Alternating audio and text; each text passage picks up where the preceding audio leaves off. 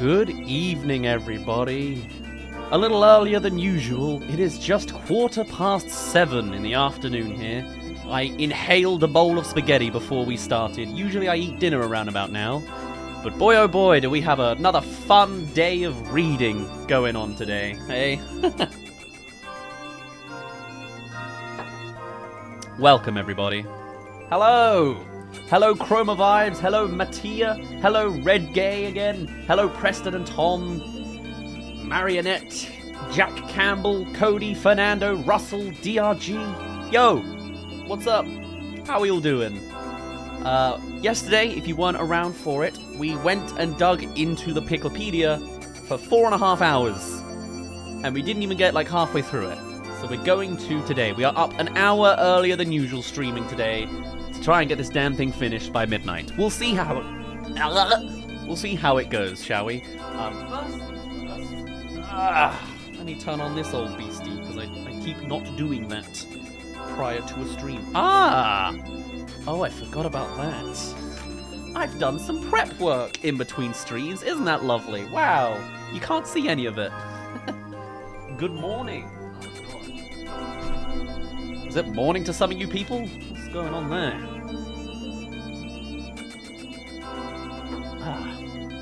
I found out all the NPCs react differently when you are Ochi, or your character looks exactly like them. Oh, wow.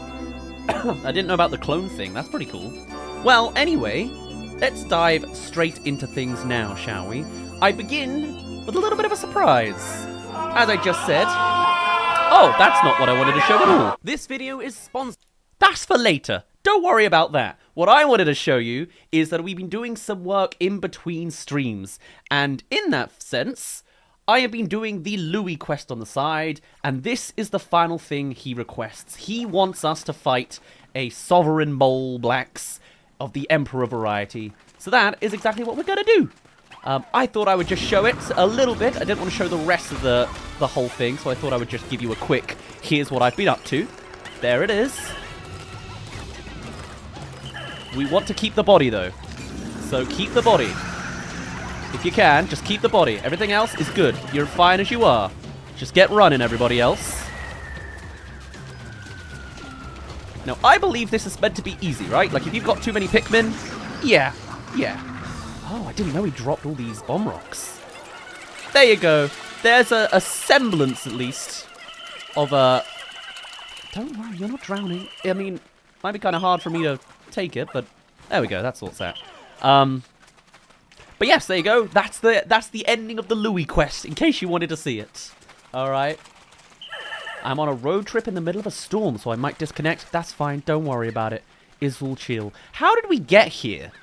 Oh, I guess we were on Ochi. Okay, I was gonna say that's confusing. Anyway, with that is the 6th side mission that Louis has for us. I finally learned a little bit of the pause controls. Wahoo! That is now the final side quest, really relevant to 100% there is to do. I heard there's a good thing that comes out of doing this quest that's worth seeing, and I've seen practically everything else, other than all the Ochi comments and the clone comments, but we'll get there.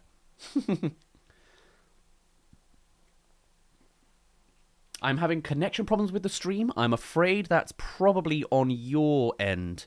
Mine says stream is healthy and excellent, so yeah, sorry. That's on you. But feel free to refresh. This will become a VOD afterwards. I don't have to worry about copyrighted music this time, so it'll all be good and dandy. And then that, to that, to that. There we go. It's been many a days. I would have thought that it's bad if you have several days on a save file. I don't like the fact that I'm on like day 60 now. Day 59 or something like that. But, oh well. Have I ever gotten the other title screen? Are there 2? Because if there's 2, then yes, we've several times gotten the other title screen. I assume there's a 3rd new one for 100%, or you've just been putting me on a wild goose chase for something we've seen several times in the main playthrough. Did you see me play the game for 41 hours? Did you watch any of that bit? Because it would have been in there. Oh well. It's time for the final part of Louis' cooking show. Exactly, yes. He's got great dandori. Never seen him work so fast. Wow.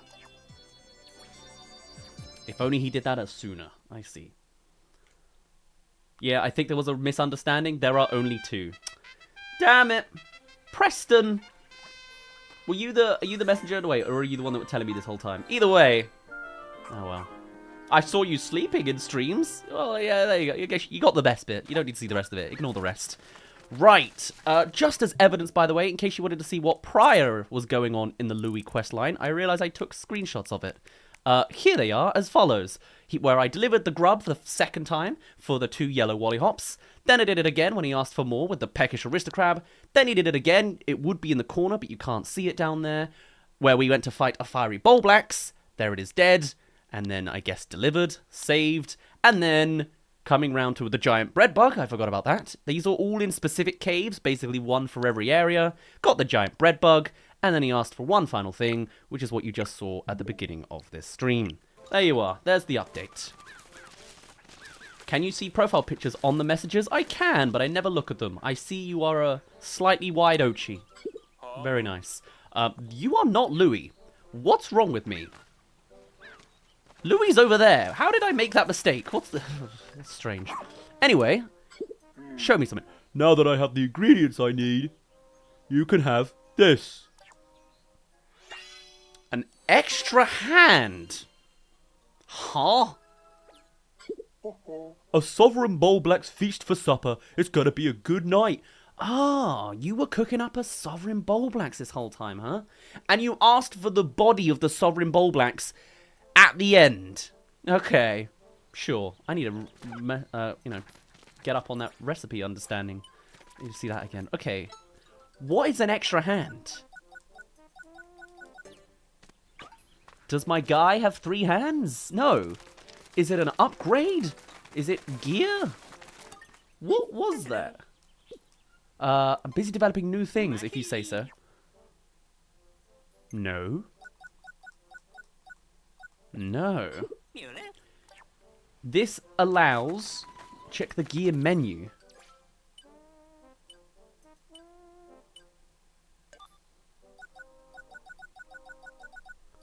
Extra hand. I hear you only carry the same amount as a single Pikmin. There's absolutely no shame in giving science a noble purpose. Ah, finally, after, what is this, 22 decades of just sitting on our asses and doing nothing, we have the power of one extra Pikmin. It lets the captain carry stuff. Wow. Huh. And they said it couldn't be done. Incredible. I'm glad I went to work so hard to do this. Magical. Well, now the game's 100% complete if I ever saw it. Hooey. Okay, cool. Right, let's dive into then the rest of the Piklopedia. Since I've got a lot of reading, buckle up, kids. We're into the real lore now. I hear the Pikmin logs are very worth reading, so let's see how far it goes in. Also, that recipe. Show me the damn recipe, if you could. Whoops. That's not what I wanted to press. What is Louis actually cooking? So, for a light appetizer, pluck the ferns off its back and lightly cook to remove any astringent flavor. The tongue, eyes, lip, meat, and fat are very tasty and can be prepared in a variety of ways. Mature specimens have a highly developed umami fever. Okay, you just chucked in frogs and crabs and babies and bread. Okay, you know, actually, I can see the logic behind that. All the food enemies. Okay. Right, anyway, let us finally mute the damn game because it's not really worth it anyway, and then add in our own music as we read about... Well, we finished on Moss, isn't that right? Yes, there he is, a very happy little chappy. Let's see the rest. Hello, Davo, welcome! Welcome to the library. We are going to read for the next 5 hours of my life. I've been wanting to do this to dig into the lore and understand the damn timelines. Now is our chance, so settle down. Don't do the reading yourself, just let it be heard in audio form instead. I'm basically making an audiobook today, and now we're at the Pikmin themselves. That was not the Pikmin, that was me accidentally giving the option to zap Moss. No thank you. Let's look at the red Pikmin first, which is the Pikminidae rubris. Makes sense to me. These peppy little darlings are a vivid scarlet red. As you can tell by their appearance, these critters are very passionate. In fact, they're such hotheads that they're immune to fire. Even their displays of affection are ardent. They'll beat their tiny fists on you in an abundance of enthusiasm. Oh, I didn't know the Pikmin physically punched Olimar as he tried not to die the first time, but there you go. I haven't read Moss. Are you sure about that? No, I definitely have. We done Moss yesterday. Sorry about that. Because it's like, great turning angle. There it is, tight turn radius. Right. Pikmin are a part of the ambular, always ambular. Ambuloradicis class, which consists of creatures that exhibit both plant and animal characteristics. Oh, that's what that means, okay. A Pikmin will instinctively follow whoever plucks it from the ground, so it is quite common for them to form symbiotic relationships with another species or accept a leader of a different species, as it serves the goal of propagating their own species as a whole. All Pikmin are just imprinting, okay. The red Pikmin is the most common Pikmin species. It can be identified by the nose-like protuberance on its head and its highly aggressive behavior. It also has a few surprising and unique qualities. For example, its immunity to extreme heat and fire, despite the fact that it's a living organism. This can be explained by closely looking at its skin and muscle fibers, which are made up of flame-resistant cellulose. That sounded pretty basic, to be honest. Wow, it's flame-resistant because it's made out of flame resistance. Noted. Have you checked Olimar's notes for the startle spores yet? Probably, if they were before this point in the library. Yes. Looks like a pick carrot. I bet it tastes good, but I'm practicing self-restraint. That's good. I was worried that it was going to be canon that Louis killed all these Pikmin once. I'm glad he has no idea how to cook the Pikmin. I was worried because it's obviously been available this whole time. How do I engage Pikmin? Sorry, hold on. We don't need chill Animal Crossing music. I can't engage the Pikmin. I just end up whistling them. They can only be friends. Okay, sure, game. You almost gave me an opportunity for Puffmin, but you took it away from me once again. Alright. The yellow Pikmin, Pikminidae oribus. Looking at the extraordinarily big and pointy ears on this yellow Pikmin. God, I'm messing it up today. I doubt you can whisper a secret they won't hear. Try throwing one. They can easily retrieve objects for you from places you can't reach. Also, electricity doesn't seem to faze them at all. They're shockingly useful little guys.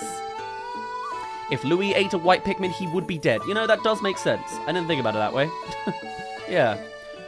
It's generally believed that the Pikmin body was originally the root of a plant that has evolved over centuries, if not millennia, developing structures analogous to muscles, neural networks similar to those of a brain, and more. However, yellow Pikmin are dumb as rocks that they used to be able to carry. They possess a perfect resistance to electricity, a force which actually poses extreme danger to other organisms. Oddly enough, this species of Pikmin actually seems to enjoy electricity. God, can you imagine that? These damn internet nerds. Their flowers even bloom when they are exposed to an electrical current. This fact would lead one to believe that their neural transmission methods are quite different than our own. This species often uses the ear-like lamellae on its head to soar to great heights and dig holes. God, I thought Pikmin 2 introduced me to new words. What on earth is a lamellae? Olimar has 100% killed Pikmin before? Oh yeah, he most certainly has, yes. How does Olimar know what the Pikmin cells are made of unless he took samples? He maybe just, looks closely. That's possible, you know? When I look at it, all I see is ears. Thank you, Louis, for that one. Right, the blue Pikmin. Pikminidae caerula. It wouldn't be overstating to say that watching these Pikmin navigate the water with the grace of a fish is one of the most lovely things to behold on this whole planet. But if you really want to see them swimming, you'll need to offer them some live bait.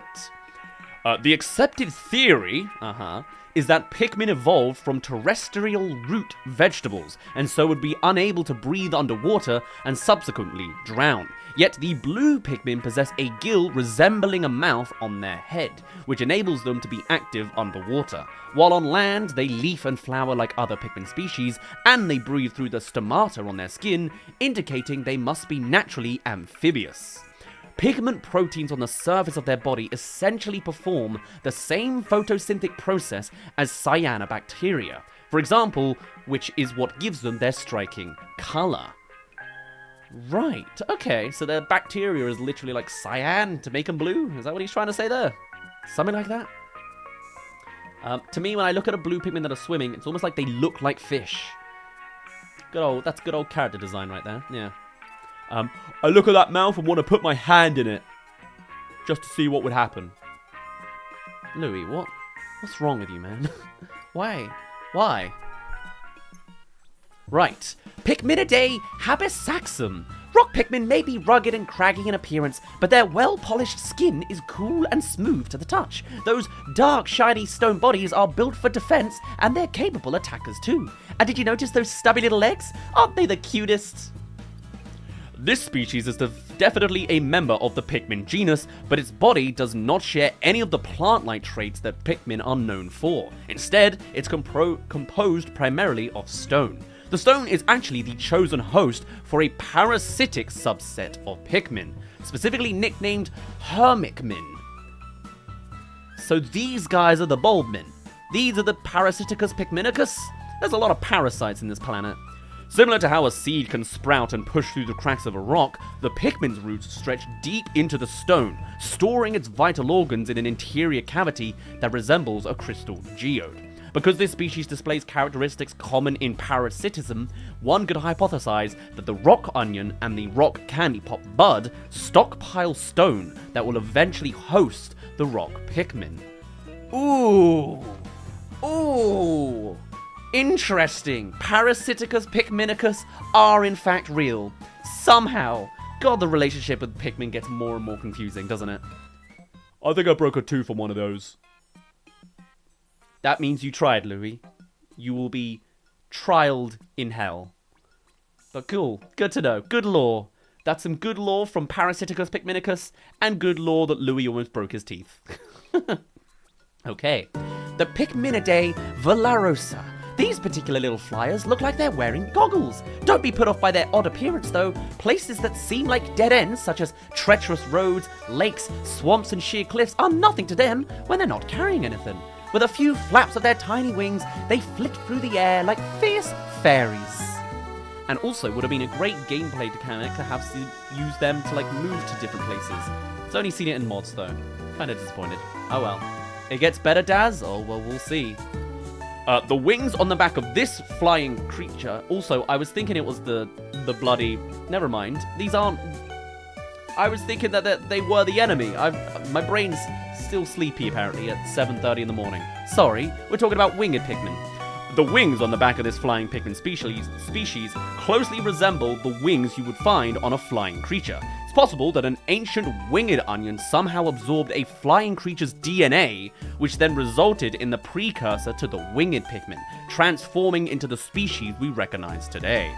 If this theory is correct, then onions might also be serving the role of messenger, transmitting new traits and characteristics to their Pikmin. Ooh! So new Pikmin types come through onion translation things. Interesting. So if we do some good experimentation on the onions themselves, we can make new Pikmin. Like, put a human in an onion. What happens, you know? I guess that's what happened with leafification, huh? Huh. Interesting. And then it made a kind of new species. Interesting. Interesting. That's really cool. I'm liking this lore. I'm glad we've made it to the good side of the lore in this Piklopedia route. I once had a dream that I was abducted by a winged specimen. Thank you for that, Louis. We love you for it. I'm glad you have nightmares too. Your nightmares are winged Pikmin. Who'd have thought? Okay. Then we have the ice Pikmin, Pikminidae habiglacius. With the frigid air welling up endlessly from inside their icy bodies, they can freeze off anything at all. If you throw enough of them in a pond, they'll freeze the surface so solidly that you can walk right across it. They're just like little ice wizards. Alright, I like it. Oh, it's also Pikmin 3 foreshadowing. Of course it is. Ah, and that hasn't happened yet. Good to know that's literally Louis' nightmare then. and it comes true. That is some timeline dimensional karma. Pikmin supposedly evolved from plants, yet there are also Pikmin species with bodies made of ice, known as ice Pikmin. How is this possible? The answer to this lies in the fact that ice Pikmin, here we are parasitic by nature, and the ice serves as their host. The composition of this type of ice is, predictably, mostly water, but it resembles a saline solution with faint concentrations of trace sodium ions, potassium ions, and calcium ions that function as neural transmitters. Interestingly, the ice exhibits no visual signs of melting or dripping when exposed to sunlight. This is due to its low temperature core, which continuously creates more ice in order to maintain a consistent size. Everything that's faintly Pikmin is kind of parasitic, and a plant is the default. I like it. A kitchen essential used for freezing ingredients and storing leftovers. You store ice Pikmin into your refrigerator, Louis? Just use the refrigerator. I don't think rocks and ice count as the same thing as bulbmin, since ice and stone aren't living. Yes, I think it's like a bulbmin only exists if a parasite hits a bulborb. It's the same parasite source, potentially. Or in the case of the onion, it's something that flew, that went and got mixed with the onion, that created winged Pikmin. There's always some sort of wibbly wobbly flappy dappy stuff going on. Maybe, I think. That's my perception on it anyway. He doesn't have a refrigerator. Oh. That's a shame. I guess he hasn't got the budget, has he? He hasn't got the budget to have his big cooking show, so he wouldn't have a refrigerator. Sucks to be Louis. Oh well. White Pikmin. Pikminidae vinalbius. These tiny white Pikmin can dart around quite swiftly. Their bold red eyes are as charming as they are startling. Like a flower that has sharp thorns, Nope. These cute little ones possess a potent poison. Such small critters need to be tough to survive. Also, I get to see all the hearts and emotes you send, so keep them coming. It's nice to see that in my peripheral vision as I just read text on a screen. White Pikmin are born through a color-changing process within white candypop buds, which only grow underground. There is an onion, we're not addressing it. The poison within its body is a type of diterpene alkaloid similar to a toxin often found in certain plant roots. Makes sense. If ingested, it can lead to vomiting, respiratory distress, and complete organ failure, ultimately resulting in death due to cardiac arrest. Ooh. It's cardiac arrest everyone's getting, eh? I see. That's a lot of 100s. We are 100% done, you're very right. Though strong, this poison also has medicinal uses, sometimes going by the name aconite. Okay, have we heard that in real life, or did it just come up with a new poison name? The Pikmin are ambularidices and evolved from plants, but it seems some species retain more of their plant-based evolutionary heritage than others. Okay, I'm seeing an evolutionary tree going on here. Makes sense to me. So that's how the enemies died by white Pikmin. Heart attacks are real in the Pikmin universe. Isn't that just lovely? Lovely. Not meant to be ingested. Best used as bait. Did you suffer a cardiac arrest, Louis? You seem like the kind of person that would survive a cardiac arrest, you know? I don't know what that means or implies, but you just seem like the type, you know? You know. Right, the purple Pikmin. Pikminidae yokozonum. It's a profoundly heavy feeling holding a living thing in your arm. It can be overwhelming to realize this thing is really alive. That said, these little ones have a density to them that makes them extremely heavy. To hold them at all is difficult, but don't worry, they're strong enough that they can hold you. I like that interaction. Hey Dazz, did you see the over 100 Pikmin glitch in the engulfed castle? I did not. How do you do that? Is it because you have 100? No, it's candypop buds. How does that work? Slightly larger in size, purple Pikmin can weigh up to 10 times as much as other Pikmin species, and when thrown to the air, their impact creates gravitational waves that can actually warp space-time. Okay. That's a bit of a leap, but alright, we'll take it. Gravitational waves that can actually warp space-time. It's astonishing. The density of their muscle fibers is also much higher than that of other Pikmin, allowing them to transport 10 times as much weight as their average-sized counterparts. Their rich purple color is derived from strong polyphenols polyphenol antioxidants. Like white Pikmin, they are born from underground candypop buds, and no related onions have been discovered so far. I have beaten this in the wrong order. But I think somewhere underground, deep among the relics of the past, a purple onion is waiting to be discovered. Deep among the relics of the past, the white sage leafling, and that is how it takes down the water wraith, because it has space-time being warped, which isn't... Is that a dimensional thing? I guess maybe. Yeah, I guess. Where is dimensions? Is that a space thing? It's not a time thing. What is that? Wow.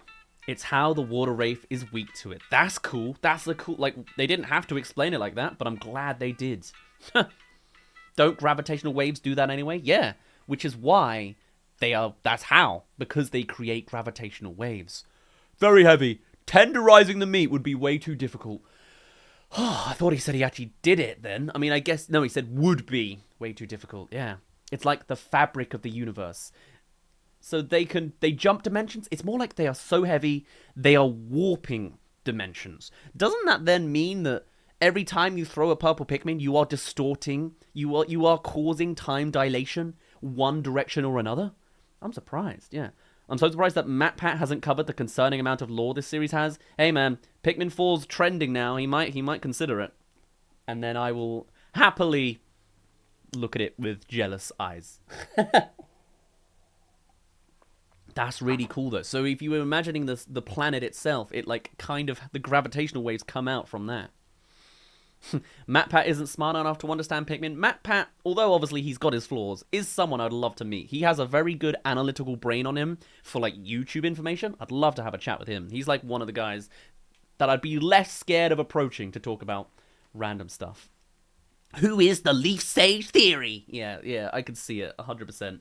It is actually Louie's uncle that was never acknowledged apart from a obscure email from Pikmin 2. It wasn't, that's not true. I made that up. Then we have the onion with the perfect song and everything. Are you Pikminidae? What are you? You are Lilium Pikmini Porter of the candypop family. The majesty of nature, the mystery of life. I feel that these stale cliches can't fully express the extraordinary symbiotic relationship between Pikmin and onions. Is there a connection here of an affectionate nature, perhaps? There's so much we still don't know. Also, I think, does this include my extra ones in there? I think that includes 8, huh?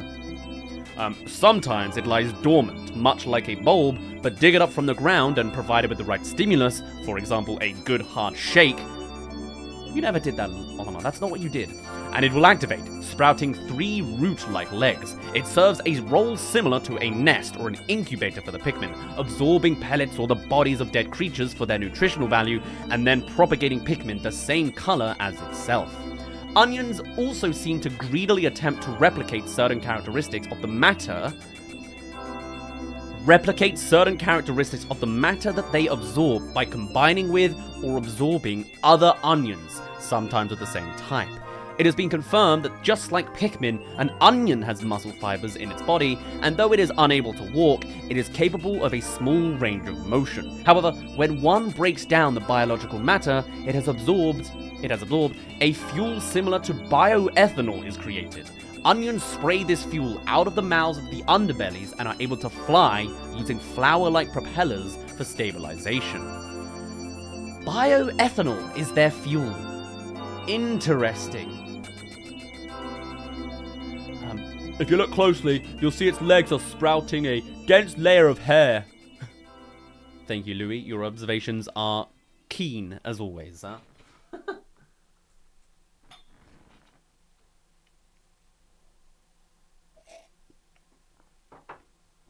So onions are candypop buds capable of actually multiplying Pikmin. That's basically the gist, yeah. I want to see... Hold on one second. Is that extra? I think it is. Yeah! I was like, this is a rock one. This is the purple one we'd be missing, and this is the white one we'd be missing. I think... God, it's a colorblind mess. This is the kind of screenshot that you could ruin people if you'd set this a year ago. You know? I'm glad this never got leaked.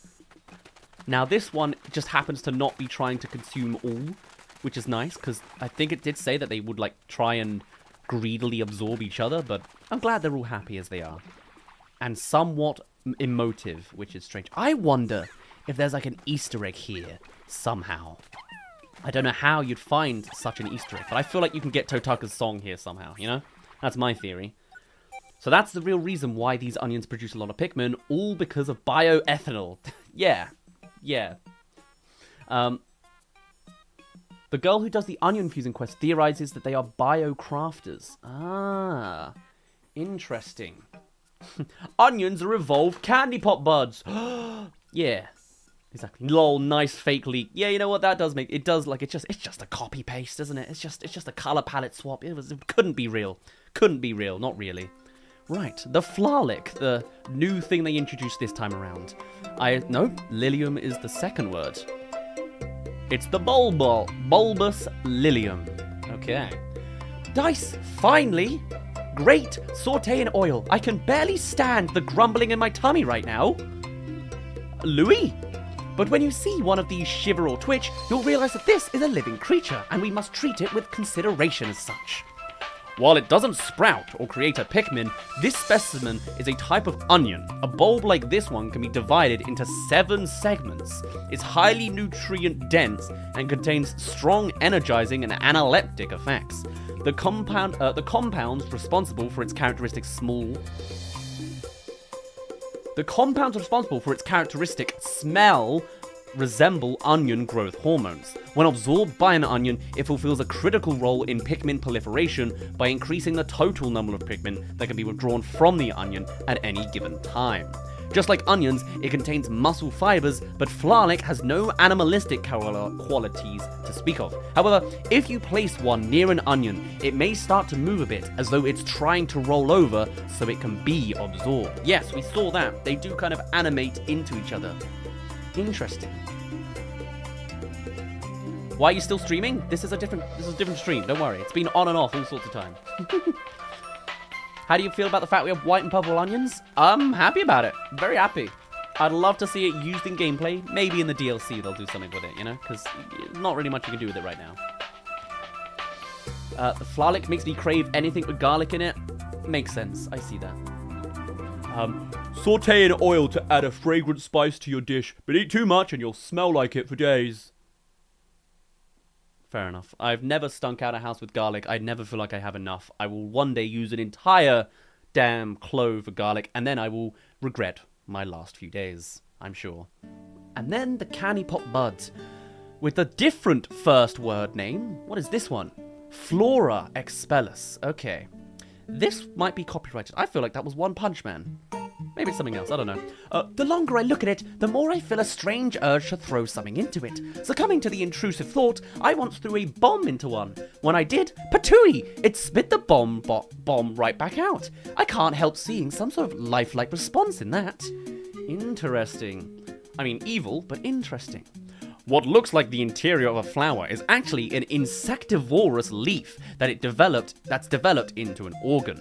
This organ releases a sweet scent from its central pistil, luring small insects into its interior and trapping them. The DNA of those captured organisms is directly absorbed by the plant cells, which might indicate that this species is attempting to evolve at an astounding speed.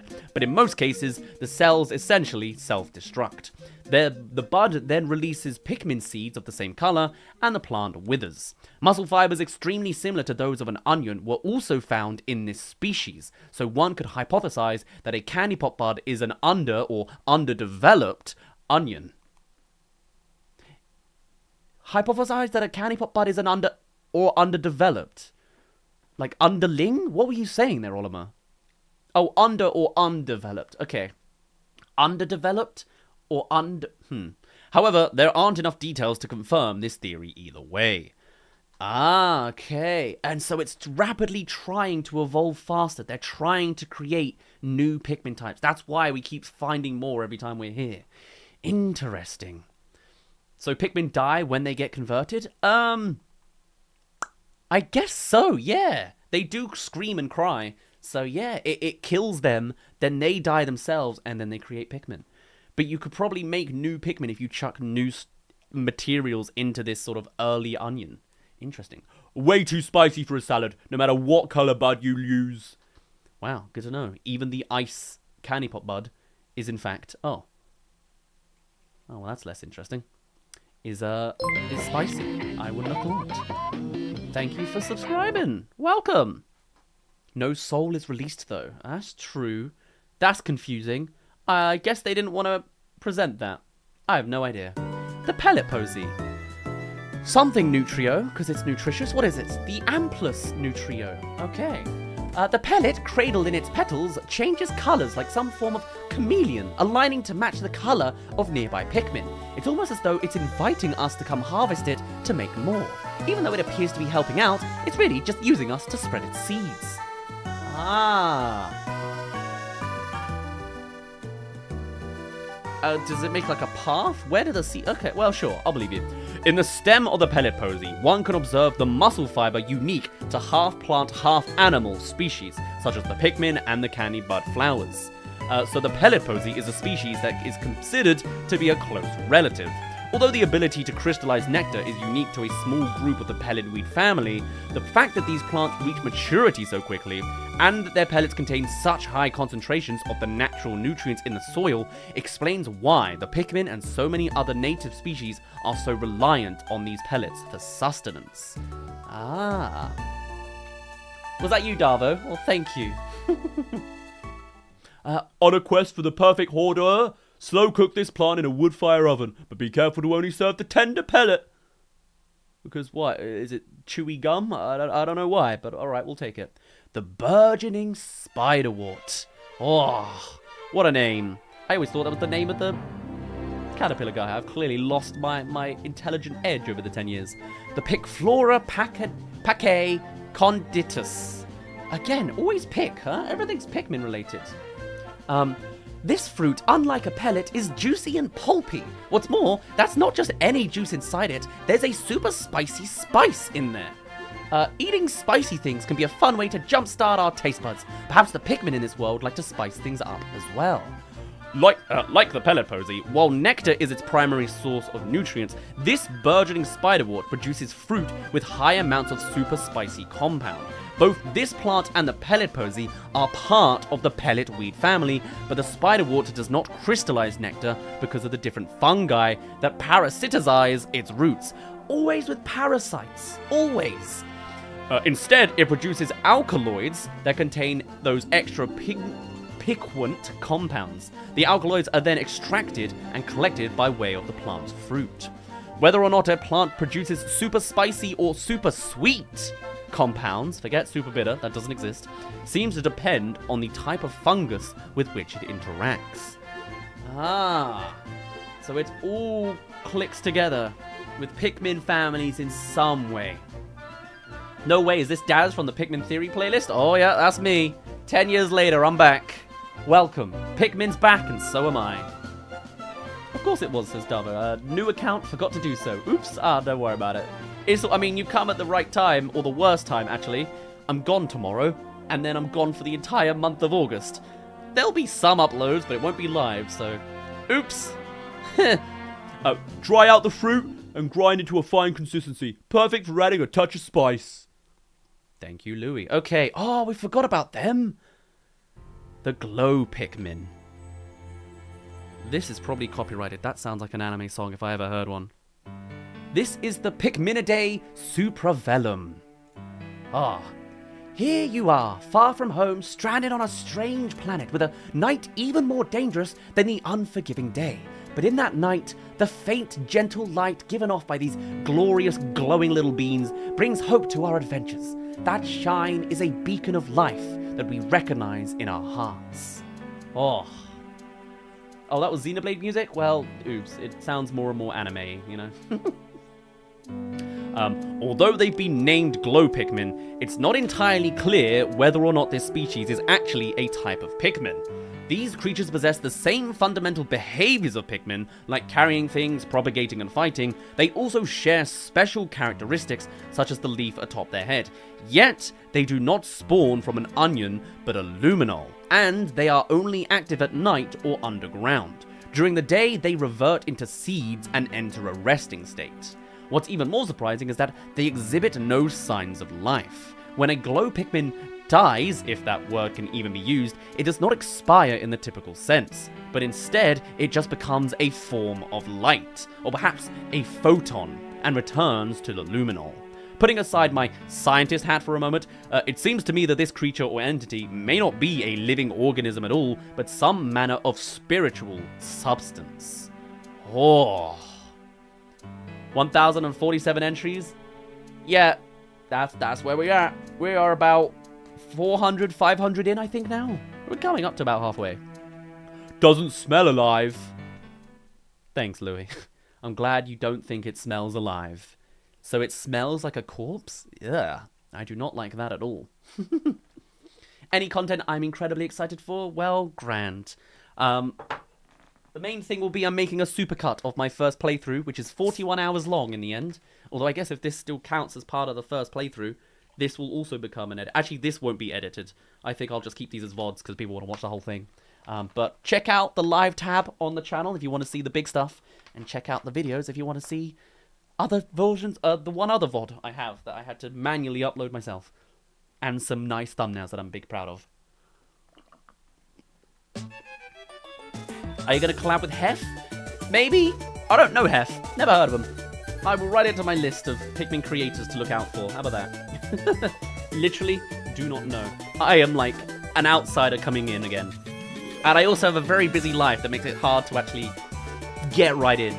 But I'm getting there. I've been watching a few nice Pikmin creators. What did I watch this morning? Oh, I watched like a modder that I know of now who had like a giant beady boldy long legs attacking 1 million Bulborgs in this big old bowling area, and I was like, oh cool, mods. I don't know any of it. I recommend you upload the Pikmin video as one video. There you are. It will be a VOD then. Anyway, the luminol. Nature is a high-risk, high-reward type of environment. The luminol braves the danger, risking self-destruction to emit a light that lures creatures so it can propagate more glow Pikmin using glow pellets. But is that all? Could the glow sapling also be luring us? That's a little less happy-chappy. The Colox alternium. Okay. Besides the fact that they serve as incubators and nests for glow Pikmin, we know very little about the luminol's ecology. When nocturnal creatures die, a luminol can break down into glow pellets, though it's strong through its strong dissolving enzymes. This matter, when condensed, becomes glow sap. One might assume glow sap is then an extremely dangerous substance, but it hardly has any negative effects. In fact, I've had it administered to me personally as a curative medicine to break down growing leaves. Luminols will only appear in places where an onion was located earlier in the day. Ah, they're only at the bases. I never even noticed that. And since they propagate glow Pikmin, one could surmise that they are rhizomes from those onions. So they are connected, and that's how. Perhaps using its dissolving powers, it returns the nectar that supports the ecosystem back to the soil. Oh, interesting. Do you see Pikman finish his playing Pikmin 2 every day? Nope, did not see that. Am I just going to have to write a list of Pikmin creators? What do you guys watch? I'll keep a note on the side here. I'm aware of Chugger. That's the one I know of from the olden days, you know? You walked so everybody could run? You're not an outsider? Yes! I did that 10 years ago. I'm like an old man that's come back. I'm like the world's on fire. You know, I'm the community meme. Where there's like, just he walks in and everything's on fire. Except it's good fire. Does that make sense? Rhizomes are similar to root systems. Ah, okay. So yeah, it's like it's remnants of stuff. Oh yeah, I forgot about this. Smells a lot like an onion. The green juice is particularly delicious. Ah, okay. That's why you're not a leafling, Louis. Interesting. You and Wigwam, really? I don't know how to wigwam. There's a handful that I think are like all interconnected. That like once I learned of one, I learned a network of them. But that's cool. Yeah. fact, switch to something else. There we go. Raggins, Frangums, Name Coyote, and Universal Sketch. Ah, Name Coyote I did discover, actually, in, like, the build-up. Because I was very much inspired. I was like, I should have done this. Because they did, like, trying to do Pikmin 3, but with this, you know, limited throws, or whatever it was. And I was like, man, why didn't I do that? August 2013. That would have been the time for it, you know? But, oh well. I am hoping to, in the future, make a collection of Pikmin Creators, obviously. Some have come to me already. A lot of these that you've mentioned haven't, so I might go out to them, obviously. Arlo, of course, yeah. I don't know about that one. I'll try, but that's a big boy up there, you know? Like, there's also Shay Frillis, who is a movie YouTuber that likes Pikmin stuff a lot, which I was like, oh man, what are the odds that that lines up perfectly? But again, I'm scared. I feel a lot more confident in this Pikmin niche, because I'm also, like, experienced with it, but also don't know how to collab, so I'm also incredibly nervous on that front. I'm so used to just doing this all myself, you know? So, we'll get there. I'll work on it. It'll be a late year thing, well, September onwards thing, you know? Altrive? I just know that's like a general big streamer, right? I don't know them. Quote Balrog and Tong, yeah. I see them existing around in, like, the networks that I know. Okay. In fact, I think Tong even joined us for our main playthrough back in the day. Anyway, right. I'll pause there. We'll come back to that in a bit, shall we? Let's learn another thing. We're done. Okay. That is all 125 species. Someone was missing one of them. I don't know what you missed, but hopefully that gave you the answer yesterday. So, now that that's fully done, let's dive right into the next one.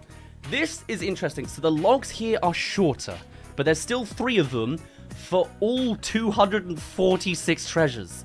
It's a long one. I'm gonna have to start switching from my peaceful playlist to my extended music playlist, because this is a long one, okay? Where do I even start? What is the correct first option? Does this have different music? No. It's precisely the same music. I guess we'll start with the newly nostalgic series. Like, there's also the, like, that's pretty early on as well. Where do you start with this? I genuinely wouldn't know where. Those are the same as before, so we will skip all of them. How about that? We'll go from just after them. We'll start from the 3 Generations series. How about that? Perfect. That's how I'll make it work. We will mute the gameplay because it has bad music. Sure. Actually, no. I'm gonna pick a good one. Ducks are the firsts at the top. All right. Maybe that's the correct choice then. I didn't know if that was actually the default. I wasn't sure if that's just where I left it last time. But thinking about it, that's... Oh, these ducks. Okay. Where am I? Hold on. Give me a moment. We're almost there. There we go. The Universal Rubber Cutie. I can turn off the display. Didn't even realize that was an option. I can look closer. Oh. Wow. Incredible. Why are there 3 of them? Is that how many you collect? Does that grow as you go on? Interesting.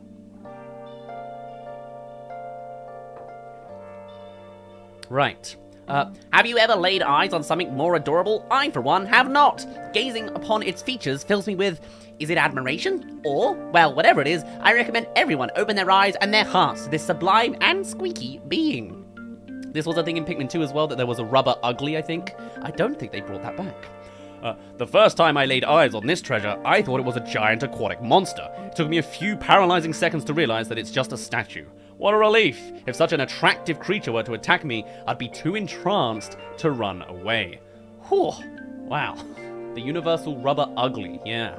Maybe that is right here. What do I know? Captain Charlie would be very happy with this. This thing is huge. It'll take a whole day to eat in its entirety. Yeah, if you say so. What is this music? This is Persona 5, which is like Resting Cafe, something like that. Cafe Blanc? No. Rainy Day, something like that. I don't know. The Planetary. Universal and Planetary Rubber Cutie. From the Kingdom of Beasts in the Secluded Courtyard. Okay.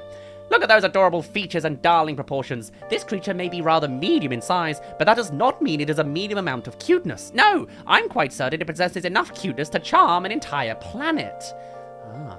Has well-proportioned facial features and a smooth exterior. Its hollow interior allows it to float on water. I thought long and hard about what creature inspired this treasure, and before I knew it, I was petting its beak. I'm powerless in the face of cuteness. I don't like where this lore is going. Also, these don't float in water.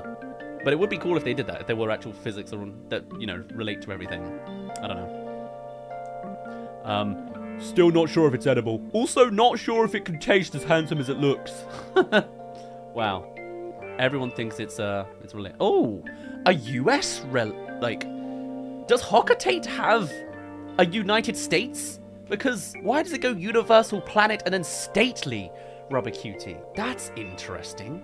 Do you really collect that many? You don't collect this many, do you? I kind of dislike that. I like the variety personally. Why can't I turn around sideways in this view? It doesn't take... very strange ideas. Fret not, stately rubber cutie. Yes, you may be smallish in size, but that does not matter. Wow. They really implied that, huh? The United States of Hockatate. Cute is cute. In fact, it's quite possible you're even more cute because of your smallness. Yes, I do believe you are. Yeah. Compared to the other treasures found, this sculpture is tiny, yet with its beak turned courageously upwards and its round eyes brimming with the spirit of adventure, I can't help but admire its gallant image. Beauty really can be found around any corner. This seems like the right proportion size for me. To eat. To eat? You collect a lot of these ducks? Okay, interesting. Well, that explains the 249 of them, however many there are. The US is canon to the Pikmin universe. We're really learning the deep lore. So is Japan. Japan is states. They have prefectures, don't they? But I guess it works a little bit better than saying prefecturally rubber cutie. The dapper rubber cutie. Just look at this fellow, dressed to impress in all black. And impressed I most certainly am. So impressed I can't stop staring. I do hope it'll forgive me. It's just hard to act normal around someone so dapper. It truly is. Schnauz is into gawking at people on the street. Okay. When I was a kid, I coveted a black leather jacket that hung in a shop window. Oh, I want to see that as some fan art. It was so cool. I begged my parents to buy it for me, but they just scoffed in my face. So I saved up my pocket change for months and finally bought it myself. Turns out, wearing a leather jacket during the peak of Hockatate's summer is a shortcut to getting a heat stroke. That was the last time I ever tried to be cool. That was really good. I like this color. Gives off a chill aura. Oliver with drip? I can see it now. Or just like an image of him inside of the, like looking at the window and the window reflection has him wearing the jacket. That'd be cool. Right. Oh, we're on the next one. This is the Sweet Tooth series now. Good timing for the music to switch. The Sweet Stumble Knot. Let's not have more Persona 5, eh? Give me some variety here. Sure, we'll go with Splatoon. What a sweet stick this is! Quite literally, this stick here is made of candy from top to bottom. This unexpected combination makes it quite the handy thing to have around. You could use it as a walking stick to prevent yourself from stumbling while hiking or exploring unfamiliar terrain. When all that exertion makes you hungry, you'll find sustenance right there in your hand. A useful invention, to be sure. We need Dapper Olimar as art.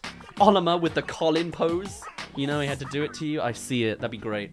A gigantic, brightly colored stick of candy adorned with a ribbon. My guess is that it was meant to be a gift for a child and would be a great souvenir to bring back to my own kids. Hey, I'll need to keep a close eye on the spaceship's temperature to prevent its melting during transport. Okay, so this is the souvenir Olimar will pick up in this version of reality.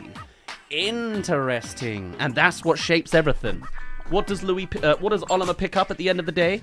Changes the entire timeline. If it is a little bottle cap that's bigger than the guy's head, then that changes everything. Confirmed. Deep lore discovered. Licking it is fun, but it tastes much better if you bite right into it. That's some good opinion you got there, Louis. I agree. the sweet torrent. Be warned, if you take a bite of this doughy raft, you'll quickly find yourself awash in a torrential river of sweet cream. Your only choice is to eat as quickly as you can. If you can't keep up, ask someone to borrow you a life preserver before it's too late. What an imagery. If I was an artist, man, I would love to just, like, make all these, like, side stories. I really like the weird lore stuff, you know? I hear this item was discovered in a bright and open area, unlike other caves I've encountered. What's more, it was presented on a large silver plate. I wonder why it was there. Is it a form of entertainment for visiting guests? Or maybe we are the guests? Humans exist and they know we're here, but they're giving us space because they're so much smarter than us tiny ant people? It's near impossible to eat this without losing a drop of cream in the process. A challenge I gladly accept. Dazz canonically smaller than a bottle cap? Of course I am. This is a very small ship. I gotta fit in here somehow. Don't ask how I shrank. It just, you know, it just happens. Totally. Deceptive snack. This could be the same as Pikmin 2, but we'll see. This treasure takes a sophisticated palate to appreciate. First, a salty sweet sauce is put atop some kind of white foodstuff. It's then fried and topped with a thin black layer of paper? It sounds awful, but it tastes wonderful. Surprising in the best way. It's sweet, but not too sweet. Salty, but not overly so. It tastes like something a more refined palate would appreciate. Perhaps belonging to someone whose tastes were developed over the course of many years. Although, if it's so big on them, surely it's too much sweet and too much salt, because it's the scale's different. Or this human very underspiced and underpreserved their food. A crunchy and uncomplicated treat. Nice. The cookie of nibbled circles. Someone went to great lengths to first nibble this cookie into a perfect circle, and then to nibble a perfect circle out of the middle of the circle. Really? Oh. They think it was nibbled. I see. It wasn't. The cookie craftsmanship exhibited here, it's mind-boggling, really. Stealing a bite of food before it's been served is quite rude, but I understand the impulse. My son and I are... Oh, it is actually kind of nibbled. Maybe. My son and I are always waiting outside the kitchen, itching to try whatever my wife's been cooking. God, we love that early 2000 strange, you know, rolls. But sure, thankfully, she finds it charming, or we'd have to curtail the habit. I'm a Gen X boomer. If the missing piece is out there somewhere, I will find it, and then I will eat it too. So did any of these treasures survive? I like to think the sparkling was ripped off. Everyone made their comments. Louis ate it at the end. Same with every treasure they've ever collected, every enemy. I don't blame Louis. It's messy but delicious. Fair enough. What with the old cream river one, huh? When you finish a series, you should take a look at the complete set together, especially with the newly nostalgic series. Okay. I am going through it in order, so I am going through the series now, if that's what you mean. A reference to Olima's family and Olima's son. How lovely. Yeah, that's what I was thinking. The cookie of prosperity. It's said the two colors in this cookie bring good luck to one's family and to one's business. In fact, it was a tradition here for families to gather around a cookie and eat it together. There's even a saying about it. The family that eats a cookie together gets rich together. Ah, good to know capitalism lies have seeped into the Hockatate world as well, or whatever Schnauz is from. This pattern almost reminds me of our family game nights. We like to play board games, but it would be even more enjoyable if we could eat the boards after. I was curious to know if the flavor was as playful as the design, so I took a bite. Tastes normal. It's like an optical illusion. If I keep alternating bites by color, would I ever make it to the last morsel? Yeah, Louis. Diminishing, you know, mass. And then the vanishing cookie. This is all the engulfed. No, now we're in engulfed castle territory. Is it possible for a cookie to be too delicious? It seems it is. This very cookie is so incredibly tasty that it vanishes almost as soon as it appears. Where it goes, nobody knows. Oh, you skipped the full set. Oh, it gets a separate thing. All right, we'll do that after. You'll have to move fast. Why is that not part of the scroll? Or is it because I went early? The full set has no notes? Oh, we'll see.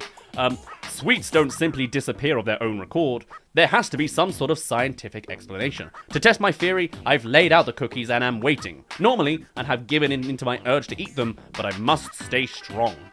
There's something about this flavor that makes it impossible to stop eating. Not that I've tried very hard. Nice.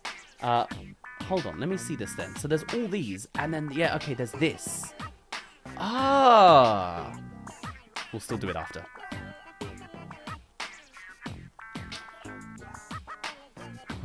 Do they love me? Do they love me not? These are the questions we have all asked ourselves at one time or another, and this cookie has the answer. Simply eat each tasty petal as you ask your question.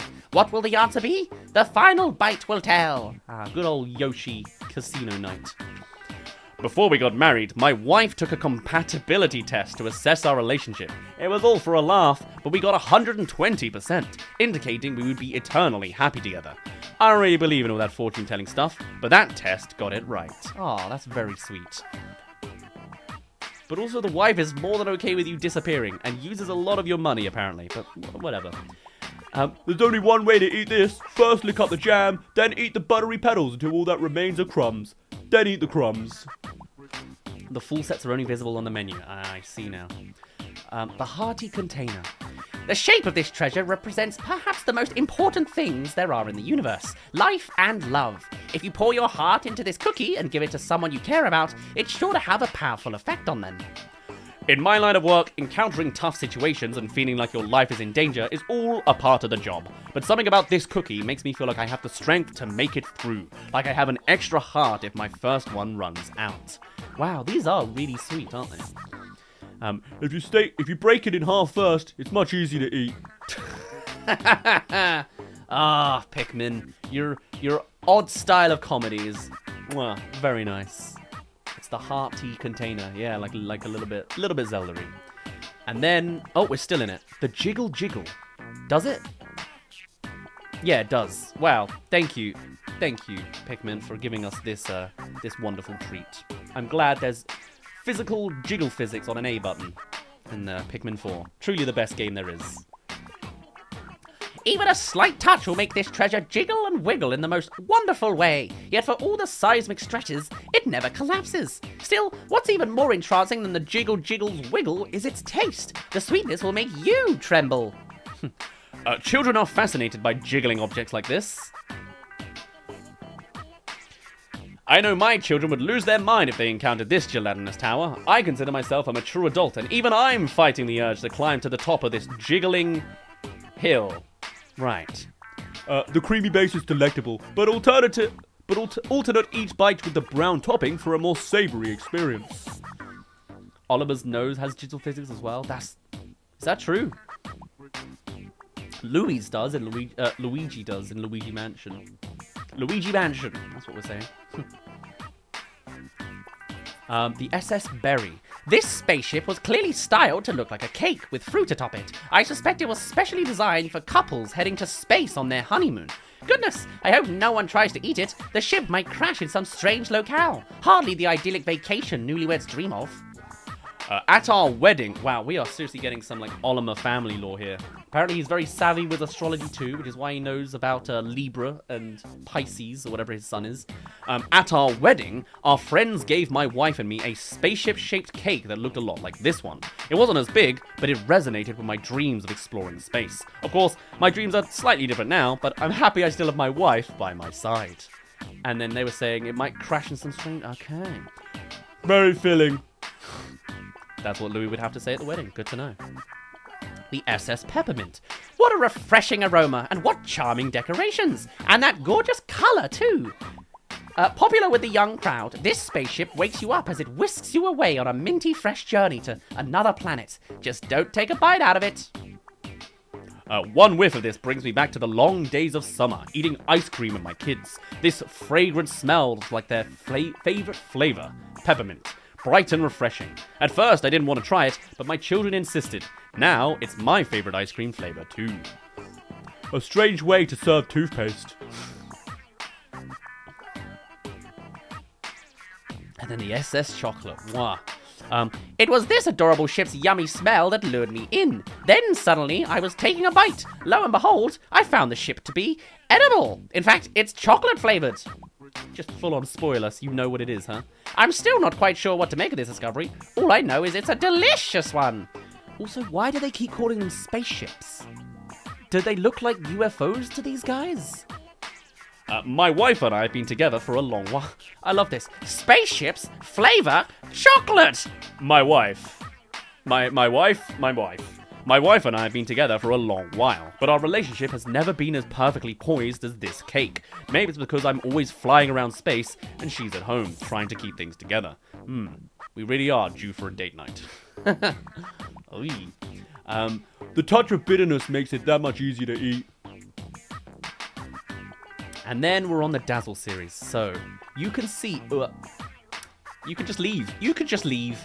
I'll keep that in mind as well. Sagittarius, that's what his sun is. Are these foods not being rotten and left out possible implications that humans are still around somehow? Maybe. That's plausible. I could see that a little bit. I wonder if the pun is Japanese in origin, like UFO cake or something. That could make more sense. Okay, wow, look at that. The whole... Oh, and then no note. Look at that. The notes is even read out. We love that. And then Sweet Tooth series. Show it to me. Load it.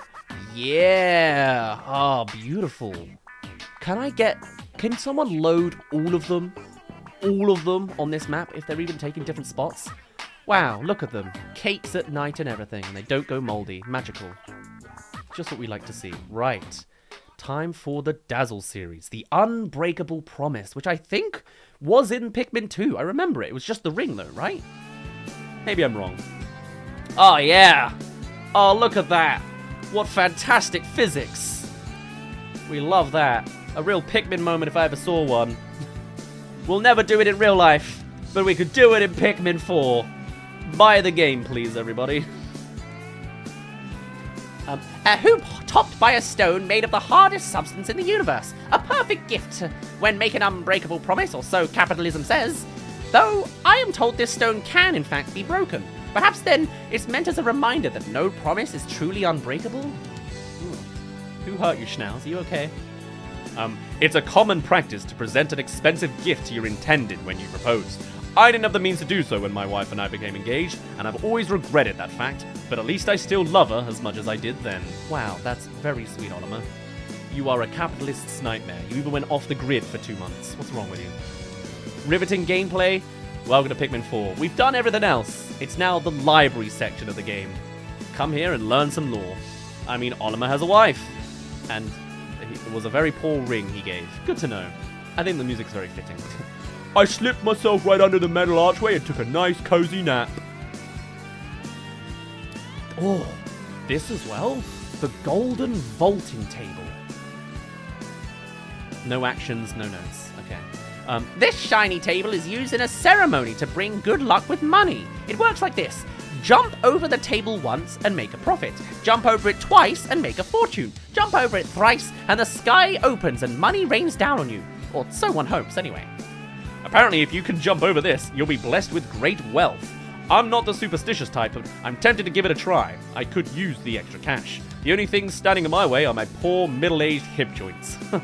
I like this. I like that they're making up their own superstition. I would want to make art of this as well. All the characters failing to jump over this table, and somebody does and doesn't use it, you know? Louis does it and then doesn't take the money. Then again, I bet this would bring in the big bucks. The good old president would try so many times. The olfactory sculpture.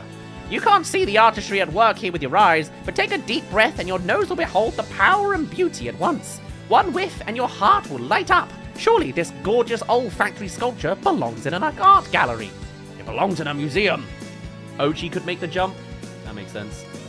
It's a multi-sensory art experience. You've got the flicker of the flame, the texture of the body, and that glorious scent that just melts into your surroundings. It's so soothing and calming. I'm getting a bit sleepy here. Is it a sleep device? And hey, there you go. Pikmin 3 reference. He always falls asleep. His suit makes him have it this time. I set it on fire and it melted. Smells yummy, but unfortunately it's inedible.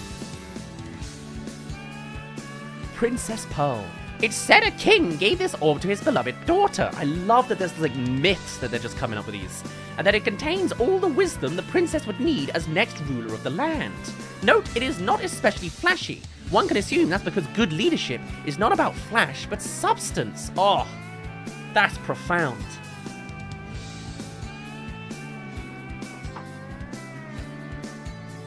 So is the human just like Olimar the whole time? That's why we never see them? They're out all the time? Yeah, maybe. They're just not around. Or they are the same person.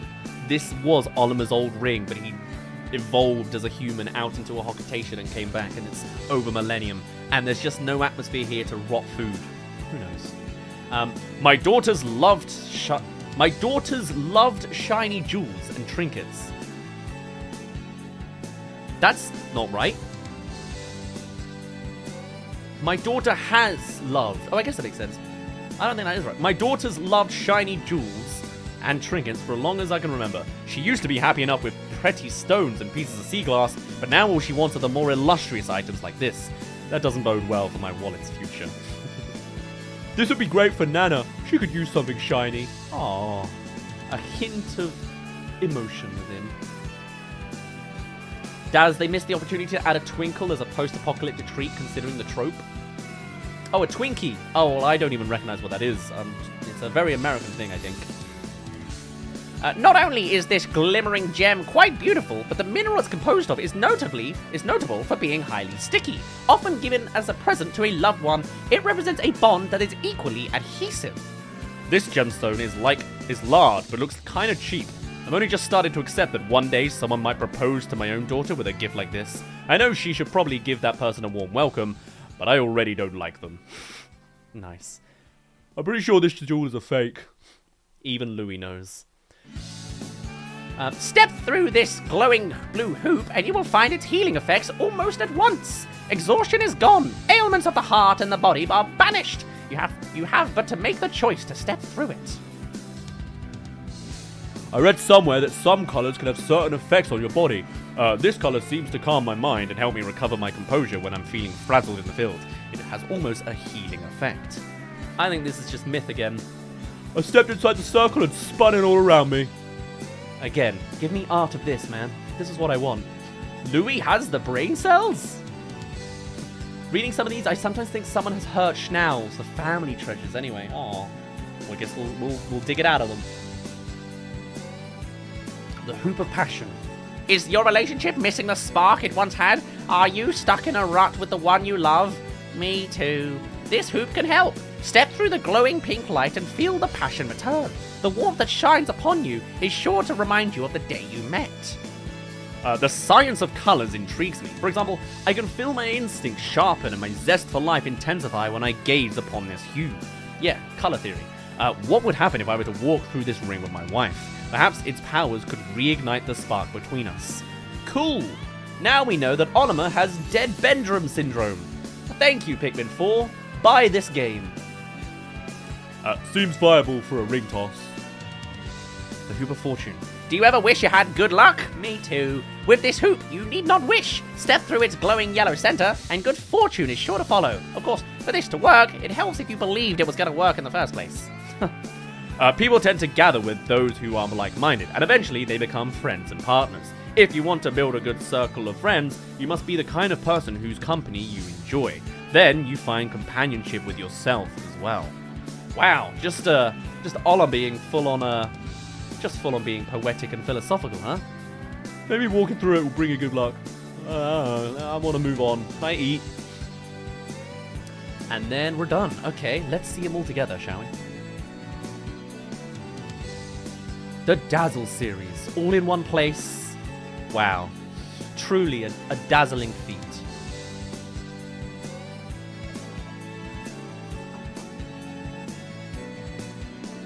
The, what is this? I can't tell what series it is. The Recreation Recollection series. I like the name of it. It's the Circle of Life. It's the Wheel of Fortune. The Tandem Trainer. Exercise is good for many things. It not only makes us stronger, it also helps us live healthier lives. So grab each of this exercise machine's handles and squeeze. As every muscle strains at the effort, take comfort knowing you're adding good things to your life. Sure. Any more gym advice you got, Olimar? I'm no longer trying to catch anyone's eye, but as the sole breadwinner, I need to prioritize my health so I can support my family for years to come. The problem is, I'm so busy supporting them that there's not a lot of time left for push-ups. We'll see how it all turns out. Apparently, I should be able to lift this pretty easily, but I gave up after my first try. Okay, we're getting some gym philosophy. I like it. I'm learning about life with everybody. The sphere of fuzzy feelings. Put your hands on the surface of the sphere and don't be surprised if you find yourself awash in waves of fuzzy imagery. The surfy texture recalls the warmth of a full sweater, the feel of grass on a summer day, and the prickly thrill of a hard-fought victory. Growing up, I wasn't one for chasing balls or shedding tears over a win or a loss, but my passions were equally absorbing. I wonder why this giant fuzzy sphere has been thinking more of my youthful days and what they were like for the inhabitants of this planet. Ooh, inhabitants of this planet. He's referencing humans, or why they're used, which I guess you would start to wonder. I like to imagine I'm petting a soft little green creature. Are you colorblind, Louis? Don't gaslight me into thinking tennis balls are green now. They're definitely yellow, right? Well, whatever.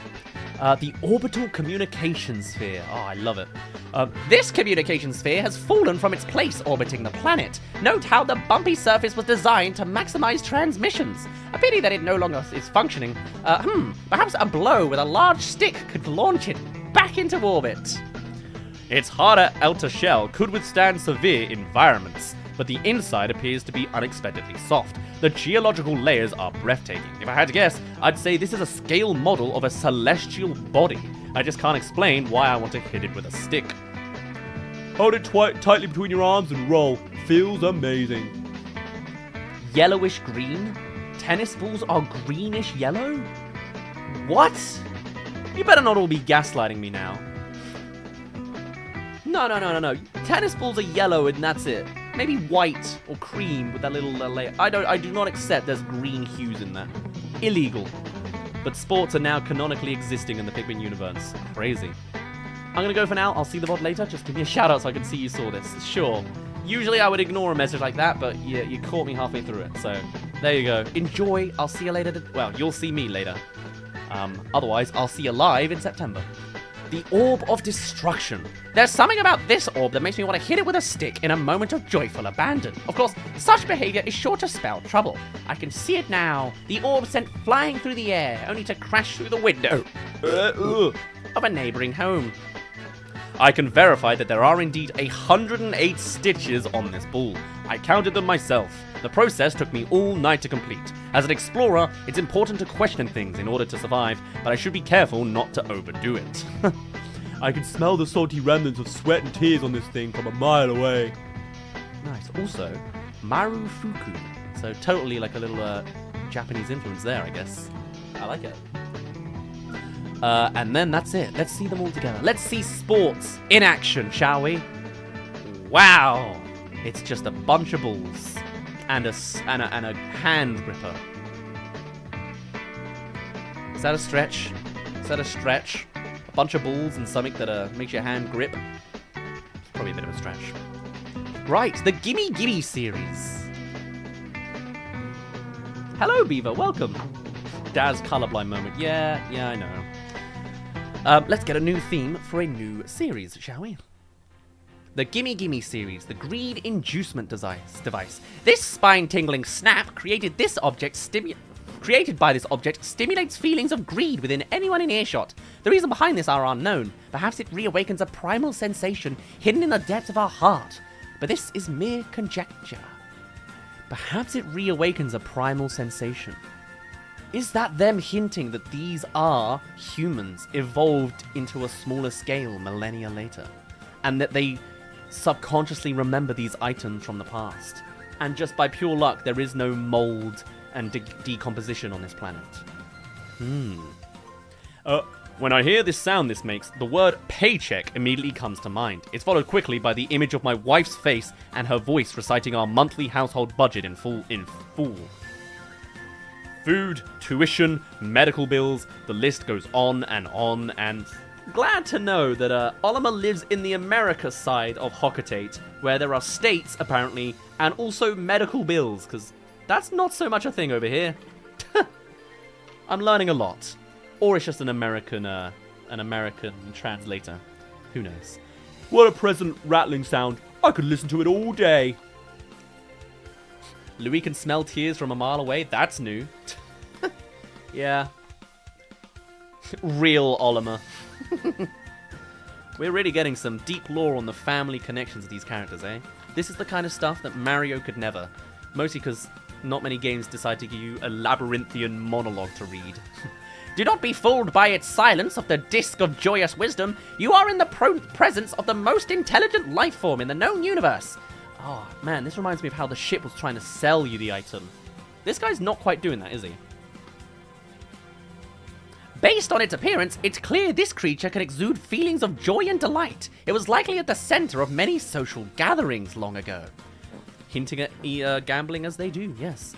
Whenever I hear a joyful song, I'm transported back to family celebrations with live music and dancing. I see my family all dressed to the nines, looking at me with silly expressions on their faces. I hope to witness that day once again. I can't help but wonder why this isn't a rice cracker. Incredible. I wish we had Fiddlebert's notes, to be honest. You can't get everything, can you? The Disc of Angry Wisdom. Better keep an eye out when in close proximity to this sentient disc. Apparently, it has a bit of an anger management problem. Further details about its tendency to lash out have been lost to time, which makes it all the more intimidating, doesn't it? A few years ago, my wife and I suspected I had betrayed her in some way or another and was furious at me. She was so enraged, she could have turned the whole world upside down. It was terrifying yet comforting to know I still ignited such passion within her. His wife canonically thought that he was cheating on her once. Oh, right. Pikmin theorists, write that down, write that down. That's so important to the lore. What does this mean? Getting angry is a good way to spur your appetite. Aggressive gambling moment. Oh, we're going up in the world with 25s now. The Disc of Sorrowful Wisdom. In moments of sorrow, it may be helpful to consult with this unusually intelligent life form. Empathy is one of the highest forms of intelligence, so this disc surely has more than enough to share with you.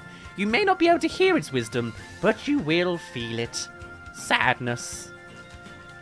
What is the purpose of emotions? See, what other Nintendo game is going to give you that as a starting sentence to a thing? What is the purpose of emotions? They give our lives meaning and balance. One could not survive a life of pure sorrow, but we must find delight in things. A life of pleasure would become monotonous, so we should appreciate the bad as much as the good. Oh, that really is giving us the whole scale of this Gimme Gimme series.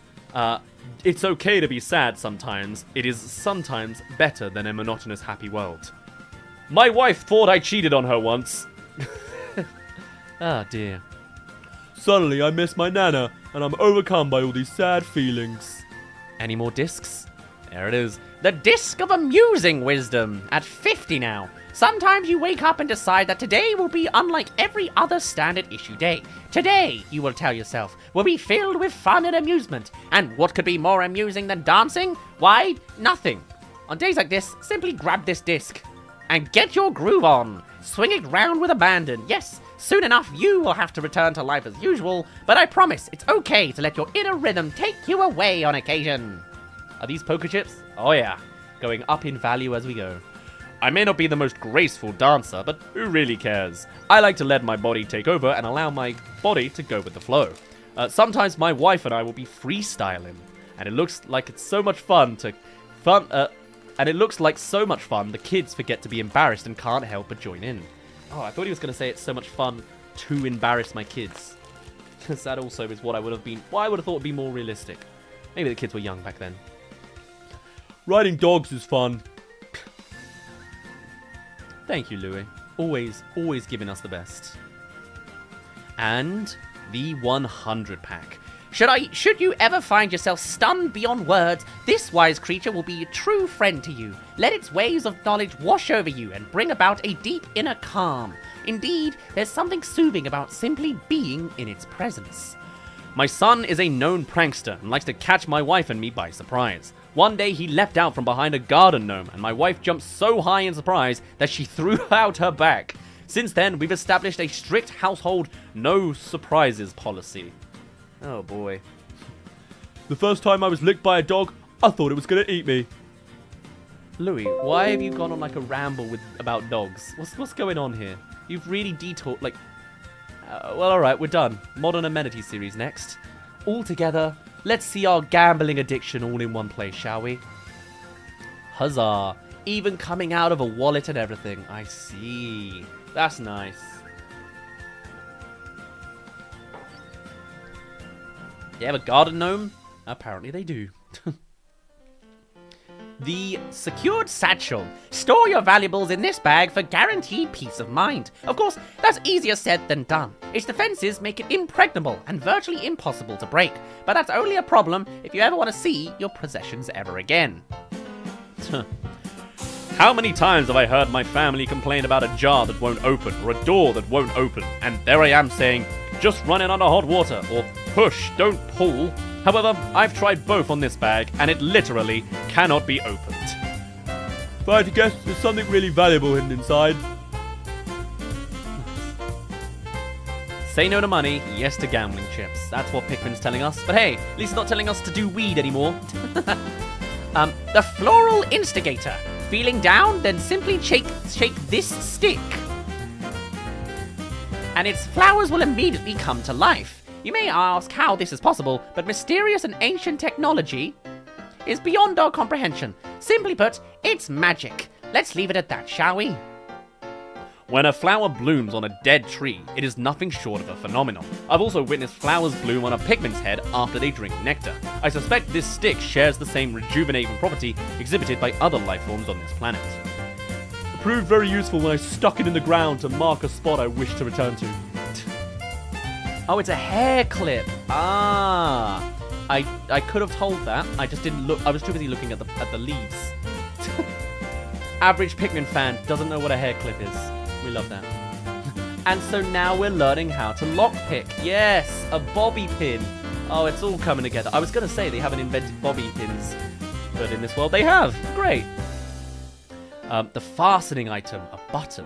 This item would have been placed between two objects and used to connect them. It's not clear what these objects might have been, but something such as this would have done the job gently and aptly. At least, that's my guess.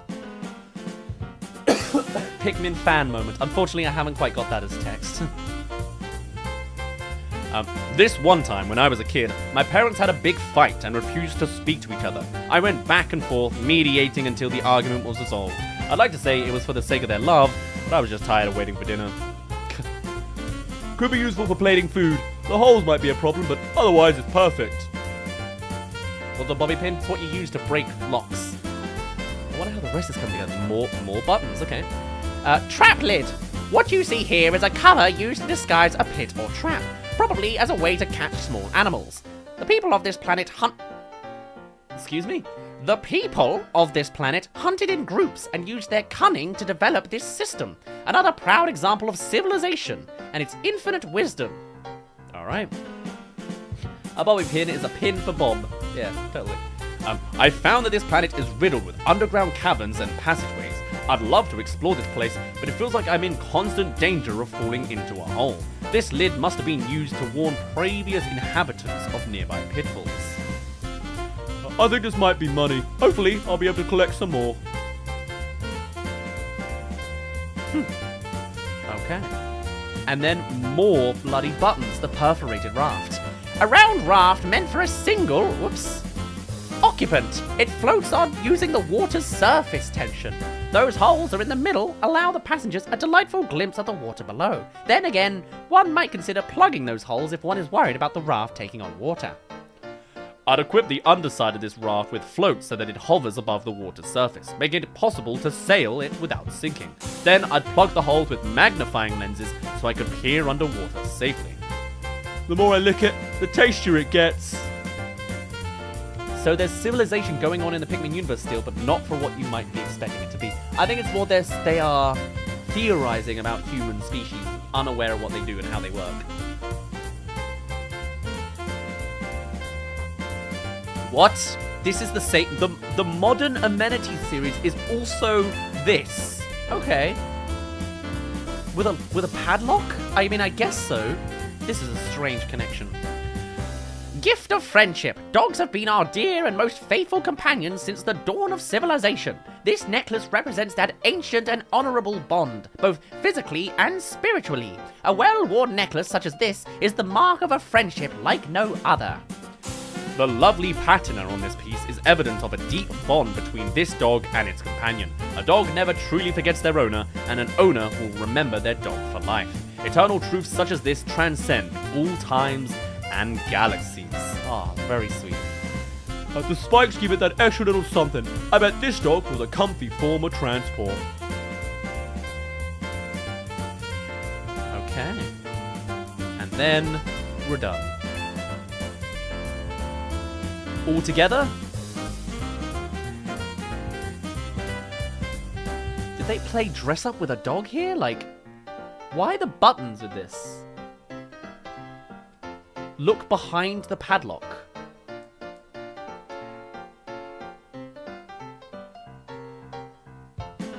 I don't think I can. I can't flip it over. I'm stuck at this angle. It just says lock key number 830. R stick is doing nothing. Look, when I'm in this mode, I can only zoom in and out. R stick.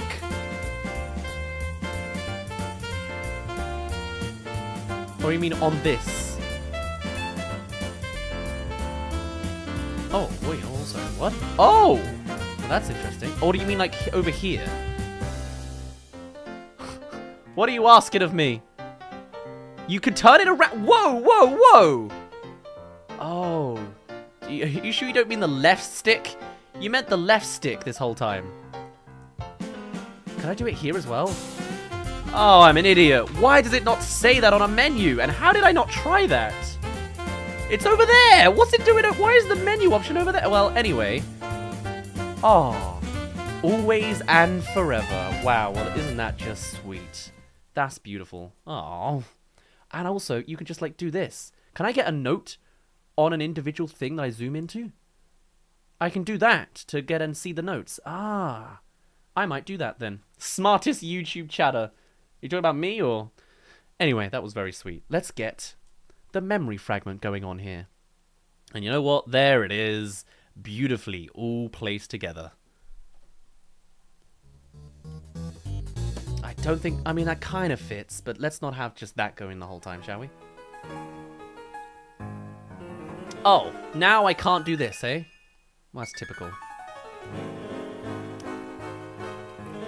Nope, not one piece. Damn it.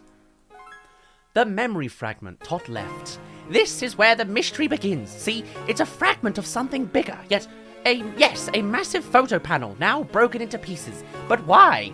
The only way to find out is to put the pieces together. The clues here tell me this belongs in the top left corner. The vastness of space and the unknown it contains is an unsolvable puzzle.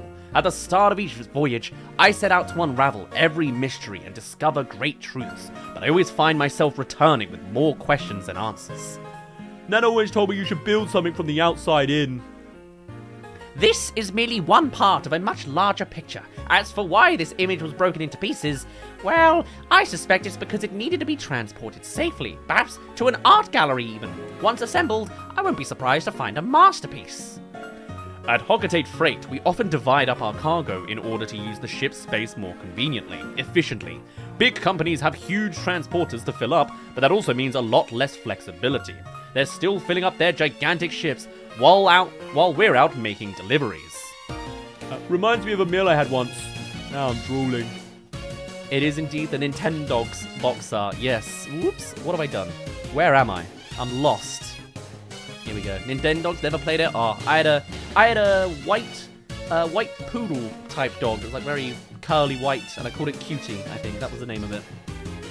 What a memory from like 2006. Surely there's a reason this image was broken into fragments. Could it be a treasure map? Did someone split this map into pieces and hide the bits? Is today the day I strike it rich? Perhaps I shouldn't count my fortune before it's found. As a boy, I would spend days drawing elaborate treasure maps. The buried treasure may have been junk to most, but to me it was precious. Is this a fragment of a treasure map? I doubt it, but the subject of this drawing was probably a treasure to the artist. Soup. At least it looks like soup. Yeah, alright. This mysterious fragment appears to be the top right part of a giant photo. Could it be a picture of a precious moment in time? But why would such a thing be broken into pieces? Was someone trying to hide something? I must see all the pieces. I must know. I had a white Maltese poodle. Oh, nice. I understand the instinct to hide something precious to you, though the word protect is probably more apt. I feel similarly about my family. I'd do everything in my power to give them a safe, happy life. It's a simple desire, but it motivates me to carry on. Oh. Wouldn't want to hit your head on an edge as sharp as this. Do I see a face in this picture fragment? Is that part of a smile I see? No, it couldn't be. Or could it? Oh my, I feel like I'm gonna see whatever it is in my dreams. This looks like just the kind of picture you get when you let a kid play with a camera. Blurry and too close up to see anything. I deleted all those pictures my kids took to free up memory space, but now I wish I hadn't. Imperfect memories can be the most precious. I really like archiving everything. I have all of my photos ever physical, backed up on several digital folders. I love that kind of stuff. Mostly as an existential dread thing, but, you know, part of the reason I did YouTube videos back in the day and still do now is it's a way of immortalizing me. As long as Google doesn't shut off their YouTube servers, I'll always be here, which I really like. I really enjoy. But also, I should probably empty some of my backups of photos, because that's a lot of space. I just got Google OneDrive to be 5 terabytes big from 2 terabytes. Wasn't enough with just 2. I'm getting strong chocolate vibes.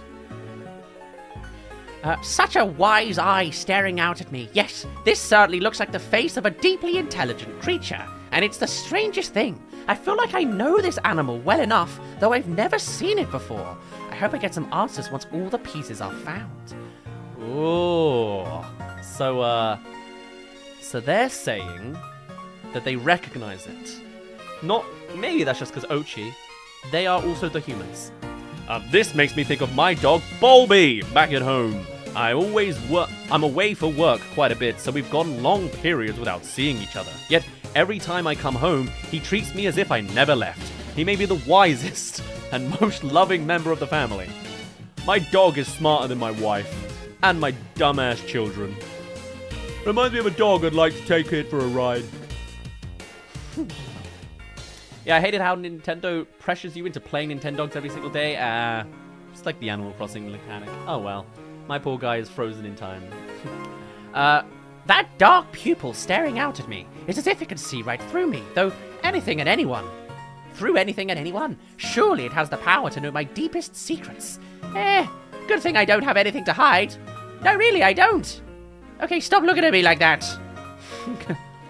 This unknown organism bears a strong resemblance to the dogs on my planet. I'm amazed that such a similar species could exist in the far reaches of outer space. I've heard that organic components can travel through space on meteors and comets. Could there be a connection between my planet and this one? I've heard that organic components can travel through space on meteorites and comets. Okay, yeah, that's like a theory that humans could have come from a meteorite. As like bacteria, and then it gets into our oceans, or soon to be our oceans. So they're suggesting maybe it... Interesting. Interesting, says Marionette, yeah. I mean, he does share the name with Schnauzer, so maybe it's a past life. Yeah, makes sense. Looks a lot like a dog. I'm not sure how comfortable it would be to ride. What do I see here? Is it nothing? Is it everything? I feel like it could be anything. Maybe this fragment is a part of a ceremony in which the participants break up a photo of a beloved deity so they can better share it with one another. Yes, that must be it. As a young boy, I collected rocks and shiny objects that I held quite dear. My parents always wanted me to get rid of them, but I refused. I can't even remember where I found them all. I probably picked up most of them right in our own backyard. I'm still not sure why I was so attached to a bunch of gravel, but they shone like diamonds to me. No idea what this is. It is definitely inedible. Dogs are deities indeed. Yeah. These guys look at dogs like the Egyptians looked at cats back in the day, you know? Oliver is like me for real. I think every time they mention something we have in the real world, they have a different interpretation than us. The same way a dog to them is like Ochi rather than this. Yeah, I see that. 2 flat sides and a corner. Could this fragment belong in the bottom left position? Or does it go up above in the top right spot? No, my gut instinct says bottom left. Sometimes your gut is all you have to go on. And you must. And go on you must. I love that. I imagine if you came in here and looked at the bigger picture, you'd probably see it separated, right? No, you don't get the medal. Ah, maybe. I'd love to see if you could see it not quite finished. As a child, again, going into childhood memories here, I just got to ramble about it somewhere. There were many times I'd come across something unknown to me and intuitively investigate without hesitation. It worked out well for me, I believe. As an adult, I often overthink matters, so maybe I need to recapture that daring spirit of my youth. Licked it, but it didn't get a lot of flavor. Guess it's not a cracker. And Louis, of course, embodies that exact no hesitation vibe. We could ask ourselves why this photo was broken into small, indiscernible fragments, but perhaps the answer is that there is no answer. It pains me to say that, for those of us who try to make sense of this world, this sort of thing keeps us up at night. Why are things the way they are? The answer can be surprisingly simple. For example, my kids will often dismantle a clock or a chair or tear up a piece of bread just because they can. Maybe there's no significant reason that this picture is in pieces either. I fit my head into one of the little openings. Felt better than I was expecting. Louis's head is just full of soup. I really think that matches perfectly. Louis's head is just full of soup. And then, almost done. Take a look at this strange treasure. Notice the gaps and protrusions. I'm certain they'd mesh well with something similar, yet different. Maybe this is some sort of key that opens something if you find the piece that makes it whole. Exciting! That little bump at the end makes this look like it has a nose. Noses make me think of my son when he was a baby. He'd often forget my face after I'd been gone for long stints of work and cry when I got home. But once he knew the distinctive shape of my nose, he recognized me right away. Aw, that's sweet. I flipped my head into one of the little openings. It was underwhelming. Wow, Louis going through a right old loop. And then... I'm almost certain one could use these knobs and curves to connect this fragment with other fragments, but why? Why would one accomplish by doing such a thing? Quite puzzling, no? Perhaps the partial picture seen here would be more clear with more fragments. Yes, that must be it! How clever! And though the big picture here remains unclear, the activity itself is quite clearly fun. Did I dream of becoming a glorified delivery man? Or was adventure always my true goal, given my current circumstances? Who knows? I'm proud to say I've achieved both, but the president might see it differently. I'm worried about my annual bonus. Oh dear. Hold on to one of the knobs and swing to create a gentle breeze. Interesting. By the way, can I now get the full thing? No. They'll never comment on the full thing. That's a shame. Oh well. No notes when they actually see it. What can you do, eh? Wow, I can reset. Magical. 100 Pokos per year? Is that what he said? Is that actually what it was? Fan art of Louis putting head in a puzzle piece, please? Oh yeah. That sounds good. Also, I have another thing to show before the end of the stream. Remind me if I forget. I also got to see the voyage logs. Someone keep requesting the Olimar voyage logs. We'll make it all happen. Just thought I'd get that out there in case I do forget. It's going to be a long night. Time for whatever the hell this is meant to be. What series is this? The Extravagant Breakfast series. Oh, okay. This is unreadable. Oh, God. Oh, and this makes me want to actually read every little detail. Nutritional facts, but we'll keep off it. The condensed sunshine. The sweet flavor of the sunseed berry has been condensed and placed into this bottle for safekeeping. So clever, so delicious. But imagine the squabble that breaks out every time this jar is opened. Something this yummy would be the envy of everyone at the table.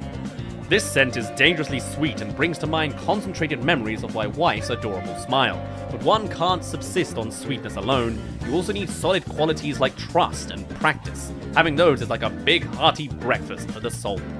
Nice. Opened the lid for a peek and fell straight in. I've never tasted better. Thank you for that. Thank you. Ah, the croissant. Flaky temptation. Flaky layer upon flaky layer of buttery, mouth-melting dough baked to a golden perfection.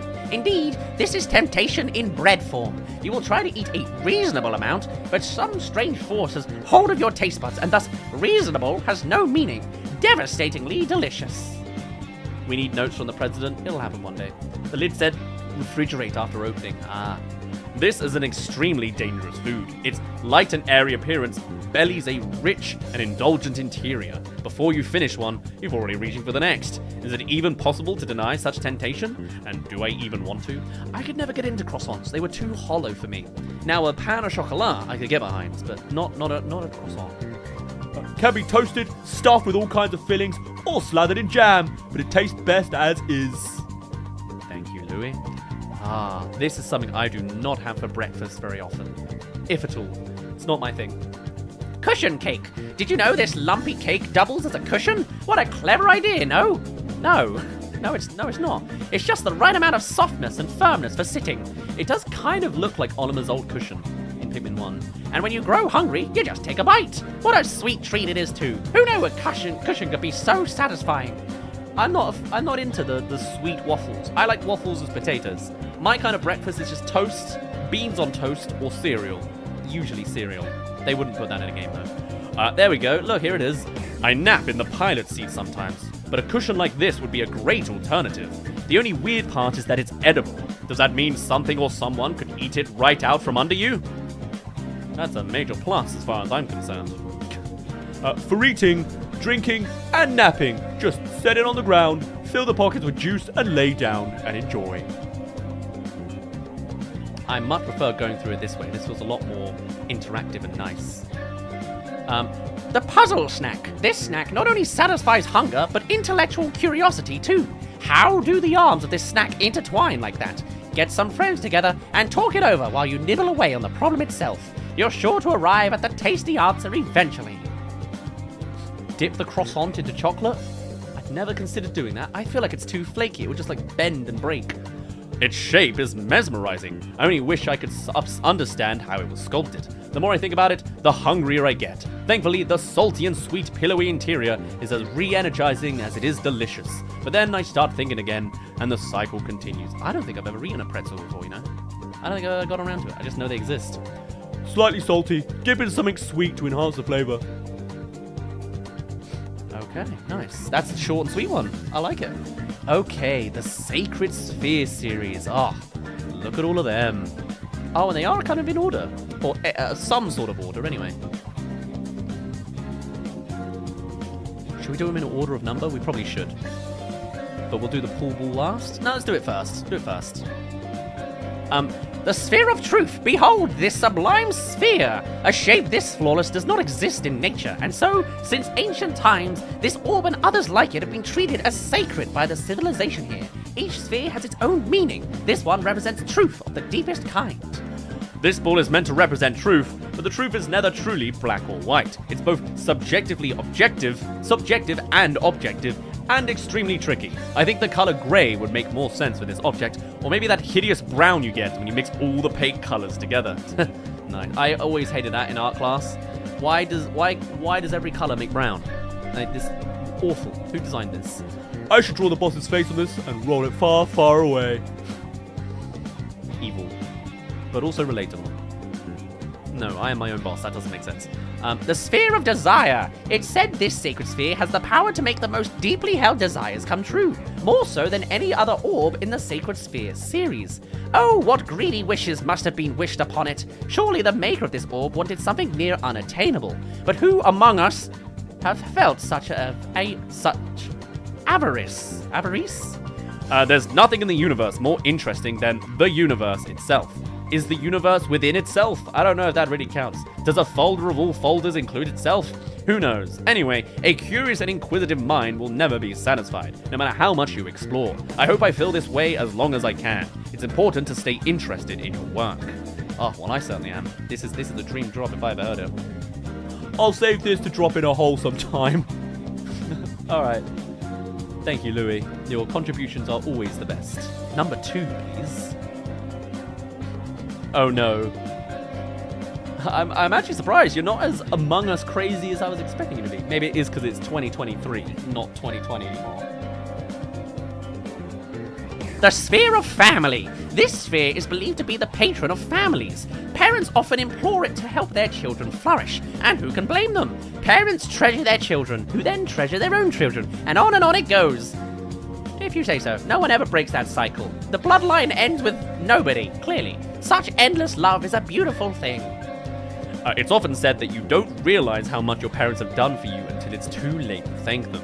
I try to show my gratitude and keep in touch as much as I can with video calls, but as soon as my kids pop on screen, my parents forget I'm there. Oh, ouch. Here's a moment where Oliver is me. I'm actually quite communicative with my family because I moved away quickly, like as soon as I moved away at 19 because my old hometown stuff was really, really quiet. Like it was like living at a grandma's house. You know how grandma has like no internet? They live in the middle of nowhere and it's just quiet and slow and boring. That was my childhood, and I'm like a buzzing around buddy bee, you know. I recorded Pikmin 1, 2, and 3 in that old, location, and it was so quiet. That's all I had to work on. That's how I was able to make all this passionate YouTube stuff, because it actually motivated my brain. Nowadays, because I'm so far away, the other side of the country, not that far, but I do FaceTime my family every single week, so I'm quite nice and communicative. And I don't have kids, so I don't have to worry about that. But that's a strange circumstance that I never would have thought of before. Anyway. I like how round and smooth it is. I can't stop touching it. Yeah, so there's a hint of my family dynamic. I had a great childhood, but it was a boring childhood. So anyway, we never went out and abroad either because we were quite a working class family. So there you are. The sphere of heart. It's said there's nothing more difficult to understand than the ways of the heart. It's also said this sphere gives the one who holds it the power to read the heart of the one they love. But is that a good idea? I'm not so sure it is. I know it's impossible to read minds, but I am particularly clueless when it comes to relationships, even though I'm in a marriage. When we first started dating, my wife was gracious enough to explain how she felt in great detail. I'm still awkward, but any social skills I do have are thanks to her. And now I've lost them all because I am in the middle of nowhere. I'd like to have a whole collection of balls like this that look so nice all lined up. Maybe in a triangle or something? Nah, it's too crazy of an idea. Onima relates to my childhood? Yeah. Does Onima have an okay family life? Do we need to talk to him? I think he's kind of like your classic Gen X parent, The butt of the joke, I think is the best way to put it. He's the worst in the family, but everyone's nice and happy. He's relatively happy, all things considered, The sphere of beginnings. When I stare at this sacred sphere, phrases like fresh start, new life, and clean slate float before my eyes. The sphere of beginnings is revered for its power to open doors and sprout fresh opportunities. It reminds us that a new chapter is always just a page away.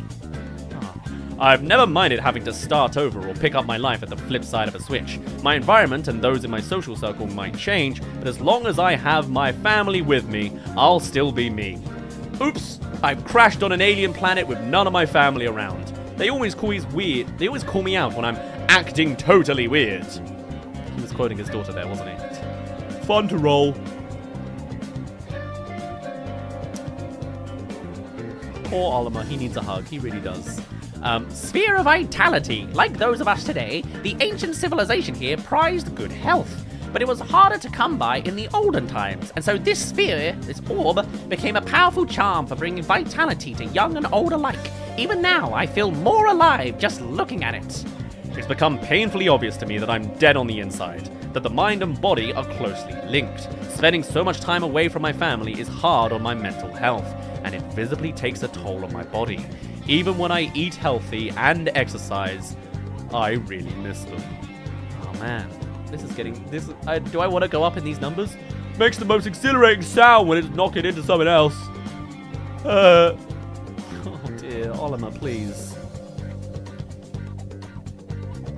Well, we're going for it. The sphere of calm. This sphere was painstakingly polished and then hand-painted in the most calming color possible. The deep green here is meant to bring to mind a lush forest, and in doing so, shoo away the stresses of the day. Go on, gaze upon it. As the stress disappears, allow a sense of well-being to take its place. It just occurred to me that I haven't had a checkup in I'm embarrassed to say how long. You're supposed to do it once a year, but I keep putting it off. Lately, my elbow's been making an odd clicking sound every time I move it. I should get it checked eventually. Oh dear. Would be a nice gift for Nana. She likes pretty things like this.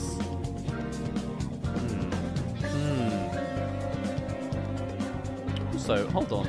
Oh no, there is a 7. Okay, good. The sphere of good fortune. The symbol painted on the surface of this sphere is believed to bring good luck. The inhabitants here were known to rub the orb before beginning a journey or new undertaking. Did this ritual actually bring them good luck? We shall never know, but let us hope it at least brought them comfort. Were known to rub the orb. Did you not just make that up? Getting lost in space is as good as a death sentence. Oh my god, okay. The newest ships have technology that can locate the closest planet and initiate an emergency landing. Yet, they still haven't built a navigation system that can detect and avoid incoming meteorites and space trash. Can I stand and balance on the ball, or will I just fall? I must find out. I like that Louis has no philosophical, mythological thoughts. He just plays with the balls. He's a very man of no hesitation. The sphere of trust. The inhabitants used this treasure in ancient ceremonies as a way to foster trust in their deities as well as in their friends and family. Knowing that trust was so important to them, as it is to us, makes me think that perhaps we aren't so different after all. What's your source, Schnauz? I need to know. It's easy to lose someone's trust, despite the fact it takes so long to build it in the first place, but once you have that trust and support, it's much easier to achieve your goals. I'd rather be able to count on someone I trust than leave it all up to chance. I've just messed it up. I'm like, Just looks cool, but totally doesn't know it. I think I messed up the voices there. Sorry, I was a little distracted. And finally, number 9. The sphere of support. This sphere is quite unique. That is, it represents the very core, the pillar at the very center of every living being. And to keep our pillars strong, this orb bids us to do one simple thing. Not bids us do one simple thing. Ah, I've discovered spelling mistake. Huzzah! This orb bids us do one simple thing. Support one another. What a message. It's one for the ages and the whole universe. I never considered myself to be someone with a lot of inner strength or fortitude, but my wife seems to disagree. I must be playing it way too cool when we're together. Looks lonely. This is the kind of ball that's at home in the middle of a crowd. Oh, at home? Don't you want to be at home? Well, anyway, there you are. That is all of those in a slightly star formation.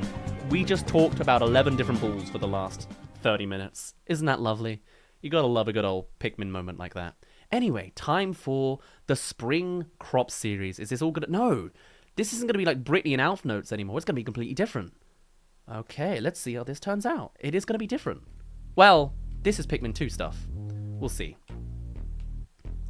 Cupid's Grenade, a fruit both powerful and delicate. It reminds me of something I once read. Fate's tapestry has unraveled. Tomorrow weeps. Romance has fallen. Love is madness. To mend the rift between two cross lovers, this is the ultimate weapon in Cupid's arsenal. No, that sentence works. It's clunky, but grammatically fine. Oh, really? Oh, well. Did they make the number 4 ball related to death? They did get dark about it, and obviously, yeah, 4 is, like, bad in Japan. Let me check that. It's the Sphere of Beginnings, so kind of like the Fool Arcana, maybe. Fresh Start is what they made it. One of them was dark. I don't know. Interesting, though, eh? Anyway. How do I get closer? That way. Not that close. Interesting. What a perplexing plant. It appears to be carrying 2 different types of berries. They must be a rare species of fruit. Both have odd traits. One seems to be a suppressant, while the other is a stimulant. It's not easy to tell which is which. The balance between sweet and sour is almost addictive. I always just wanted one more bite.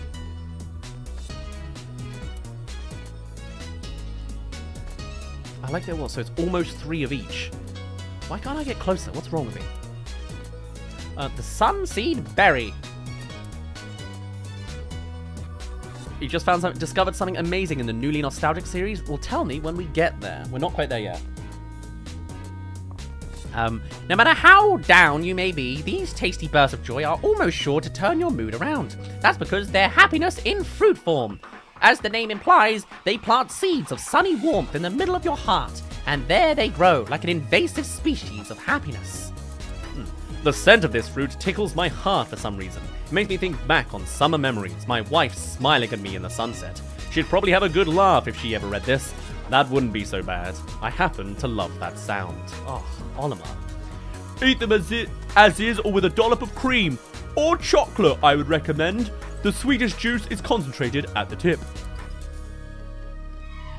Nice. Okay, let's see some peaches. This is new. Oh, maybe not. The Searing acid shock. Try eating this fruit when it's green and unripe, and you'll end up with a mouthful of acidic burning. But give it time to ripen, and it not only will taste sweet on the tongue, but restore your energy and give you the endurance to realize great ambitions. In my youth, I used to power through long night shifts by sucking on sour fruit candy.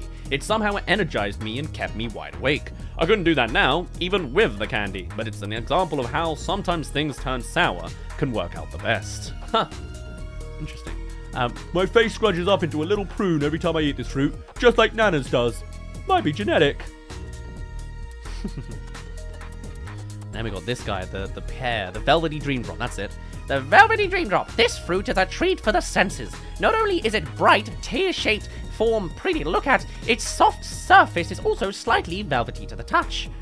Yes, two senses delighted by one fruit. Or as they say, two birds, one stone. How did you translate that? Where did you get that from? Oh dear, speaking of stones, do not eat the seeds. They're quite poisonous. Ochi is dead.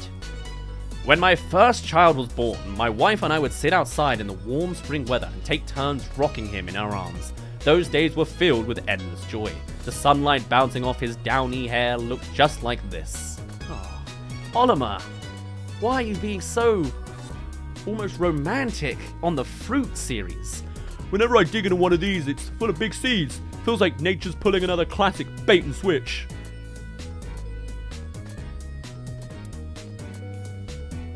The astringent clump. It takes a refined palate to appreciate all this fruit has to offer. It is at once sweet, sour, bitter, and even spicy. For those capable of pushing through the complex, slightly painful taste, experience will find themselves greatly rewarded.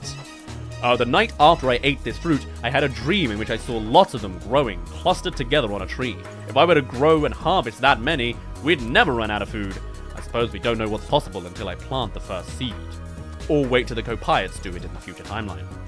Perfect for the moments when all that will satisfy you is a mouthful of bitterness. Oliver's notes are either so sweet or so sad. That's about as accurate as you can get, yeah. Wayward Moon. From its artistic, created exterior to its delicately sweet interior, the Wayward Moon is elegance in fruit form, mild and aromatic. Aromatic? I don't know. It would make a wonderful gift for a friend or for someone who just needs a little pick-me-up. I feel like the Wayward Moon has the most notes about it, because it has 6 notes, right? Alf, Brittany, Charlie, Schnauz, Oliver, and Louis. That's incredible a lot. Picking the right get-well-soon gift is notoriously tricky. You're supposed to choose something you think the recipient would enjoy and ignore your own preferences. That's easier said than done. When I can't think of anything good, I usually default to some kind of food, like this fruit. I know I'm always hungry when I'm sick. I just like being able to breathe oxygen. Scoop out the flesh and pour syrup into the shell to make a pool. Add fruit back into the syrup and marinate for at least an hour. Then dive into the sticky juices and devour. It's both a snack and a workout. Interesting. All right. I think that's all right. Like these are the same Cupid's grenade, right? Yeah.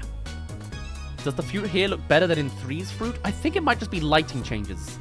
But otherwise, I think it's the same model. Exactly. Right. We still got to go through 3 other seasons of fruit. Oh my god. Am I going to get through this even slightly efficiently?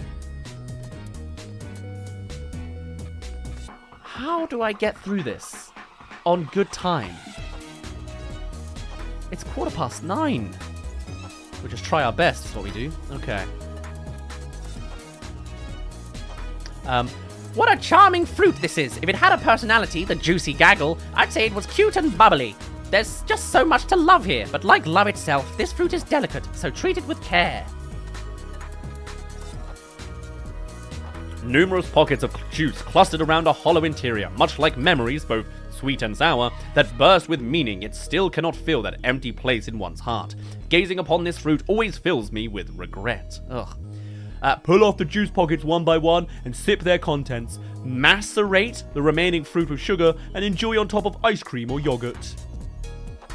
It's true, the rounded surface of this fruit is smooth as a baby's bottom. Meanwhile, the pale yellow flesh inside of the lesser mock bottom offers a refreshing flavor profile that is at once sweet and also sour. Really, as fruits go, it has much to offer. One whiff of this fruit will have your mouth watering, but the taste itself is sour and slightly disappointing. However, you can't let results like this keep you from trying new things. There's no greater quality than an adventurous spirit. Cut the fruit into smaller pieces and crush, squeezing out the juice. Add gelatin to the juice, pour into molds and refrigerate for half a day. Remove jellies from mold and devour. I like that Louis just returned back to recipes again. What's most impressive about this fruit, the mock bottom, is the way it's sweet in both flavor and aroma. Meanwhile, its pretty pinkish orange coloring is lovely to behold. Of course, one can't ignore the shapely curves reminiscent of... good manners dictate I say no more. Suffice it to say, the mock bottom is quite a sensory experience. What did you do to it, Schnauz? Extremely sweet, almost too sweet. The flavor makes you feel drowsy with joy, and you want to soak in those joyful juices forever and ever. I may need to limit my intake when it comes to fruit. To enjoy this fruit, all you need to do is take a big bite and let its sweet juices fill your blood. Flood your taste buds. Dawn pustules. It's difficult to say which aspect of this fruit is more charming, its pretty emerald color or how easy it is to share with friends. Thankfully, you don't have to choose. Simply gaze upon this gorgeous green hue as you share its many orbs at a party. This fruit comes in bunches, so you can keep eating them and never run out. A single berry satisfies my appetite, but I'm grateful to live in a universe with such natural abundance. Don't waste your time peeling these. The texture of the fruit is soft and plump, but the skin adds a nice crunch. I actually do peel these. I think that's quite nice to peel. The dusk pustules. Stare at the deep, dark orbs of this fruit, and you might fall into a hypnotic trance. But not to worry. The minute you take a bite, you'll be snapped from your reverie by a powerful blast of sweet juice. What a journey it takes you on. You may never want to return. I've never noticed that the skin contains a substance with antioxidant properties. That's probably why I feel so fresh and invigorated after I eat one. I wonder how I'd feel after eating 2. I'm not allowed to eat these because it's got acid in them now. I'm not supposed to have acid in my diet. I say that. I'm drinking this tonight. Oops, I ran out of water. If eating these raw, you'll want to remove the skin. To avoid a bitter aftertaste. To make a juice, leave skins on and mash the fruit with your feet. Great for working out pent-up aggression. The Crimson Banquet. This thing is enormous. I'm glad that it's in one piece and not a million like in Pikmin 3. Way less satisfying. It's the size of an asteroid with hard striped skin. It's not very inviting, so what a surprise it was to find that its insides are bursting with crimson juice. And seeds too. Plant these in the garden, maybe more tasty asteroids will grow. I look at this fruit and am instantly overcome by the urge to split it into a million pieces. Totally not because it reminds me of an asteroid. I closed my eyes to avoid the thought, but the impulse just got stronger. I must be holding on to a deep desire to take on and defeat a giant spherical object. I thought you were going to say like some sort of spectral universal object, but okay. Sprinkle with a hint of salt to enhance its sweetness. And then we're right back to the Juicy Gaggle, which we had last time. And I think that's all. That's all for that. Okay, let's get into the autumn series. We're going to go through the fruit quite quickly. If that's all right with you. The Zest Bomb. A number of fruits look quite similar to this one, but while it may be rather forgettable in appearance, its refreshing fragrance will live in your memory forever. Those with a mature palate should also sample its bitter taste. A zesty experience indeed. It seems to be a citrus lump, but younger and very green. Inexperience is usually perceived as a weakness, but its power should not be underestimated. Many an organization has improved by a newcomer's creative and untamed energy. I'd love if that's actually a reference within Nintendo itself with the new young developers. I've never eaten a watermelon, I don't think. No, I must have. Just not in a big, never bitten into it. Because you're not supposed to, obviously. That's what, you know what? Forget I said any of that. Squeeze the juice over fish or meat if you want to diffuse their odor. The delectable Bouquet? Eat this fruit before it's ripe and you'll never do it a second time. Yuck and blech! But you mustn't get angry. No, let this be a lesson in patience. For you see, those with the discipline to wait until the perfect time to eat the delectable bouquet, they will be greatly rewarded. While observing the plant bear fruit, I was unable to work out where and when the flowers bloomed. I was so frustrated that I couldn't figure out basic botany, but all those annoying feelings faded away as soon as I bit into the fruit's sweet flesh. Not just a snack, but a cleansing opportunity for your whole body. Tried them dried for a chewy treat. It's just normal fruit talk, basically. The portable sunset. This fruit gets its color by soaking up the rays of each sunset. And though it's quite bitter during its youth, it grows increasingly sweet with age until it's close to perfect as it falls off the branch. Let this remind us all to look forward to our sunset years.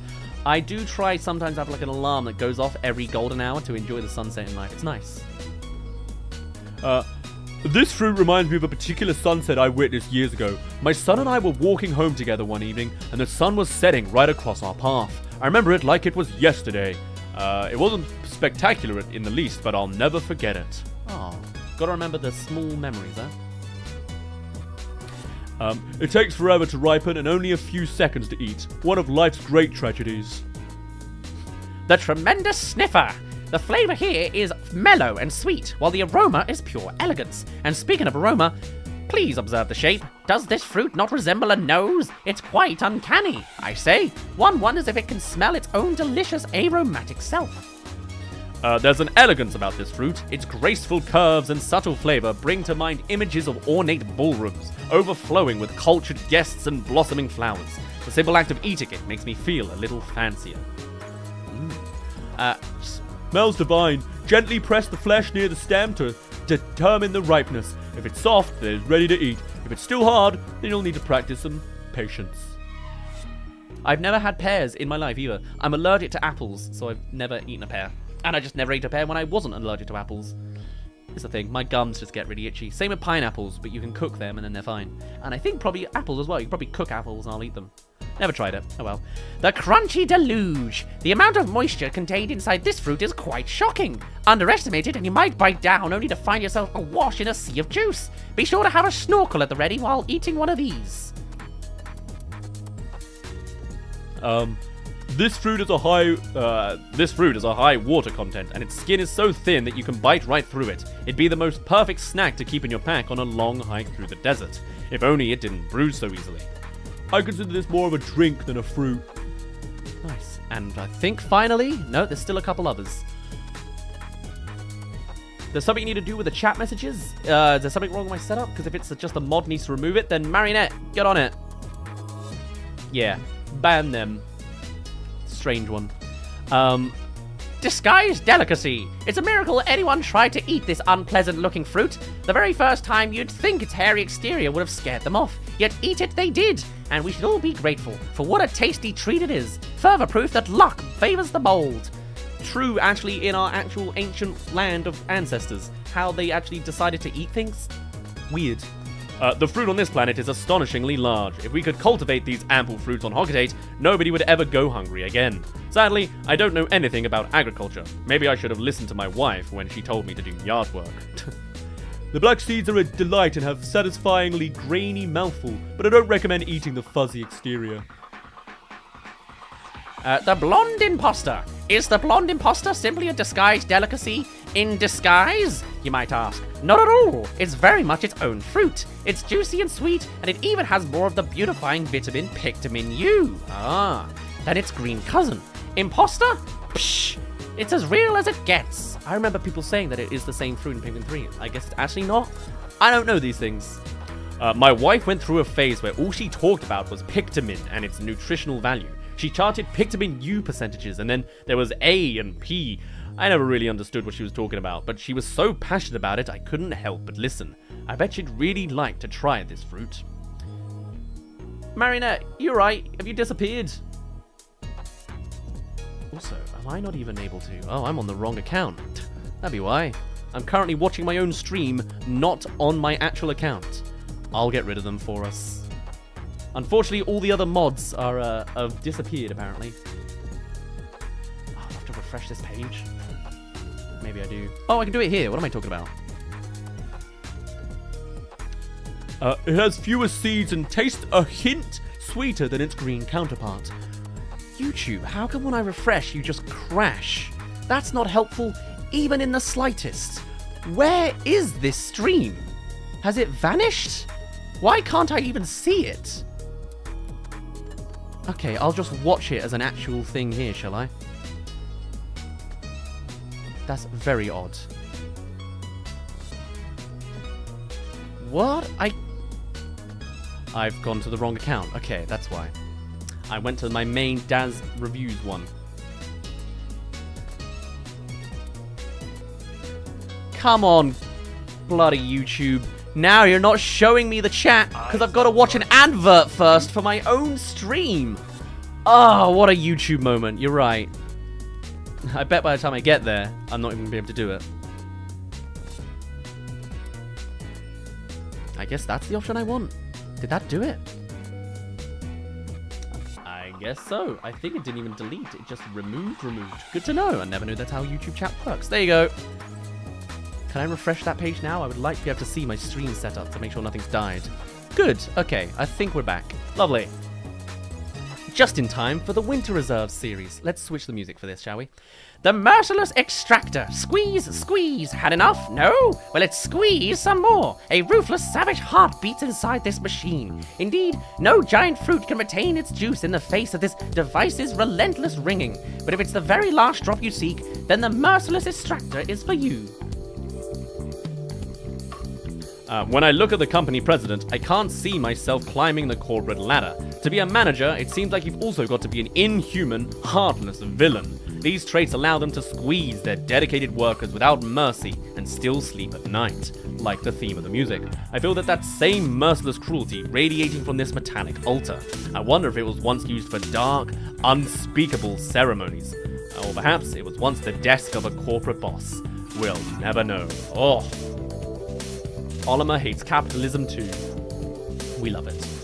Used for extracting fruit juices, but could serve as a cup if necessary. The citrus lump. It's worth noting this tasty fruit's near-perfect round shape, which is not unlike the face of a shrewd friend. Meanwhile, the thick skin suggests it's a survivor. It's seen things. It's been there. So let us look at it this way. As with that friend of ours, it might take us some effort to get to the good stuff. But oh, what a reward once we do. This fruit is so shiny and round, it reminds me of a beach ball whenever I see it. Yet it's so yummy that I can't help but get cravings for it and end up eating it all the time. The only drawback is that I'm constantly disappointed that I'm not on vacation. Oranges are good as well. Again, not allowed to eat them. Literally citrus acid. Don't throw away all the stringy white stuff. It's full of nutrients and adds excellent texture to a smoothie. Also legitimate advice I've heard before. The face wrinkler. This heart-squeezing excitement one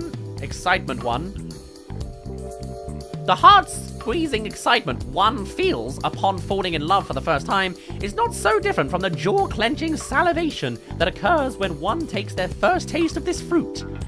If you say so. I dare say both experiences are thrilling, if just a touch painful.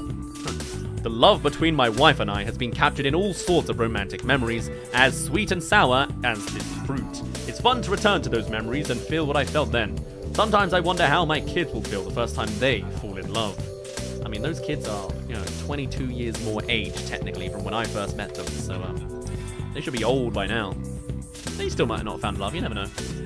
Too sour to eat on its own, but squeeze the juice of a fried chicken to add a refreshing hint of flavor. Lemon is good. Yeah. Pocked airhead. Lemons are good with sugar. Okay, interesting. Children love this fruit for its adorable shape. When did we let children around them? See how it looks for all the world like a jolly orange snowman. But the pocked airhead is more than just a cute character. Its taste is sweet and its strange, lumpy skin is easy to peel. There's much to love about this citrus snowman. Some people may like to peel this fruit from the top, but I prefer to attack it from the very bottom instead. Whenever I go from the top, I get this tingly feeling around my belly button. I find it very unnerving. Well, this is the center of some theory. Oh, Or Olimar has like lactose intolerance for pocket airheads? I don't know. Save the peel, use it to add a citrusy aroma to your bath. Drop it in the warm water and relax.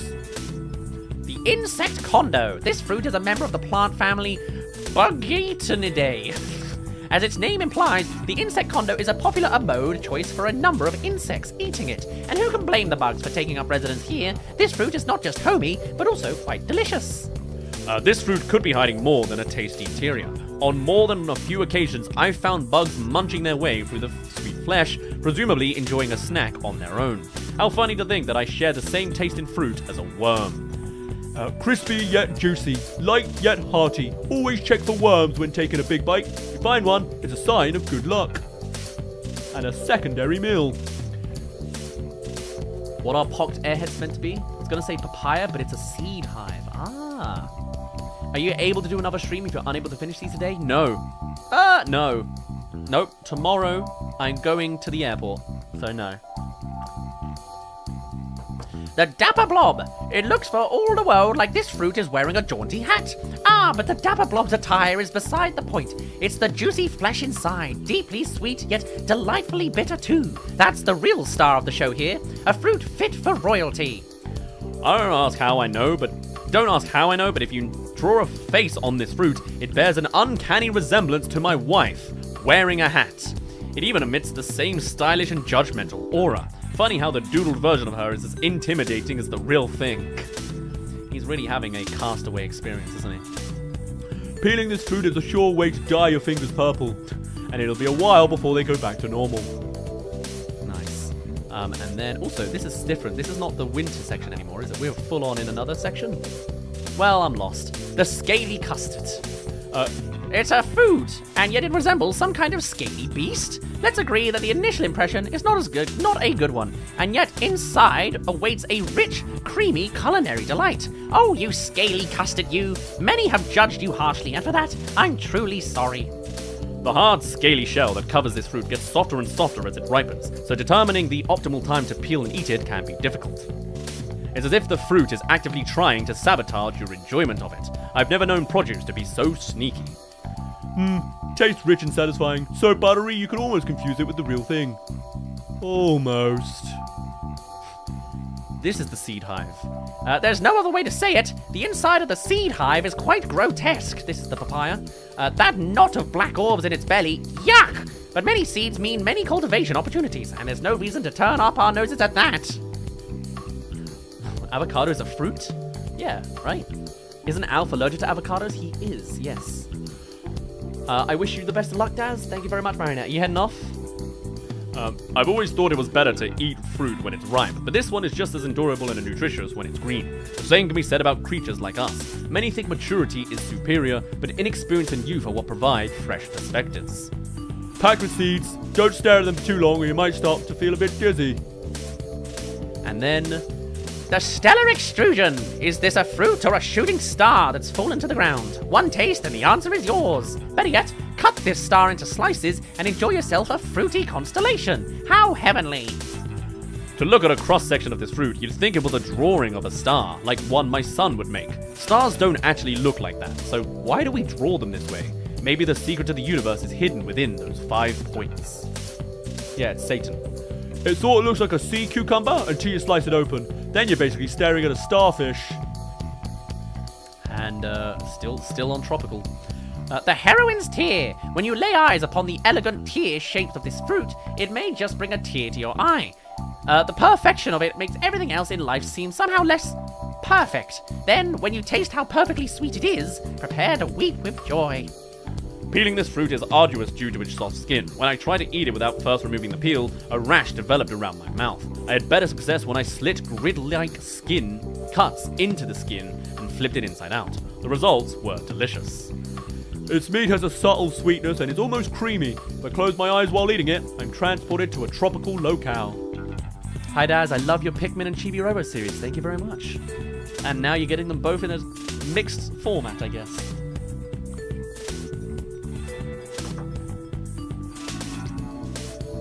I'm just giving you a friendly reminder and wishing you for the best times while you're away once August arrives. Ah, thank you very much. I see. the slapstick crescent. Clearly this fruit was designed to be sent on outings with children. Note the built-in wrapper that's easy to remove, but children mustn't toss the wrapper on the ground. Someone is sure to slip on it and land on their behind. Hilarious? Maybe. Painful? Definitely. Ouch. I must confess, I once slipped and fell on a peel that I thoughtlessly discarded onto the floor after eating the fruit inside it. I'm really too old to be making mistakes like that. I can even hear my own voice scolding myself. Don't forget to clean up that trash. Ah, the taste of healthy yet unremarkable choices. Unremarkable, he says, for using bananas, huh? The fire-breathing feast. Despite its wild and intimidating outer appearance, this fruit looks quite fancy and refined on the inside. Tiny black specks decorate bright white flesh. All in all, it looks like an egg from the nest of some fire-breathing, half-animal, half-plant beast. Throughout my life, I've met people who seemed flashy or fancy, but were actually quite down to earth. I've also met people who were as arrogant as they looked. The same lesson should be applied to this fruit. It looks pretty intimidating, but what's on the inside? Despite its intimidating exterior, the inside is surprisingly sweet. If you eat the red ones, you'll be in for a more colourful surprise when you relieve yourself the next day. Wow. Okay, and we've moved on. How was that all set together? Like that. Ah, beautiful. What a piece of art. All against the stairway now. They really like the stairs, don't they? Interesting. Right. Bedtime series. We're making progress now. Totally. This is the good stuff. Wow, look at that sponge. I don't know, packed lunch. Dusty bed. If it's a good night's sleep you're seeking, this bed can help. Also, we never got the 5-man knapsack back. We couldn't sleep in Pikmin 4. It's a 2 out of 10, I tell you what. Not only is it quite spacious and comfortable, but if you flip it over, it'll coat you in a fine cloud of dust that is said to encourage sweet dreams. But bring a lint roller for when you're done sleeping. I've heard this mattress possesses miraculous relaxation properties that promise the most restless sleeper a good night's sleep. I was curious to know how this would affect me, who could literally sleep anywhere. Would I ever wake up again? Thankfully I did. I jumped on it and engulfed by a cloud of white smoke. These are sponges, right? Am I looking at these right? No, what are these? It's a fishy bed. It's said that life first came from the sea, so it's no surprise that we are so deeply connected to water. Thus, this bed with its fish-shaped design is meant to lull one to sleep with visions of floating. Just lay down and let the dreams wash over you. This thing reminds me of the one time I was fixing the hull of the Estes Dolphin. The combination of the sun and zero gravity created an illusion. It was as if I was a fish floating in the open sea. But in fact, it was just me. I was just me, floating in a sea of space debris. Oh dear. I bit into this object while half asleep. It was completely devoid of flavour. Or it's a chalkboard eraser. Ah, okay. The knapsack is in the sun-speckled terrace as a background item. Oh, cool. They are sponges? Ah, okay. The doggy bed. This giant dog-shaped bed is the perfect spot for a canine companion to sleep on. It is quite thick and good at absorbing slobber if your favourite pooch friend is prone to such things. Also, a dog sleeping on a dog-shaped mattress? What could be cuter? My beloved dog Bulby has the impressive ability to fall asleep anywhere he wants. We have that in common. This habit is also one of my wife's biggest pet peeves. Perhaps if Bulby had a designated bed, it would create a bit more harmony at home. This smells like soap. Maybe I wouldn't need a shower anymore if I slept on it. Oh, Louis. The birdie bed. Birds have been a symbol of freedom and good luck. In fact, if one appears in your dreams at night, then good fortune is sure to visit you during the day. With that in mind, sleep on this bed and you're almost guaranteed to find birds flocking in your dreams. Research has shown that sound waves created by chirping birds are naturally comforting and induce sleep.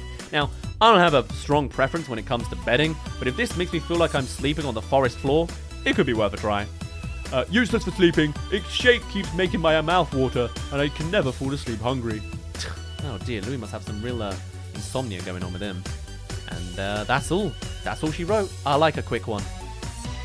Oh, let's see this. The 3 Generations series. Ah, look at that. And correctly in place. Now I can't do anything with it. Are you kidding me? There's nothing? Damn it. Alright.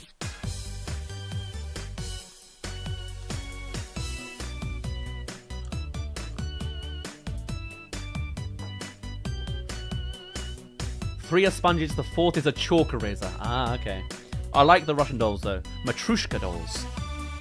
The granddaughter dollhead. This poor separated family. I know they're only dolls, but it's still sad. This grandchild was discovered inside a dark, damp cave. Did she wander off? How did she find herself in such an unsuitable place? She must have been so lonely. What a relief then that she was rescued from such an unfortunate fate. I look forward to one day looking upon the face of my grandchild. It's as if it's as cute as this one, I couldn't help but dote on them. But it doesn't really matter what they look like or if they resemble me or someone else in my family. I've always thought that grandchildren are meant to be spoiled. Cute hat. Makes it hard to see. Oh, Louis.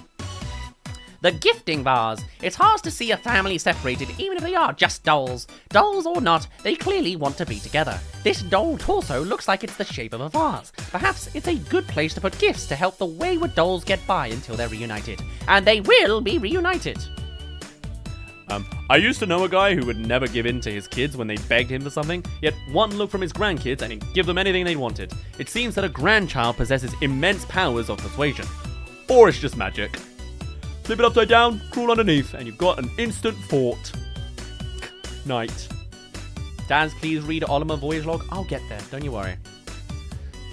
The daughter dollhead. This doll inherited her wise look from her mother. She's lucky to be a part of 3 generations that have handed down only their best traits. Of course, in reality, children often inherit our very worst traits. Whose fault is that? The answer?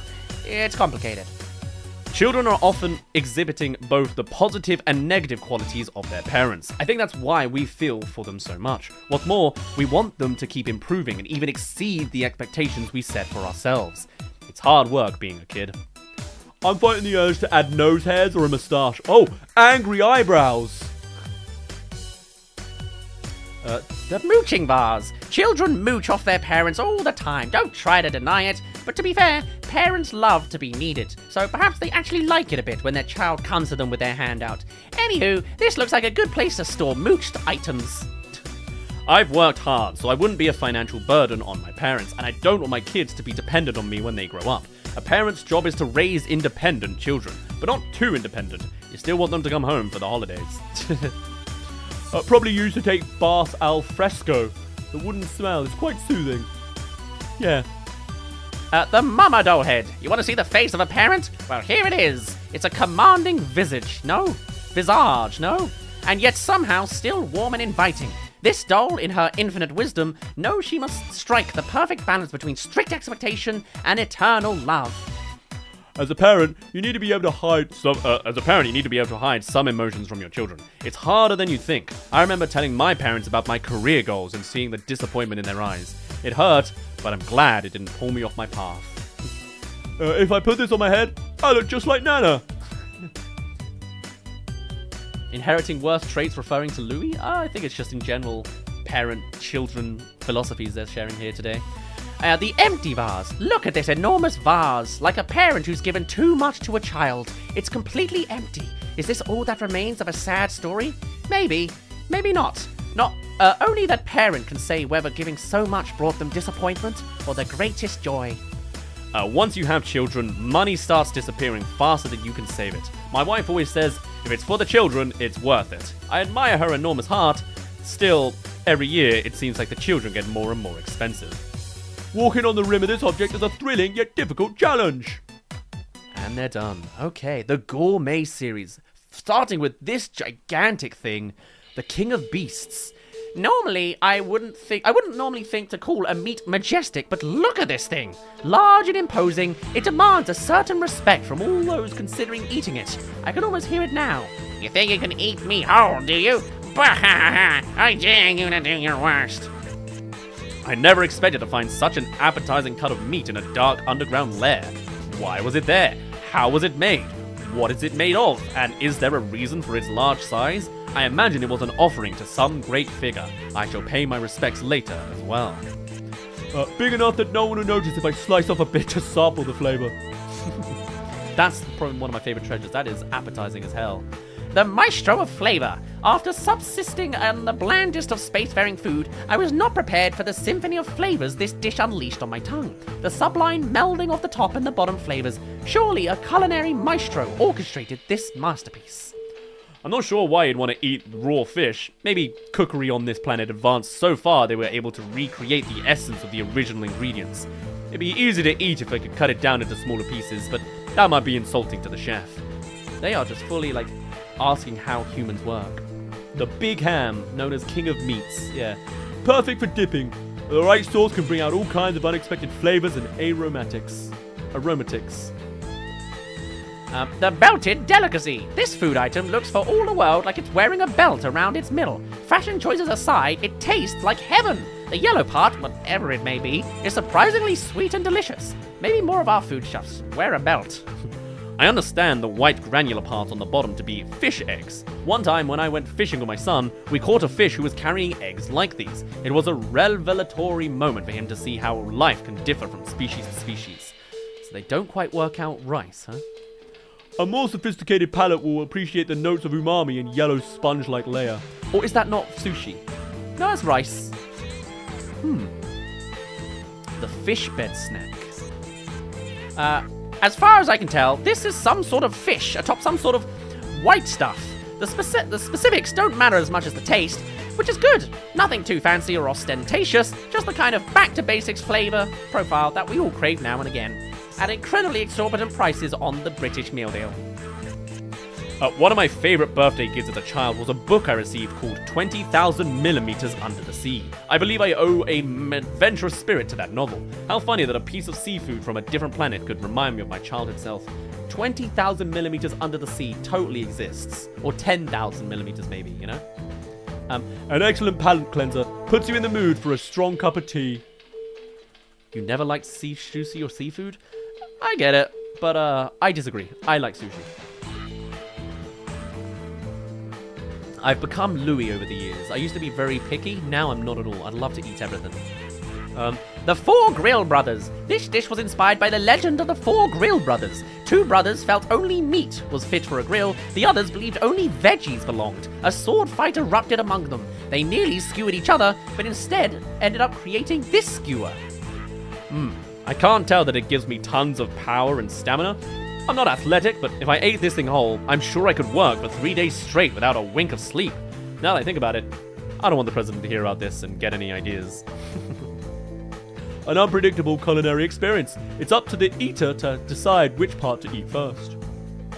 I like to eat, the part that's accessible, personally.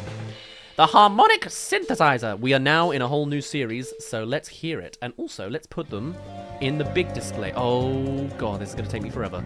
But it's the good stuff. So, what was it first? The harmonic synthesizer, this guy here. This clam-like sound generator is all natural. The purity of its percussive tone is irresistible. Clack, clack. My taste in music is highly refined, but my wife and kids have no taste at all. For example, when I ask my family if they want to go out for karaoke, they twist their faces and give me a nasty look. They don't know what they're missing. I look to know Oliver likes karaoke. At first I mistook it for a giant clam. My stomach growls every time I tap it. Can I tap it, by the way? Tell me I can tap it. I can't tap it. This is the worst game ever. God damn it. Okay. Bicycle bell. No action. The Path Creator. This warning device, worn by ancient guardian deities, would be rung loudly for all to hear when a villager committed a wrongdoing. Anyone who heard it would then immediately fall to the ground, clearing the way for the guardians to pass. So, yeah, literally describing... Okay, I thought it... Alright. When I was a kid, I set off the alarm system at my primary school just to see what would happen. Also, is this a British dubber? It sounds like it, because Brits have a primary school, not Americans. As predicted, I was scolded, but I have no regrets. We are naturally curious creatures. Why else would we be here? I still get the urge to set off alarms, but sadly, I've gotten better at resisting those impulses. I made the mistake of entering the golden bowl and ringing it from within. The noise was deafening. Hit every single action, every single one. They're so amazing. Well, we haven't gotten to the good ones yet, but we will do. Yeah. There you see, nothing on this guy. The spouse alert. Did you have one of those spouses who loves to play pranks on you? For example, one who gets a laugh from sneaking up and startling you with a boo? Well, put this on your prank-pulling partner and you'll always know when they are approaching. It's a must-have item for spouse who want to have the last laugh. And nothing else to insinuate there at all. A Sometimes I miss my carefree bachelor days. Once you have a family, those days are history. I like spending time with my wife, but sometimes I just want to be alone. Could it be a fruit? It looks like there's some kind of seed on the inside, but the husk is inedible. Damn. And I assume those two are the same. So let's see the whistle. No action.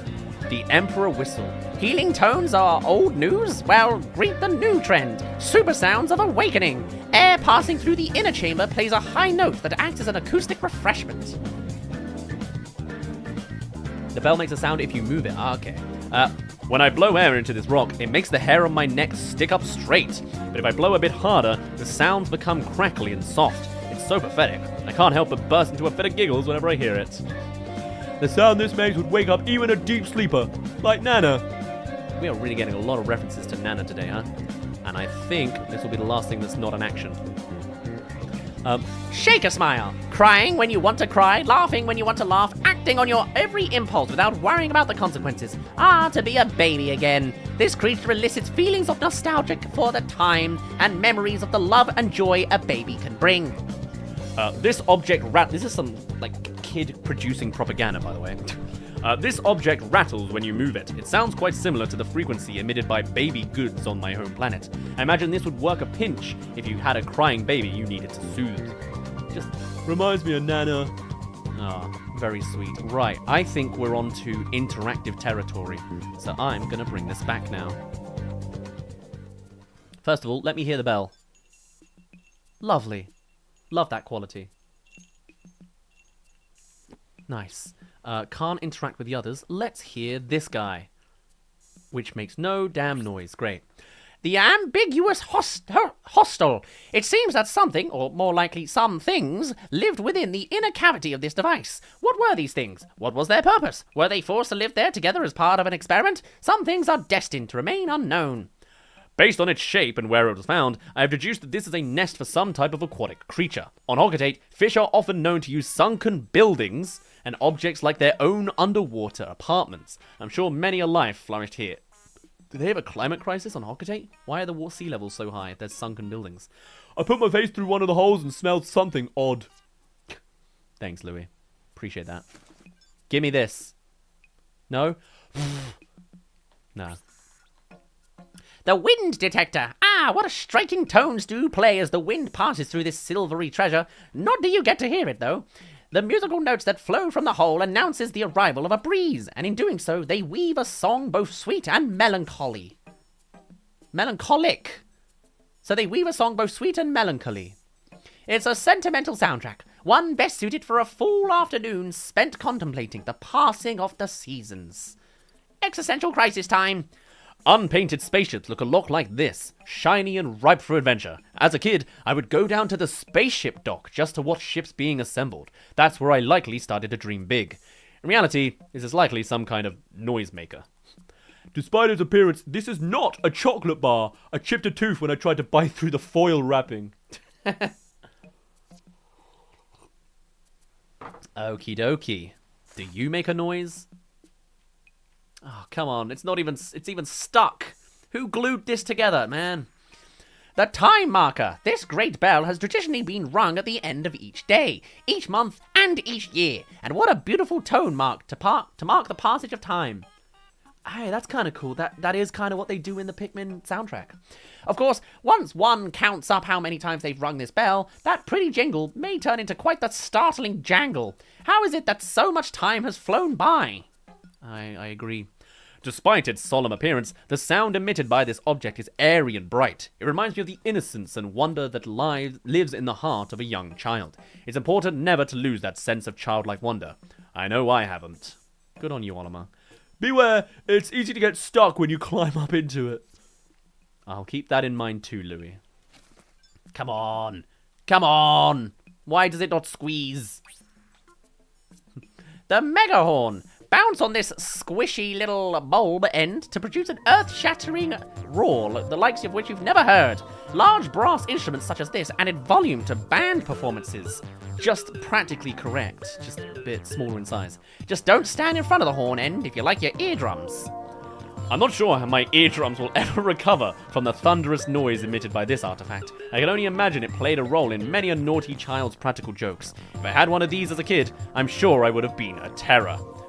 I can't wait to scare the boss with this thing.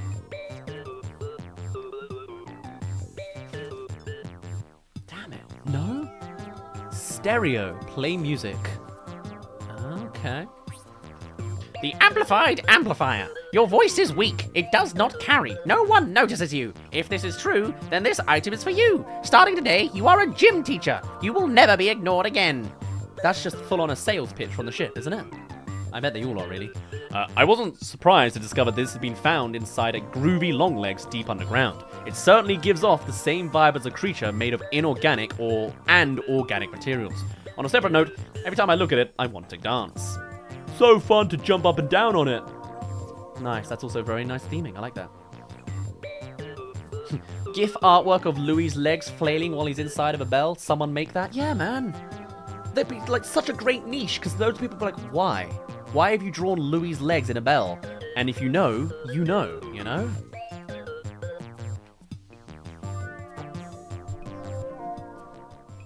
And then we have... Nice.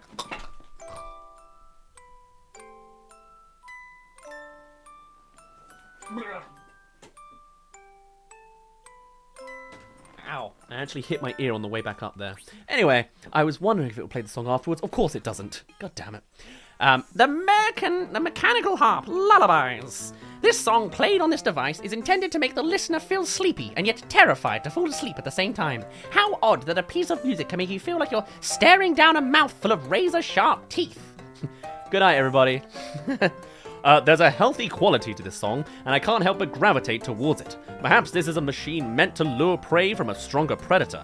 The strong do have a disproportional advantage on this planet. Wait, then does that make me the weaker prey? Nana used to sing me a special lullaby to put me at ease. I would instantly fall asleep.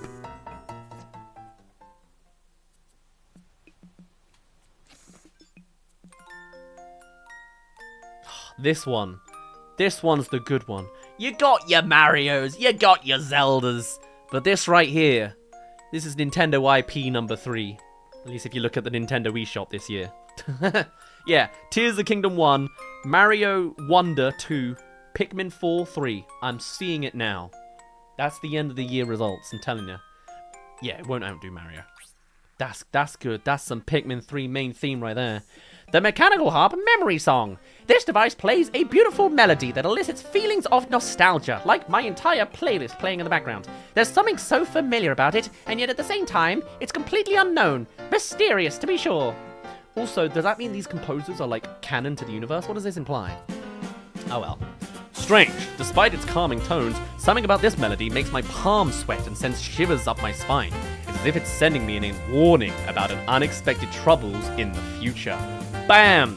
Confirmation that Pikmin 4 is a prequel, because this is a warning of what will happen in Pikmin 3. Plasm Wraith moment. Oh yeah. This would be the perfect musical accompaniment to a cup of fruit juice. All the references. Press A again?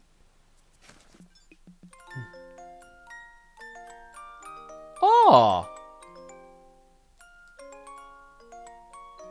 Now, I have just received the entire soundtrack of Pikmin 4, but apparently none of it's named, which is why it hasn't shown up on YouTube in so long. And a lot of the files are WEM files, W-E-M, I think, which means they adjust based on, like, you know, interactive music. You know, like, cool, like, if you're carrying it has extra drums. Once I learn how to process WEM files into MP3 files and then put them all on iTunes, this will be part of my accolade playlist, but we're not there yet. Now with this music block, it proves that Kopai will most likely have a food crisis, and it's a prequel to Pikmin 3. Well, the food crisis was a separate note, but yes, very right. Is it not 1, 2, 3, the normal Pikmin level? Is Pikmin 3 not after Pikmin 2? Does Pikmin 3 replace Pikmin 2? Because I never thought it did. I thought it went 1, 2, and 3. Am I wrong? Is that the consensus? Because I've seen alternatives. Anyway.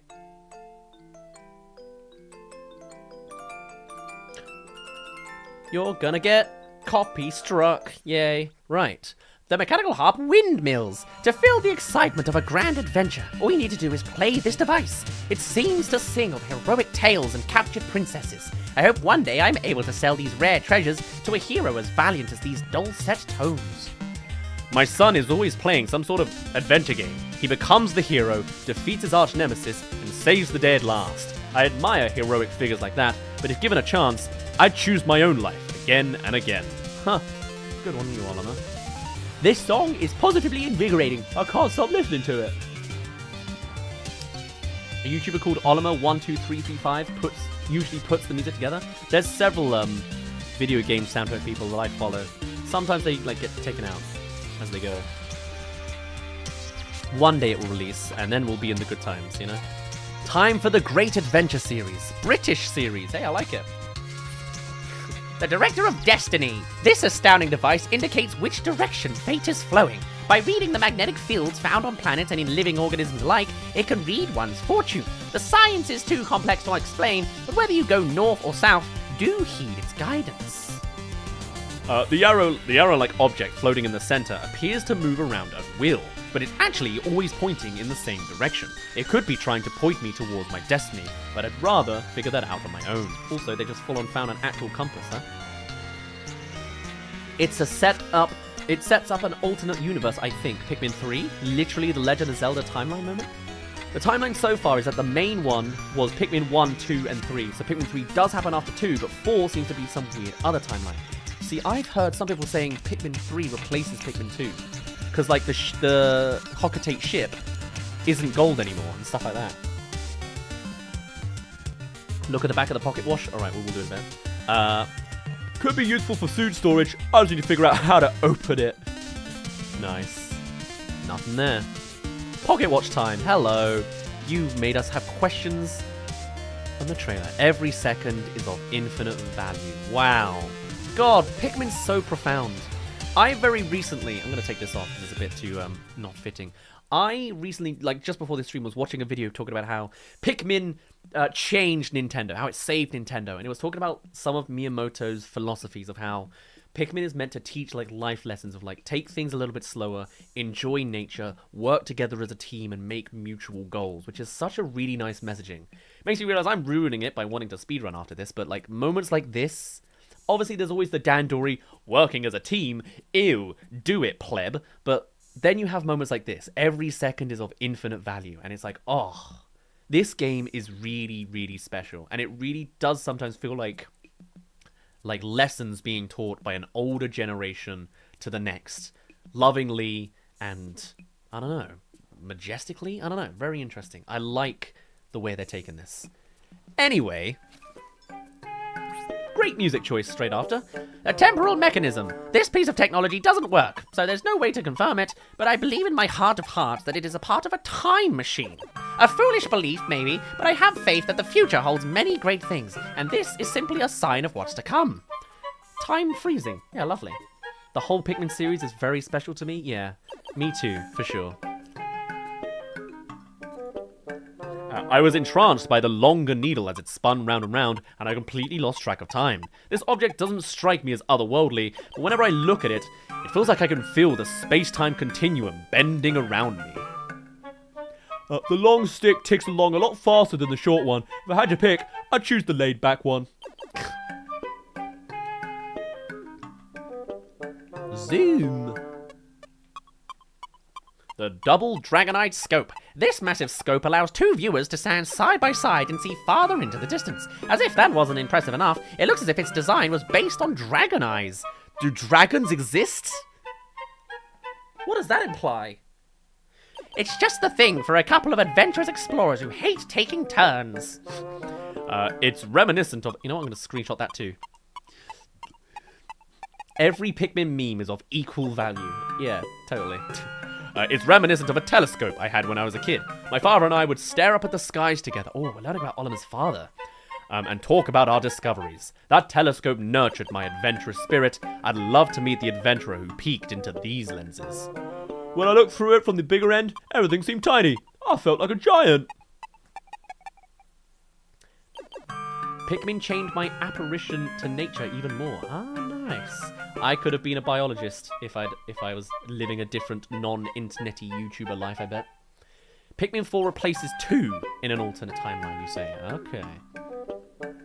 So basically the UK, US, and Japan are canon to Pikmin if this all comes together. Yeah, totally. Is this actually... Whoa, look at that.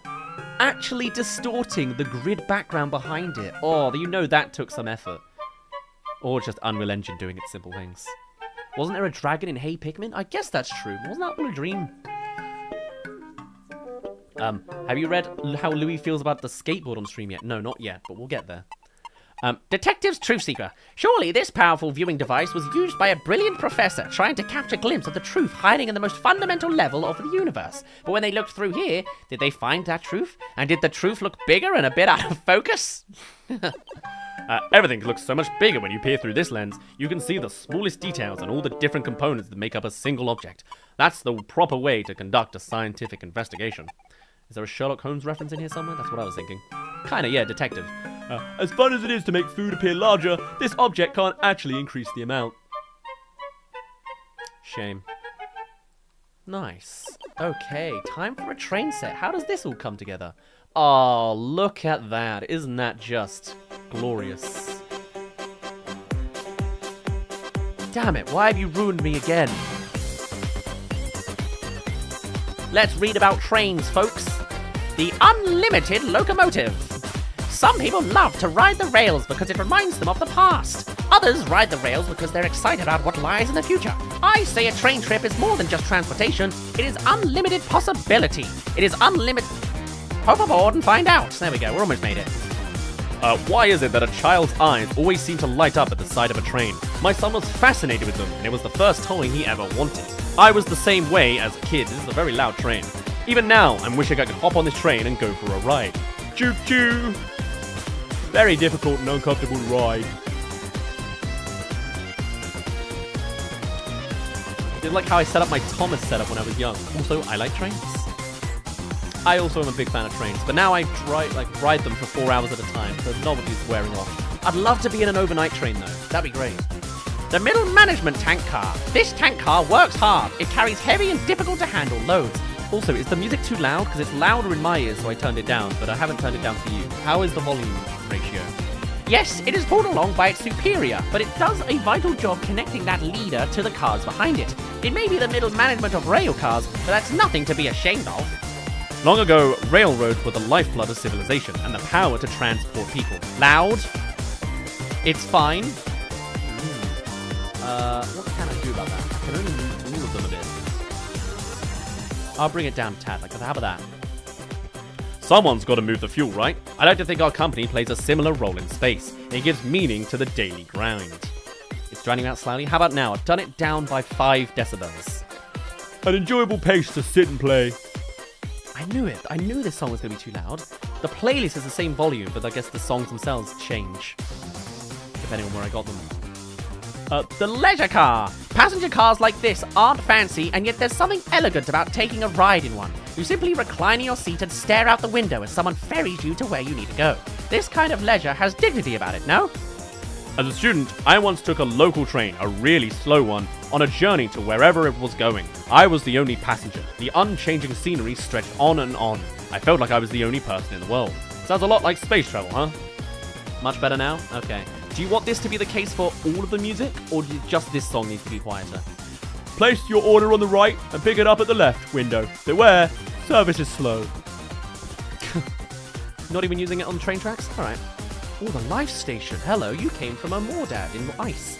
This is a place where lives intersect in all sorts of ways. True. Some people come here for sad goodbyes.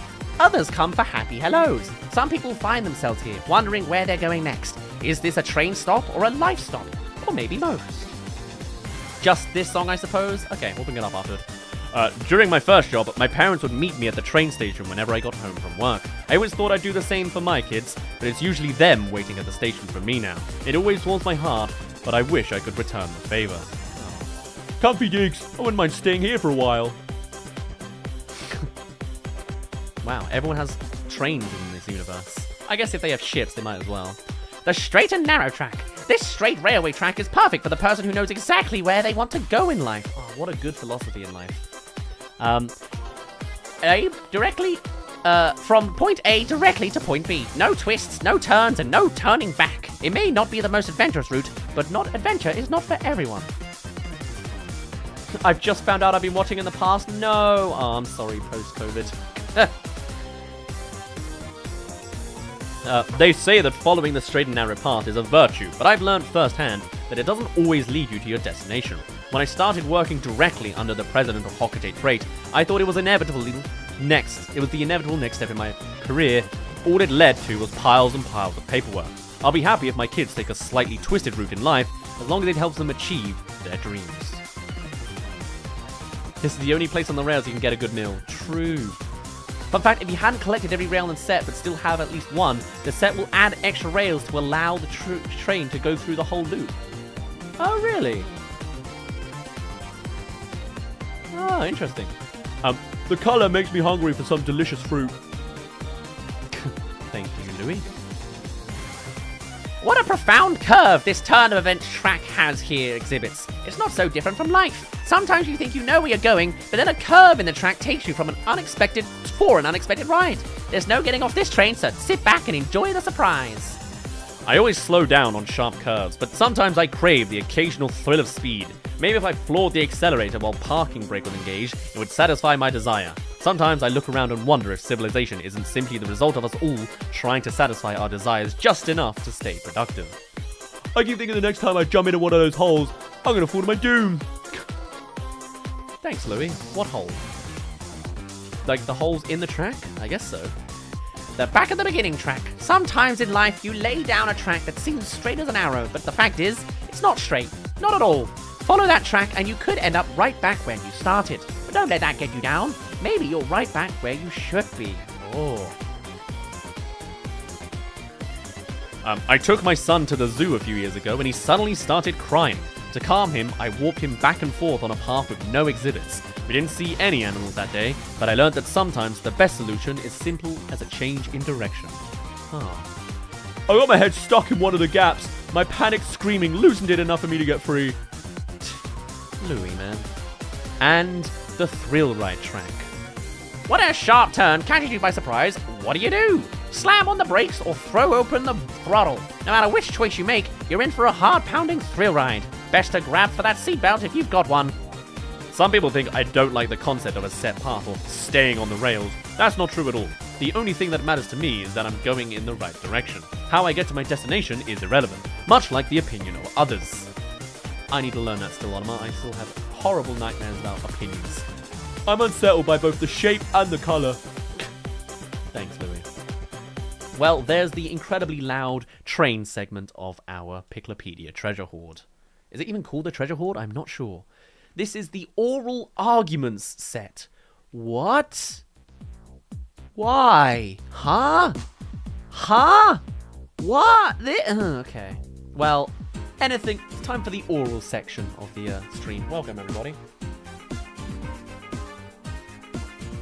The brush of wisdom. Surely such a large brush could be used to scrub a great many things. The mind boggles at the possibilities. Of course, one must use such a powerful tool of cleansing wisely. Think carefully before you proceed.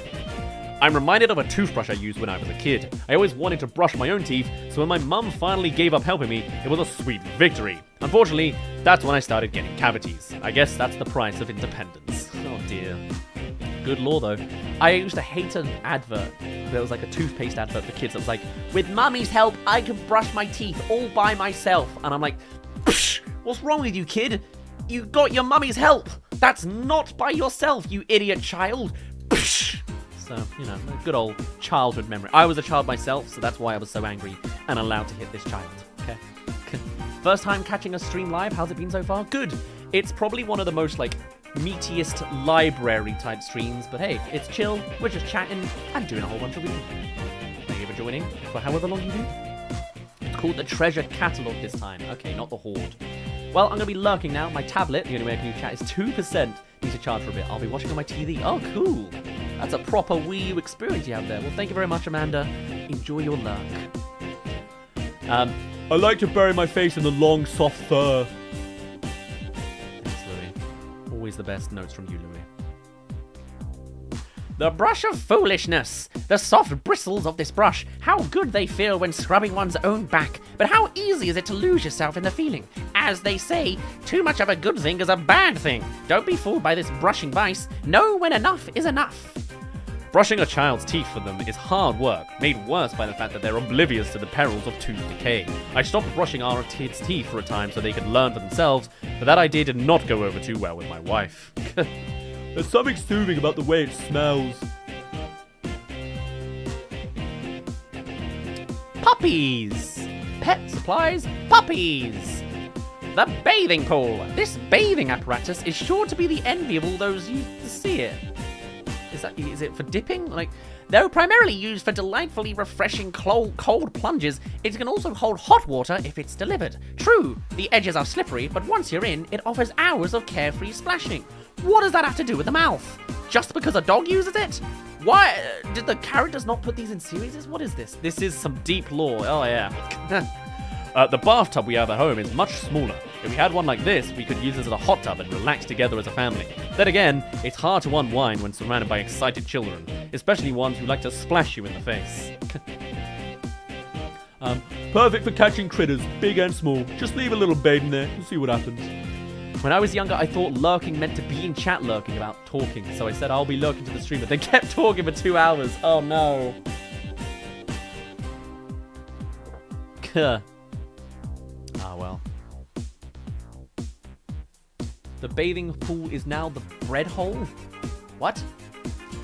The false lollipop. What a surprise it is to find that this lollipop offers no flavor at all. The odd protuberance is neither sweet nor savory, and yet, mysteriously, it lures one into sucking on it. Even more surprising, once you have a taste of this flavorless lollipop, you are almost certain to feel soothed so soothed that the hours fly by in a satisfied haze. I look at this and am instantly overcome by thoughts of my mother and all the mothers out there. They represent the power of nature itself, cocooning the universe in love and fortifying it with their strength since the dawn of time. This treasure reminds me of nipples. Thank you very much, Olimar. I'm glad I am... How long am I into this now? 5 hours today? No, that's not right. 4 hours today. 3 hours today. 3 hours and 7 hours with the yesterday. 7 hours into this. And I learned what Olimar thinks about this. Great. Gave it a whiff and all it got was a nose full of nostalgia. So they do exist in their world, and Schnauzer's just silly. Hello, teeth. The monster teeth. What enormous creature could create these teeth belong to? And how did it come to be a part with them? The mind reels to imagine it all. Though this much we do know, the straightness and whiteness of the teeth suggest it had excellent dental care. I do not want to cross paths with the owner of these teeth. Of course, given the height of these molars, I'm guessing they're too big to have much in the way of physical agility, and what could work to my advantage if we did encounter one another, I could just run in frantic circles until they eventually gave up. I wish I could eat all the big things that this big mouth could eat. Now that's not actually a human body part, so it's fine. Hey! Coming back to another nipple comment. The maternal sculpture, yeah. That's a Pikmin 2 thing. God damn it. This shape, it is at once familiar and also comforting. Surely this sculpture was erected to remind us that a mother's love is universal. Yeah, totally. That's what I thought. Yeah, totally. This shape resembles a mammalian appendage. Wow, just full on, hey, it's a nipple, but smarter. But I have no idea what it actually does. It's dripping with what can only be described as beast drool. I'm hesitant to touch it, but I've got a duty to my mission, so maybe it won't be so bad if I close my eyes. Olimar drank human breast milk confirmed? Or just milk in general? What? It's in a bottle, huh? This reminds me of my nana. Stop. Stop. I don't want to hear anymore. She used to feed me milk from this kind of thing. Stop. What are you? Bocca delict verita. Also actual Latin? The mouth of lies. Slip a coin into the mouth of this machine and in return it will tell you a joke. Oh, I see. I see. That is still a mouth thing. Or so I'm told, but so far it's only returned silence for every coin I put in. Perhaps it's broken, or perhaps the joke is on me. So, the idea is you put your hand in the mouth and pretend it's being devoured by whatever's inside this object. Maybe some people find that funny or even romantic, but it seems like a mediocre party gag to me. Shake it and you'll hear the unmistakable sound of money. Louis got his head on straight. Some kind of piggy bank, yeah. No, it is baby drool. Ah, I guess that makes sense. Okay, we are making good progress. We are making good progress. Look at how far we've come. That is promising.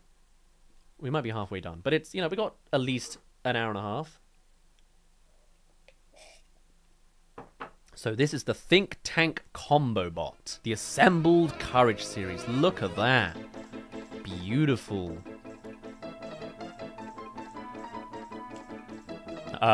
Look at this robot. It was made to command, to lead. The greatness is in its eyes and in its horns. But how can one be a great leader, robot or otherwise, without followers? Likewise, what is a head without a body? Important questions for us to ask. All to ask. I was in awe of modular robots when I was growing up. Their strength and abilities impressed me to my core. I doubt anyone's admired me in such a way, but maybe that's not so bad. I find great satisfaction in being respected as an equal. The rotating action will work great for mincing garlic. Ah, the Nexus Combo Bot. Ah, the very soul, the very heart of the robot. It all comes together right here. Separate parts joined to become one. Voila! A team is born. It takes determination and drive to pull everyone together, but that's what the heart of a team does. And that's how victory is won. I swear the robot was animated? I don't think so. I never saw it. It's like the treasures from Pikmin 2, absolutely. Once I get started on something, I'm the type that can't help but keep piling on more and more for myself to do it. If that's considered hard work, then I guess I like hard work. The only problem is the result of hard work isn't always good work. I wonder how much this would sell for if reassembled. Perfect for tender... No. Well, I skipped a bit. I had already said that, okay. It's the Fist Force Combo Bot. Look at this robo arm. It's ready to seize victory in its steely fist. It fires at its enemy not out of anger, but out of necessity. It does what must be done and never flinches from that duty. Yes, that's what valor looks like, and it's a good look indeed. It's crucial to believe that you are capable of success, but just because you believe it doesn't guarantee it will happen. Then again, if you don't believe it, you're unlikely to succeed at all. That's why you have to clench your fist and remain strong in the face of every challenge. For me, the ultimate success will be returning home to my family. I believe I can. Perfect for tenderizing meat. It's not Rob, I'm afraid, no. The courage really is assembled. It's the remembered old buddy, kind of. Schnauz further proves that each appendage of a robot is perfect. The Peacemaker Combo Bot. If the right arm is all about valor and victory, the left arm is about love and peace. You could say that while one hand throws a punch, the other reaches out for a handshake. This is a very ineffective business meeting. This symmetry is important. It keeps the whole body, nay, the whole universe in balance. For me, love and protectiveness go hand in hand. When I think of my daughter, rambunctious, willful, a bright spark of joy, both feelings come at once. I'd do anything to keep her spark from fading the way mine has. If she read this now, she'd say, "Lighten up, Dad." They say peace and love go hand in hand. Neither seem to add much in terms of flavor. It's the Kickstart Combo Bot. This robot's right leg is planted solidly on the ground. Its stance is firm. This posture says, you can do anything if you only have the courage and the conviction to do it. Inspiring, isn't it? Yes, it is. Now I, too, am ready to put my own foot down. Legs are some of the most important part of a living organism. Not only are they used for walking and running, but that movement helps circulate blood throughout the body. Some even call legs the second heart. I wonder if my toes serve a second purpose as well.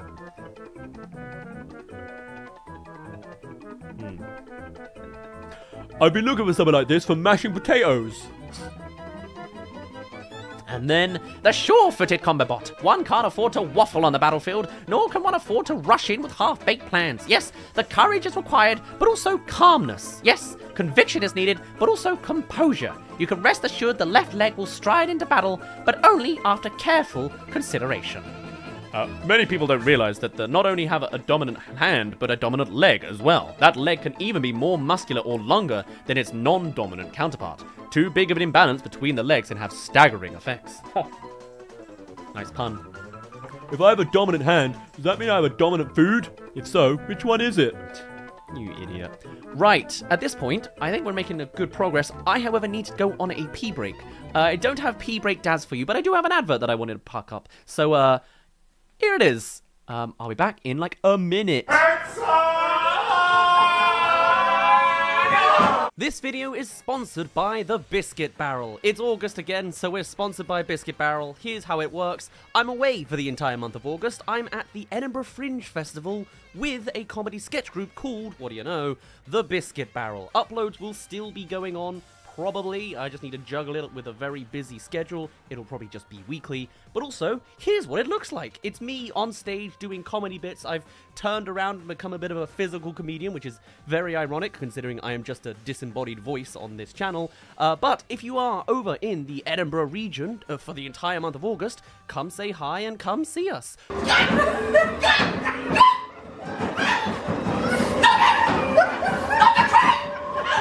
We have made our way through the ranks that we are at the largest venue at the festival, the Gilded Balloon. At a very good spot in the middle of the afternoon, we have a massive crew compared to what we had in the past, a million branding changes and all sorts of stuff. It's me passionately doing this little side hustle that could accidentally become a genuine, real mainstream career rather than the weird internet career. I'll still do both, but this is another one of my passions that I will be working on for the entire month of August. It'll explain why uploads are a bit choppy, but also it's an opportunity for you to see me in person. Or at least, if not, then check the link in the description to find a link tree for Biscuit Barrel. There you can find access to all of the different social media pages to find out what I'm up to. Instagram's best for general graphics and good looking things, but also I've put together a massive TikTok campaign that I plan to roll out through the entirety of December. So if you want to see me doing other content that's not actually Dazz Reviews content on TikTok, although that does also exist, you can see the Biscuit Barrel on TikTok to see all the other creative things that I am outputting. I'm a very busy boy, and this is why. Don't be a baby! Give me your socks! And so that is why I had to plug it in that this video is sponsored by the Biscuit Barrel. On to Ruby Gilman. So there you are. That was my quickest pee break ever yet. It was slightly worrying, to be honest. I was kind of panicking in the background there. So unfortunately, there's not really much in the way of footage you can see online. It's a theatre show.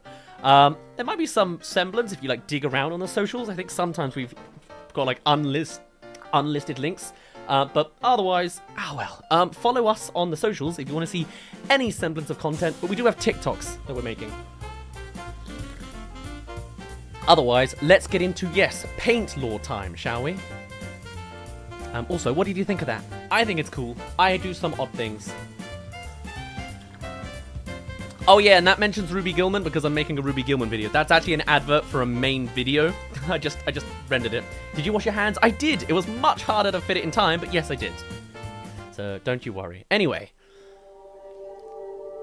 Paint lore. Let's get into it, shall we? Uniquely you goo. Red is red, of course, or is it? First, there are many shades of red, and second, even the same shade of red means different things to different individuals. This is a colorblind person's nightmare. For some, red is a painful fire. For others, it's a warm love. Maybe there's a one-of-a-kind red for us all. This is my favorite color. I love how it imbues passion and emotion into everything it touches. Gotta think of it, the first Pikmin I encountered were red. Perhaps that's why I instinctively trusted them. Color can influence behavior in all kinds of ways. I find the colour unsettling.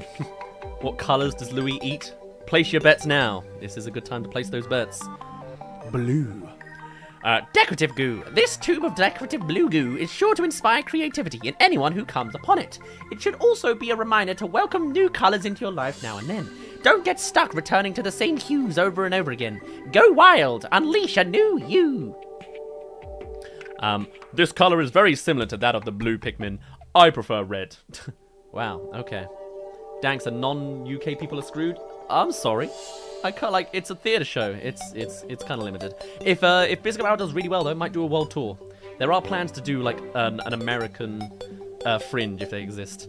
My whole mouth turned blue after one lick, and some other stuff kept coming out blue for the next few days. Why'd you have to tell us that, Louis? Probably won't eat it again, even if it is my favourite colour. Damn it. And also, it's the colour of their suits, so it would be their favourites, wouldn't it? I've messed up. That's not right either. Also, it's actually in order, which is lovely. Yeah, it is in order. Illumination goo. In fortune-telling circles, this is the color of illumination. It has the power to light the path before us, showing us which way to go if we want a better luck in life, and specifically in money-making endeavors. I hope the illumination goo will go my way. I heard that Pikmin of the same color were found in the same location. Could there be a correlation? Some creatures change their appearance to match their environment. I'd like to observe what happens to those Pikmin when exposed to other environments. Makes me think of my favorite yellow foods. Okay. And also totally a Mario movie reference with illumination comments. No, but you never know. That face when Louis has a longer note than Oliver. Noble glue. What a regal colour this is. Noble and dignified in hue. It demands a solemn difference from all those who gaze upon it. No wonder it's the colour of kings, queens, and other folk of high status. I confess, I yearn to have a coat made of this colour myself. I'm not far off either. I like royal blue the most, which kind of looks like purple to me. I like the velvet room color in Persona 4 and 5. So royal blue, this kind of purple, mwah, that's my land. Found in a dark location. Luckily, it was just bright enough to be spotted in the vicinity of purple Pikmin. I've never associated purple with strength, but I've since had to revise my thinking. Are they always near the Pikmin types? It reminds me of the color of almost frozen lips. Brrr. Velvet room has good blue. Yeah, that's my color. I was looking for velvety purple for the longest time until someone told me it was actually blue. The velvet room was blue. I hate that. Why is it not purple? Velvet is purple.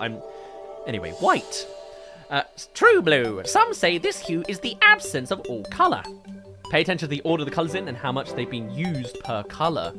Oh, it's the use as well a thing, like the quantity. I like that. Others say, in fact, all colours combined. I, for one, believe both are true. No, I don't know the whys and hows of it, but I do know this colour goes nicely with every other colour out there, and that must mean something. Discovered in an obscure locale alongside white Pikmin, yeah. Creatures with bright colours are usually more likely to be packing poison, while creatures with dull coloration are generally harmless. But this doesn't apply to the white Pikmin. In fact, they're dangerously poisonous. No doubt they use this as their advantage. My teeth have been sparkling white ever since I used this to brush them. I wonder if I took care of my cavities too. Oh yeah, look at that. They're nice and full over here and all shriveled up and useless over here. That's a cool detail. Oh, that's smart. The ambiguous glue. A bit of white, a bit of black. This colour has made its home halfway between the two. Some say it's an ambiguous hue that refuses to plant its flag, but maybe it just enjoys living between two ends of the spectrum, enjoying the best of both worlds. This reminds me of rock Pikmin. When I first touched one, I was surprised by how cold it felt. It was a pleasant sensation, and they didn't seem to mind my curiosity. Much like this treasure, rock Pikmin were found in a dark, chilly place. How appropriate. The boss likes to wear this color. Guess it suits grown-ups. Is Louis not grown up? How old is Louis? And then we got the pink. Look at that.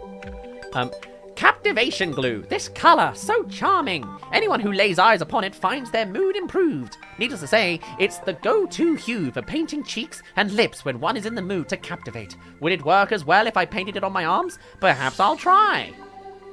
An attractive colour, similar to that of the winged Pikmin that were found in its vicinity. It mystifies me how such helpless creatures have survived for so long. Their bright colour makes it so easy for a predator to spot them. Needless to say, I find them to be particularly fascinating. I look like a ripe fruit when I cover my face with this stuff. It makes me even hungrier. Oh wait, they're the Pikmin colours. That's so smart. Yeah. Louis seems to mentally be a child. You know, maybe that does make sense. Then we got the light blue, the good old cyan-ish colour palette. The refreshing goo. This is neither the colour of the sky nor the colour of the sea, though it is nearly the colour of both. No, as blue hues go, this one is like a cool splash of water on your face, or like shaved ice on a summer day, or like the calm surface of the swimming pool after my love swam away for the last time. What? Oh my, I fear I got swept away for a moment there. Good, we have Schnell's theory correct. Single and unable to mingle. This colour reminds me of the ice emitted by the Sus Nivisventi, as in the icy, snowy blowhog. It is a coincidence that I encountered this treasure and ice Pikmin in the same area. It's no coincidence that ice Pikmin are called that. If I licked one, I'm sure my tongue would stick to it. His girlfriend drowned. Well, no, I think she left. I think it's more he left. It's not a drowning foot, is it? I look at the color and think about ice cubes. Doesn't matter how many I eat, they never fill me up. I did used to eat ice cubes as a kid, just to pass the time. Which is ironic, because I can't drink water straight, unless it's smart water nowadays. And then we have Lumi Green. Not just green, but Lumi Green. Also, they all have like a fingerprint on them. But it's like a fingerprint of a different... Oh, okay, no, you don't. But I know the white one did. And that had like elements of a different color on it. What does that mean? Anyway, glow Pikmin, eh? Neon goo, like a neon sign blinking at night or a luminous bug fitting across a field at sunset. This color grabs your eye and doesn't let go. But will you follow where it leads? Neon, by its very nature, may lure you towards adventure or danger. Who knows what goo of this hue has in store for you? The same color as the glow Pikmin that appear while exploring at night. Many think neon colors are artificial, but they're actually the result of certain materials reacting to short wavelengths of light. So really, they are quite natural, and another example of how our perception can be unreliable. If I painted my whole body with this color, would I disappear forever or never get lost? I don't know, Louis. Why does your brain go in these directions?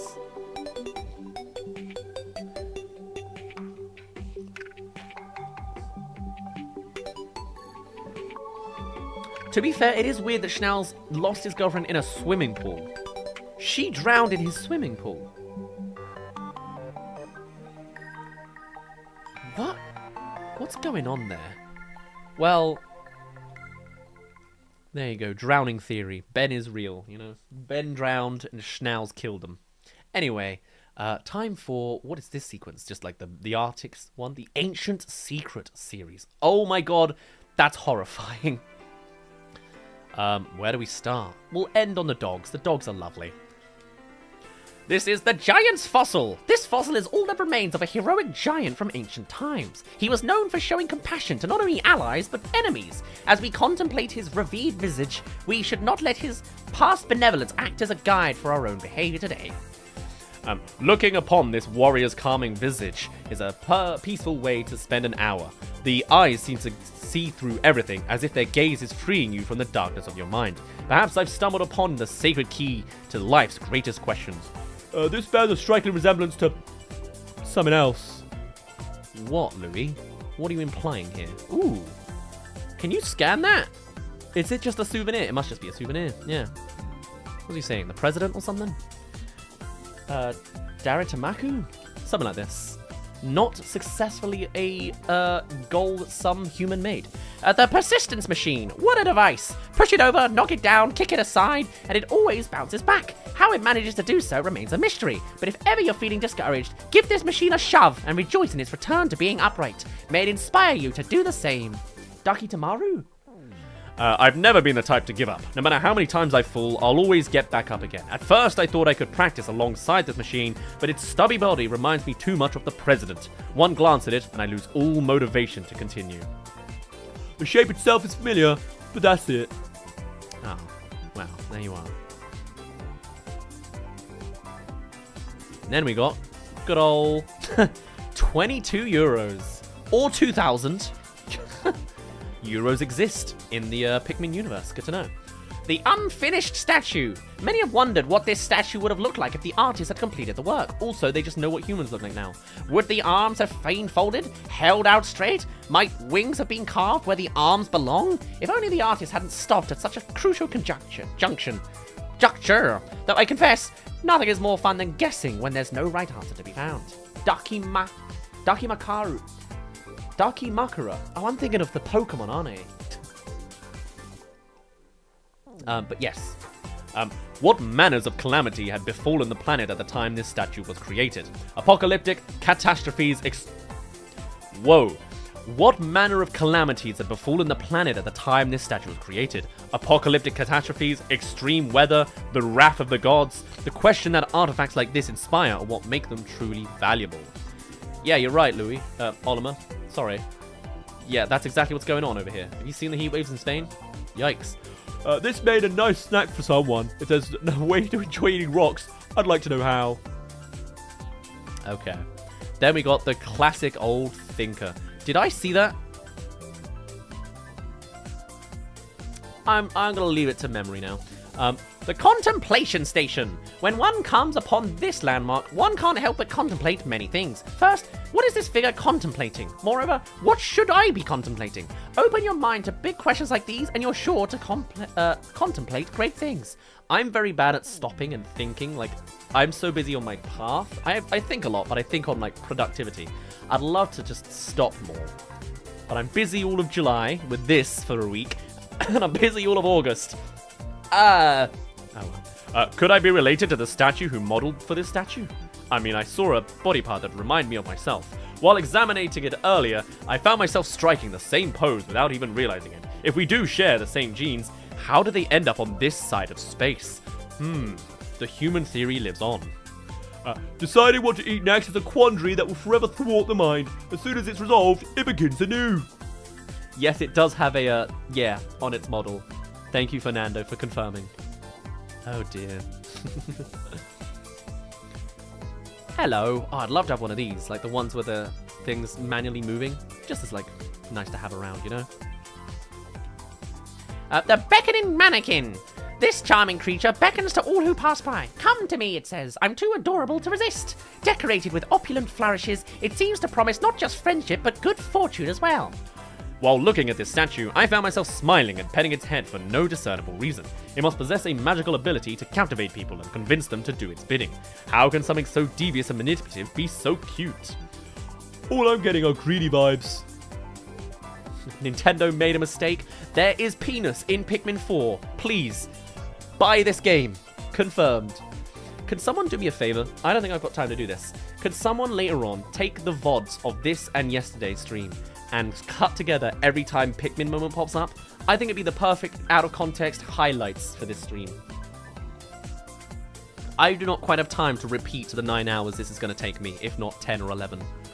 But maybe you do. You can just scroll through until you see Pikmin moment, you know? Maybe? I don't know. Can I request fan edits? But it's like an actual, like, just, there you go. Piklopedia out of context. Oh, then that's actually a video that should be uploaded by me. Ah, it doesn't work. Never mind. Or just make it for yourself.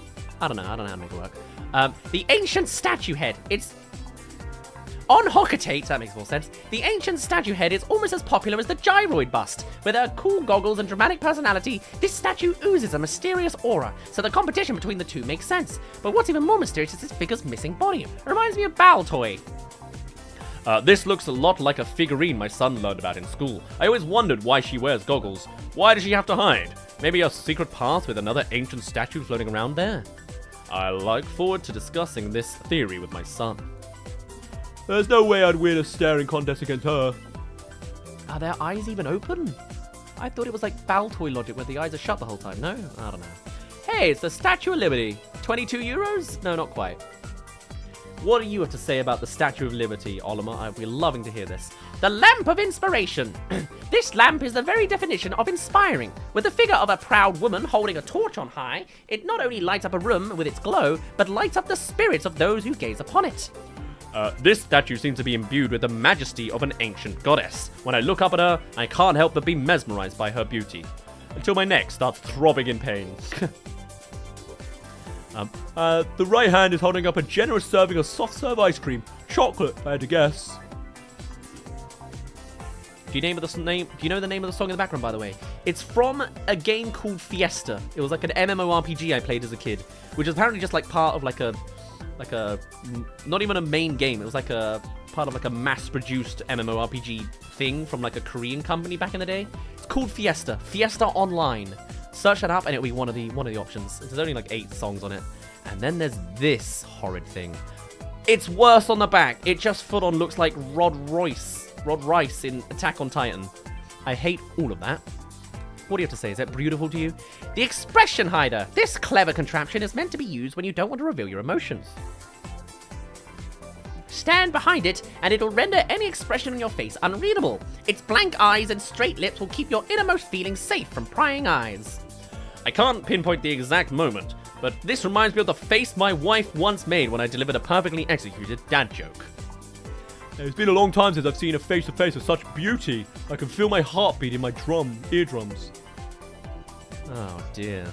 That's terrifying. It certainly is. And then there's this old boy. Hello. Oh, I thought imagine you got their names on the back of it. That would have been brilliant. The Buddy Display. This device not only stores but also displays images from the distant past. Now, and there's something about the image frozen on the screen now. The two friendly creatures pictured there are familiar somehow. Try as I might, I can't quite put my finger on it. What mysterious and fluffy creatures. I can't find evidence of them in any of the existing creature databases, but there's something familiar about them. It's almost as if I've met them before. I guess I'll chalk it up to an ancient memory that's been imprinted on my genome. I'd like to take a ride on either of these creatures. They're humans, man. They're implying it already. They already know what they are. Can I see the camera? No, of course I can't. Why'd I think I could? Okay, gifts. Gifts from the Sages series. What is this Legend of Zelda logic? It's just numbers. Okay. The internal clock measurer. This timepiece doesn't measure the passage of time in general, but the passage of time as felt by one holding it. Also, we didn't think the clock told time, but we know the concept. Strange. The user presses the top button once per second, but how fast or slow they press it depends on what a second feels like to them. Profound! Tasks in space require accurate timing. Docking a spaceship is a good example of that. If the monitors on my ship were to break, I'd need to measure time using my instincts alone. This is the perfect tool to help me develop an accurate sense of time. Could be handy to have when collecting fruit and you're too tired to keep count. See, Louis knows how these things work. What great comedy. Their names are Ochi and Moss. I always thought if I got a dog, I would call it Bulby. Not even kidding. But it has to be a dog that looks like a Bulby, you know? 2001 is a reference to the original Pikmin release. You're right. I forget these numbers are chosen. 0. That's a reference to how many sales the original Pikmin game got. Oh, I see. I'm sorry. I can say that now that we're a success. We're a success. Pikmin's a success, buddy.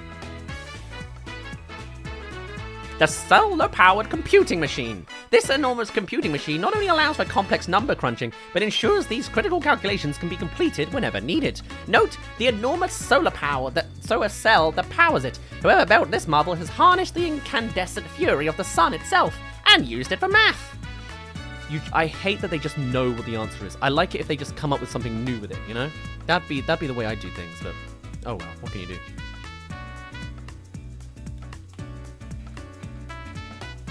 Hold on, 1 second.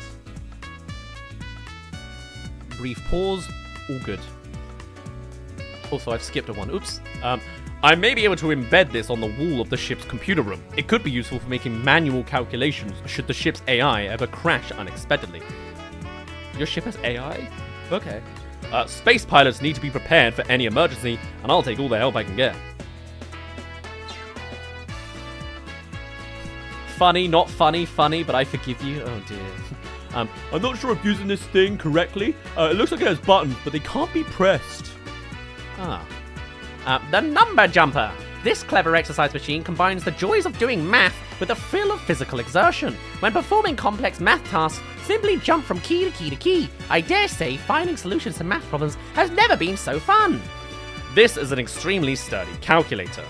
I never thought sturdiness was a necessary quality for a calculator, but I do recall my wife recalculating our monthly budgets multiple times after shopping trips with extreme vigor, and the calculators I've used for both life and work do have a tendency to get thrown around. I guess the craftsman on this planet has the right idea. It's a nice place to lay and think about the day. The adjustable pads mold to your body shape. Yeah, okay, if you say so. Is there something on the back? Not really. And then we have the good old pregnancy test. It's not a pregnancy test, but that's how I always see it now. The heat sensor. Touch the tip of this device to your cheek and you'll find the number that appears to match their warmth. Let me observe the pregnancy test a little bit more. Wow, I have 89 children. Or, oh my god, 36.8 of them. Children, that's what the C stands for. you'll find a number that appears there matching the warmth of your heart. When faced with stress or anger, apply this sensor to your skin. Is the number higher? If so, it's time to focus on keeping your cool. Quantifying the warmth in your heart. What a brilliant idea. The next time there's a mix-up between my wife and me, I can just show her the numerical value of my feelings for her. Then we could use it on her and... Actually, that part might backfire. I licked the smaller end, and it was a little bit salty. The rest was pretty appetizing. I'm really glad this isn't the pregnancy version, because my goodness, could you imagine? That would be a serious... Why did we all think that was a pregnancy test?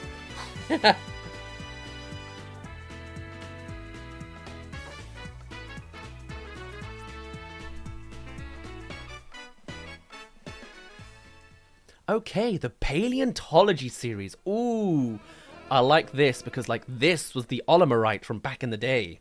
Is it still the same? What? The soy sauce is in there? Okay. I like that they're wrong. Uh-oh. Why have you done that to me? Hello? Okay, strange. I guess I was down there too much.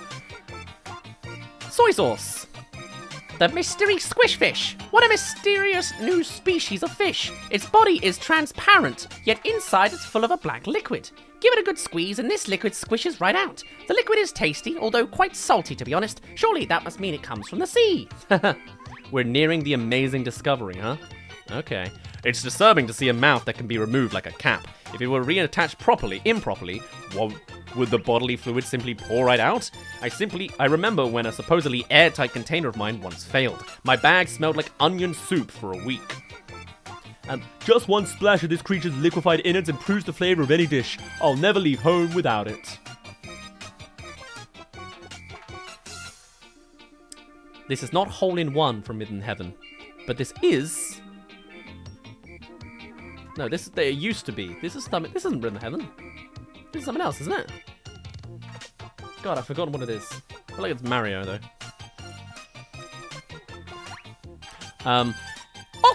Octoplus. Alien invasion? No, it's just an octopus. Or is it? There's something quite strange about this one. Could it be a new species, perhaps? Well, whatever this thing is, the way its adorable, beady eyes stare unblinkingly at me, I'm almost certain it is communicating telepathically with me. A strange life form that mimics an octopus.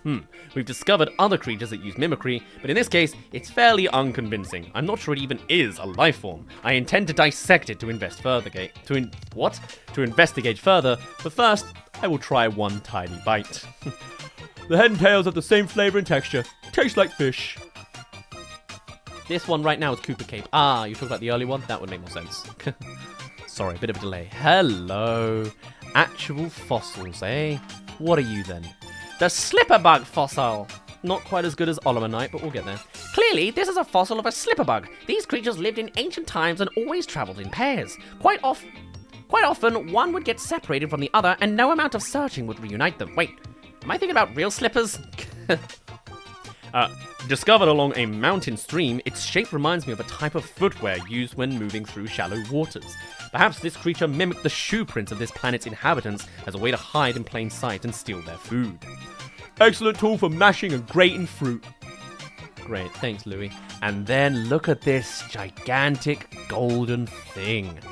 Oh, that's more than a fossil. That's not even the imprint. Fossils are imprints. The Newtolite fossil shell. Newtolite? Olimanite. Who's Newto? Newton. Who? This is actual science. Fun fact, I mistook that for a bone of steak. That's incredible. I could have also gotten into paleontology, I think, if life was slightly different. This is the fossil of an ancient sea creature. Sure, it looks nothing like a brown blob from above, but flip it over and surprise, it sparkles like a gem lit from the inside. The iridescent pattern reminds me of a water-dwelling newt found on my home planet. Oh, so it's just a newt-alite shell. And Olimanite's so better. A fossil excavated at the beach. From its shape, I can deduce that it was cast by an aquatic creature. This is the difference, see? This is the butterfly effect.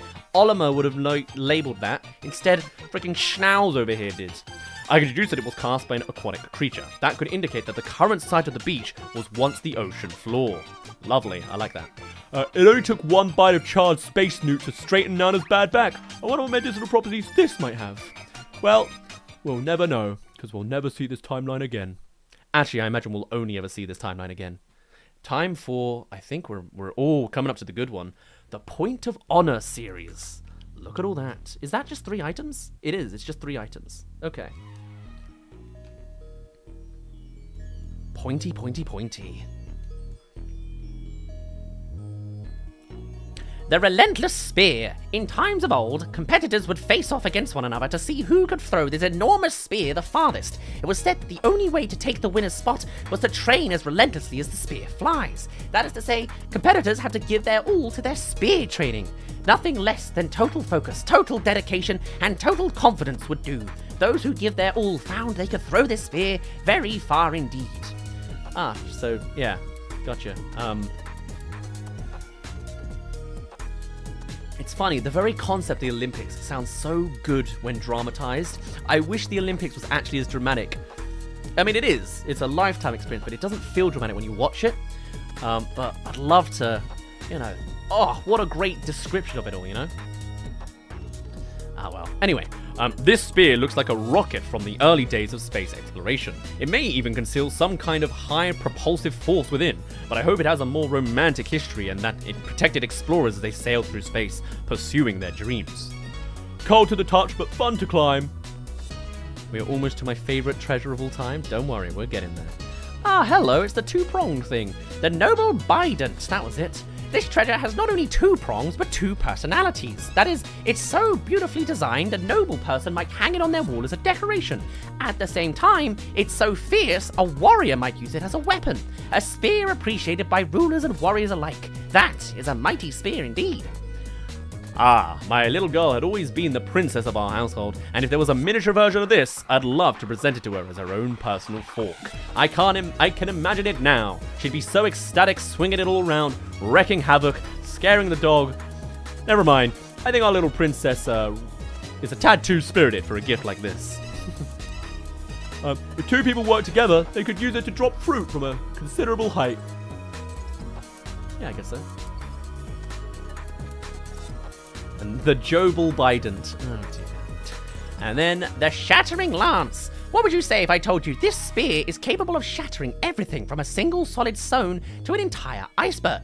Would you shake your head in disbelief? Well, it's the truth. In fact, it works so well that should you start using it to break things, you might find it hard to stop using it to break things. Should you start using it to break things, you might find it hard to stop using it to break things. It's just so satisfying. Of course, that's how one suddenly finds oneself surrounded by nothing but rubble. Oh dear. Ice pick, magical.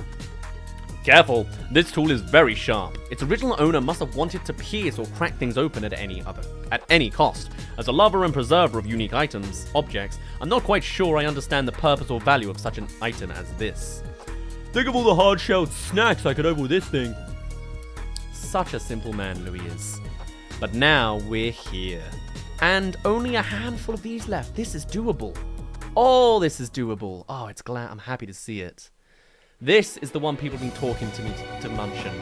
The good old video game classics. We're all just a bunch of nerds anyway, aren't we? So let's go through the years. Oh, it's even in... No, that's not chronological order. Never mind. Wow. The niche creating controller thing for the NES. Wowee. Not for children under the age of 3. That's okay. The games come out so rarely that I've aged a little bit more than 3 years. The creativity conduit. Can you feel it? The creative energy that flows through this object is undeniable. The color, the curvature, the smoothness to the touch. They light up the right side of the brain, the side that governs the arts. Infinite imagined possibilities await. I don't have a creative cell in my body, but my daughter somehow avoided this genetic deficiency. When she's drawing, she becomes so absorbed by her art, it's as if she can't hear a word I say. That, or she's just ignoring me. I have no idea if what she draws is any good, but the ability to focus on something so deeply is talent enough. Either way, her future is bright. Ah, very sweet. There's a ball hiding inside this thing for some reason. Take it out, and you can't roll it anymore. Nice. You want me to turn off the music? Like, this is the sound of it. Like, the game isn't very good. This is what you want? It's boring. It's not a good Piklopedia song. So, I'm gonna bring it back to this. Sorry. It's my taste. Plus, come on. It's Gourmet theme. It's great. Okay, what is this? Oh, it's Duck. Is that Duck Hunt? It's Duck Hunt-esque. The Game Boy Micro with the Nintendo 20th anniversary. So actually, this isn't from the 90s. This is from the 2010s. Or the 2000s. Interesting. Oh, wait, there's an action. Maybe we do need a pause then. We're gonna have to switch things out a bit. Oh, wait, hold on. Was it its own music? I didn't actually hear the game music. This is actually different. Oh. Oh, well then, this is much lovely. Okay, hold on. I couldn't hear, the music was still playing in my ears when I showed that off.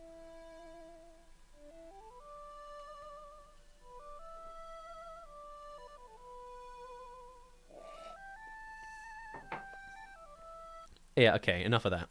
But no, that's nice. I like that. And then we're back to this damn soundtrack again. So let's have something nice. Is there anything good I've got here? What is this? Hold on. Yeah, that'll be nice. That's a nice theme. I'll just bring it down a little bit for you. Oh, it's already down. There you go. The micromanagement station. This desk features a built-in display, surely used to show important things such as maps and vital statistics. No doubt many heated discussions have taken place over the matters shown here. One hopes that one who worked and fought at this desk also took breaks for rest and frivolity. This could easily be another speedrun type. I've done Daddy %. Maybe it's like get the game. Maybe the Game Boy is pretty easy, but the other ones. During slow days of work, I like to play this game where I use the zero gravity to float toy rockets in front of the ship's window.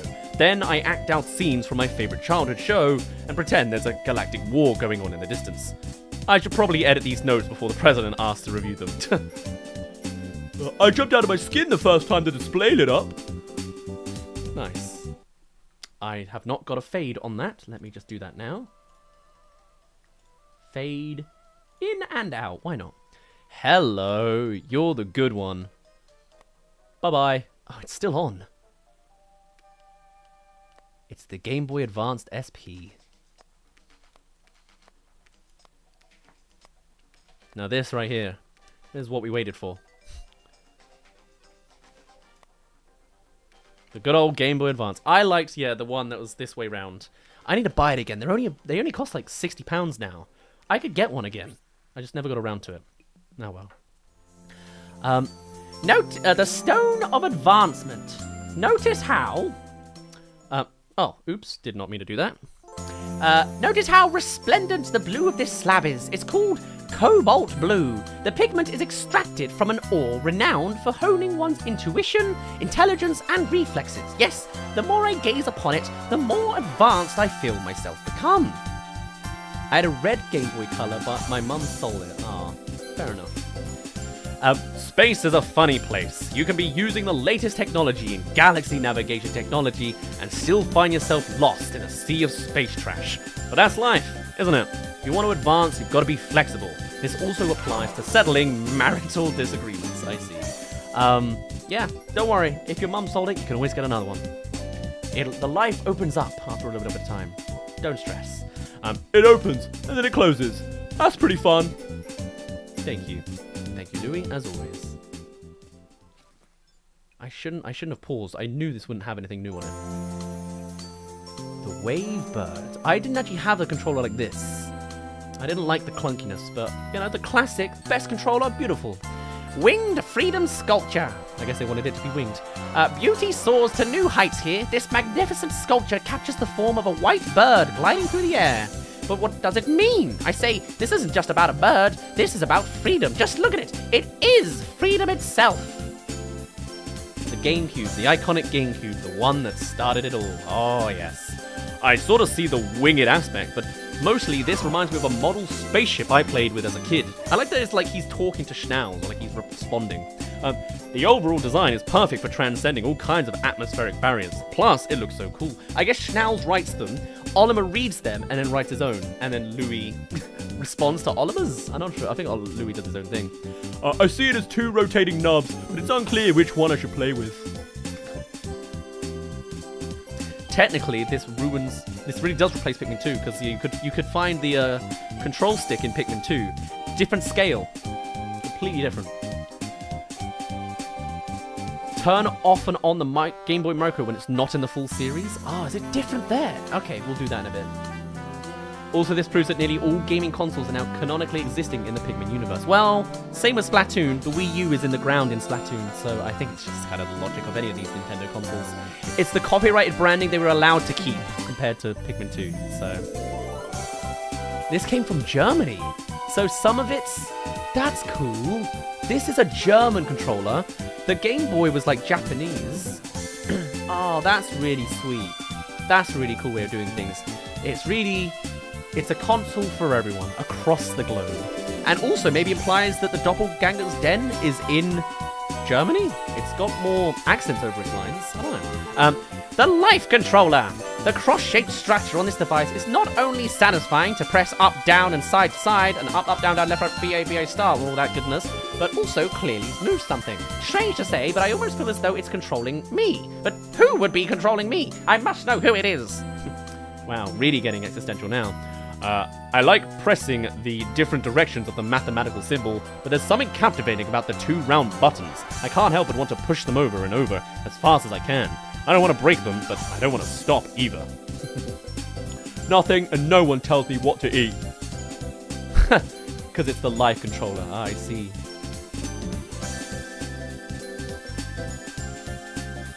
Then, oh, look at you. You beauty. Wave Race Blue Storm, eh? Again, Japanese. How am I nostalgic for a tiny, tiny disc? What's up with me? If the GameCube exists in the Pikmin universe, then does Pikmin exist inside of Pikmin? Probably, yeah. Wouldn't be surprised somehow. But it'll be the other dimension, not this dimension. So Pikmin 4 doesn't exist, even though the Switch does, so who knows. The glinty circular disc.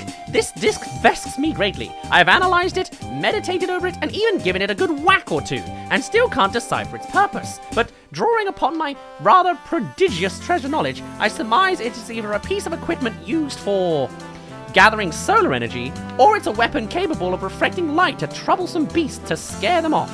Quite useful either way. I think this might be a tool for warding off predators. Perhaps if I attach it to my back, the creature of this planet would be deterred from chasing me. I could test this theory on the Pikmin. Of course, they might end up carrying me instead, and treasure and all. Ooh, it's shiny. I can't decide if I'm drawn to it or if I should run in the other direction. The other dimension, yeah, totally different.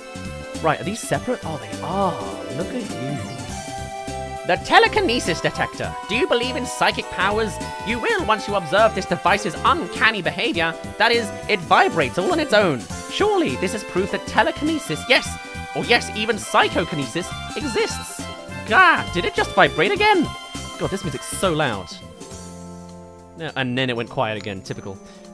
This machine is equipped with an advanced vibration feature. The vibrations seem to be communicating in a vacuum, perhaps trying to reach out to its corresponding system, which has likely been lost to time. Yeah, who knows what the machine is trying to say, but it's telling me something about the sadness of abandoned technology, and the fact that this one always drifts. Makes for a great back massager.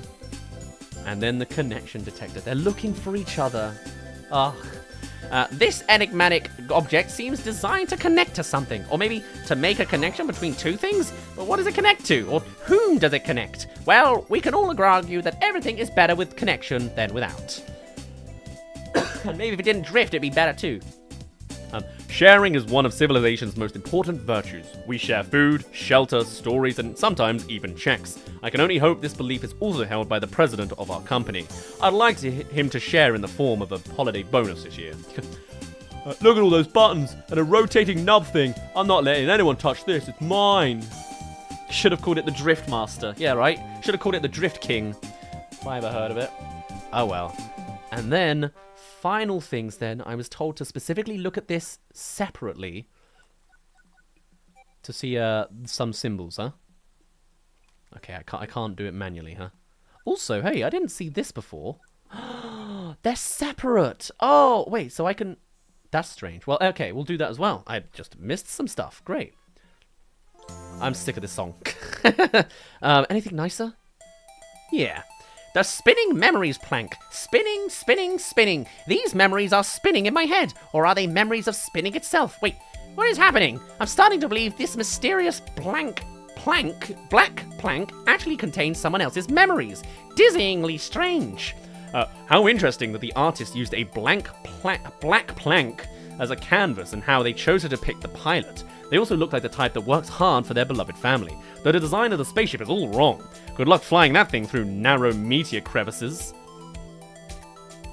I've been looking for a tray like this to use at meal times. It looks pretty easy to carry too. No more meals will be lost to this poorly placed wall. Wow, so you can actually put these games in. Sweet. Oh, so that's what was loading before. Oh, good game, man. And then we got the masterpiece plank. Ah, look at that. This one's from 2004, but still Japanese. This yellow plank, simply marvelous. The text upon it is indecipherable yet somehow moving. Could it be some sort of story? A masterpiece? I'm not sure. I'm sure of it. How exasperating it is to not be able to read it, even as it sits right here before me. It's a bit unusual to call something a masterpiece before you read it, but I've got a good feeling about this one. I think it's meant for children, but is it both? Is it about a boy or a girl? Hopefully both. It's been hard to please everyone in the audience at bedtime lately. The color of this thing reminds me of a really delicious fruit. Also, let me see the ship again. Oh, I see. Yeah, that's not a very good ship. And then because of that, we then have you as the same. But your sound, I should have faded that one out as well. We'll get there another time. Wow, magical. I'm glad I worked out how to put the game in it. That's nice. If only it went brah, bring. That's what it needs, you know. Where's the other one? There's that. Micromanagement station. Here we are. There it is. Oh, now that's some solid nostalgia. That might be my favorite opening, like intro. But it doesn't quite have that afterwards. You know, like it's sort of like the blurring of the speaker, like breaking out. You know what I'm talking about? I've turned down the volume a lot. Hold on. Sorry. The last one didn't make a noise, but this one... You know what I'm talking about? Maybe.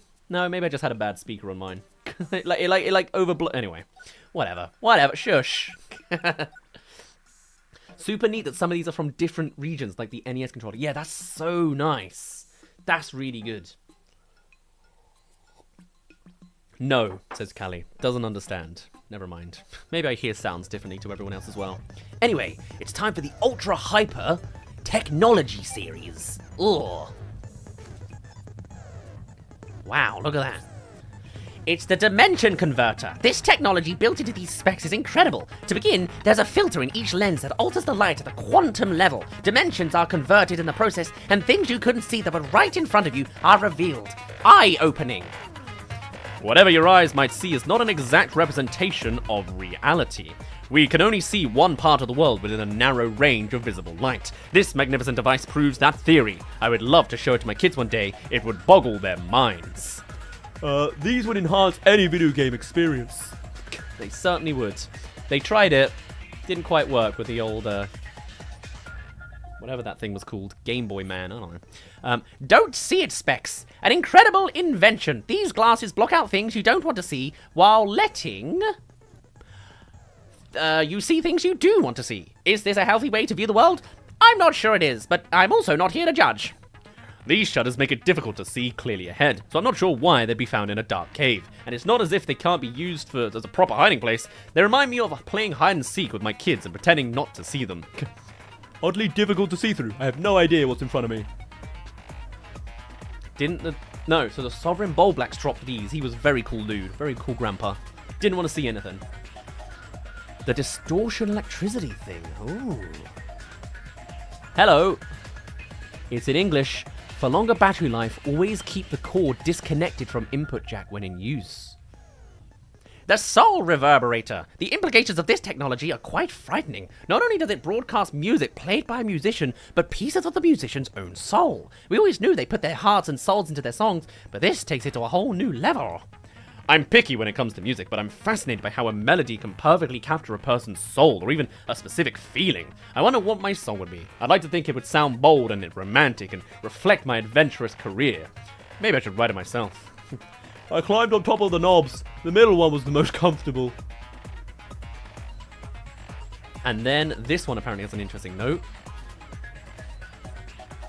Rin, riot, real, rear, the greer. There's a G at the beginning. I can't read. Gray, Greae. Great! It's great. Oh, I'm a genius. It's a great skateboard. It's a great board. It's an F board. Right, okay. Anyway, is that... Wait, that from Pikmin Blue? Is that a thing? The personal injury plank. To use this mode of transportation, you must stand on the trolley and kick the ground to propel yourself forwards. You can also sit on the trolley and push yourself along with your hands. It's more thrilling than riding a typical trolley, but also a lot more work. The ability to stay balanced is critical to exploration and space travel. It is okay to lose your balance as long as you can regain it right away. This tool is perfect for strengthening that skill. The only problem is I can't get it to move forward when I'm on my back. I used to have a two-wheeled skateboard. I'm very good at balancing. That's one of the things I was very good at just naturally, or I don't know, learnt it. It's a fingerboard, yeah. It's not even a real skateboard. I like that. Whee! So fun to ride.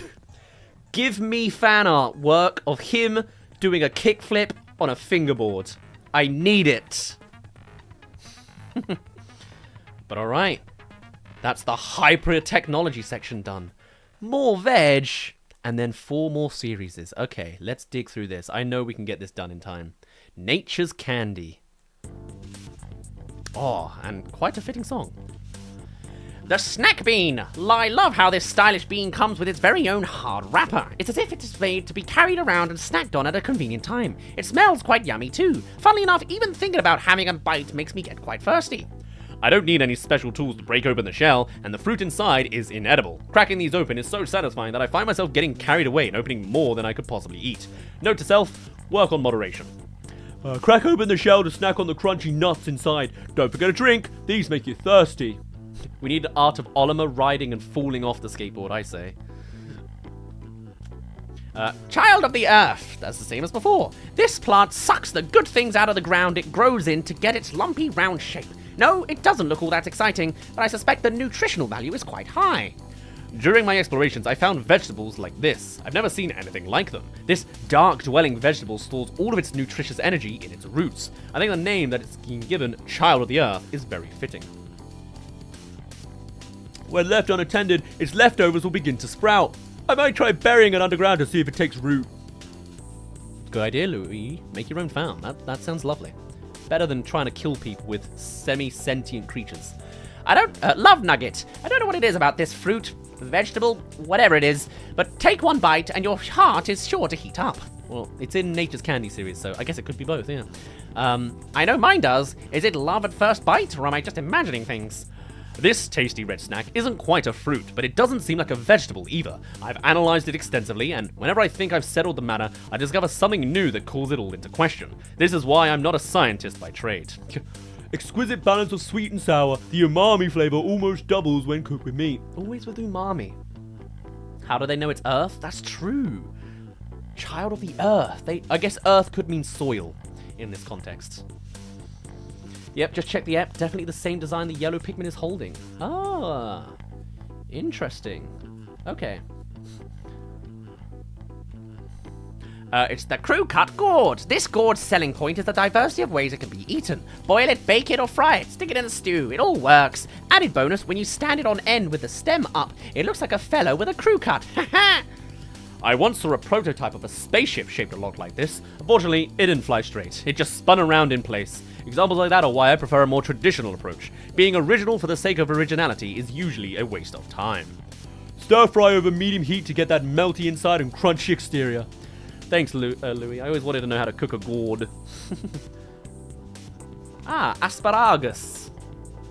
It's the anxious sprout. This plant grows very fast, which makes it a joy to tend for the garden enthusiasts. It also makes a great snack. It isn't nice when a thing brings happiness to your life in more than one way, isn't it? It is. I say those are the sort of things worth keeping around. This plant grows so fast it reminds me of my own children. One day they are little babies in my arms, the next day they've sprouted up into fully fledged people. I have my wife to thank for that. She does so much while I so frequently away for work I am. These delights grow fast, but not faster than I can eat them. I'll be happy to prove it. Thanks, Louis. We'll put you to that challenge one day. The last remaining treasures. We're coming to the end, yeah. The crush nugget. If a crush was a taste rather than a feeling, this fruit is where you'd go to experience it. The feeling starts small when you take out that first bite and think, humph, I'm not so sure I like it. But then you take another and only to discover that not only you like the taste, but you've come to love it. Suddenly you have a full-blown food crush on your hand. Just remember, many things in life are an acquired taste, so be sure to keep an open mind. Ooh.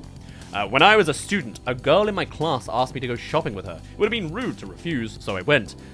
My friends kept hassling me, saying it was a date. It was so embarrassing, but come to think of it, my wife asked me out soon after that. I wonder if she was jealous. My eyes are giving me a slight irritation, like I've got a garlic in my eye, but I can't have. I've been here the last 4 hours. It'll fade, might just be because it's getting late-ish. Don't worry, we'll get through all of this today. I can sense it. I also can't see clearly, but it's fine. I think that might be my glasses. Yummy, but it's not very filling. Oops. Hello, eggplants. Not even called eggplants in the UK. Didn't realize that for the longest time. Took me way too long to realize. The foolish fruit. I'm told this strange fruit is called a foolish fruit, which is odd shape and silly hat. It does have a rather goofy air about it. Still, there's no need to make fun. It's perfect just how it is. The shape of this fruit looks a lot like my grandpa's face. So similar that if I were to name it, I'd call it a grampy face fruit. My wife always thought my taste in names was catastrophically bad, which is why she named both our children. But I think this one has a certain ring to it. We never found out what Oliver's children are even called. And also, he names everything else in Pikmin 1 and 2, so his naming session wasn't that bad. Are you doing the journal entries as well, or no? They aren't that long, to be honest. I probably will do the journal entries, yeah. You might have to remind me. Can be grilled or sautéed, but I like it best when eaten raw. Fair enough. Aubergine, that's what it's called in the UK. Took me way too long to realize. The mysterious carriage. I understand that ancient literature from this planet tells of a noble woman, Cinderella, who used this fruit rind as a carriage. Wow, clever. Additional lore tells me of some midnight deadline and missing footwear. Literature is complicated. How did Cinderella survive the Pikmin universe? Large, and the size is right for retrofitting into some sort of vehicle. Maybe a carriage? But then what do you do with all the goopy insides? Flippantly throw them out the window as you roll away in your fancy new transport? Never! I am vehemently opposed to wasting food. Scoop out the flesh and bake to elicit a fruity, sweet flavor. Good old pumpkin lore. I like to believe their legal names are Olimer's son and Olimer's daughter. The wife would never allow it. Never in a million years allow it.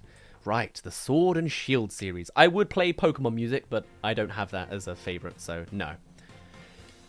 It's the ice sword. Clearly, this ancient sword was forged in battle on some sort of ice planet. Just look at it. The deep blue coloring is evidence that it once had powers that worked best in below freezing temperatures. I could swear, all these eons later, it's still cold to the touch.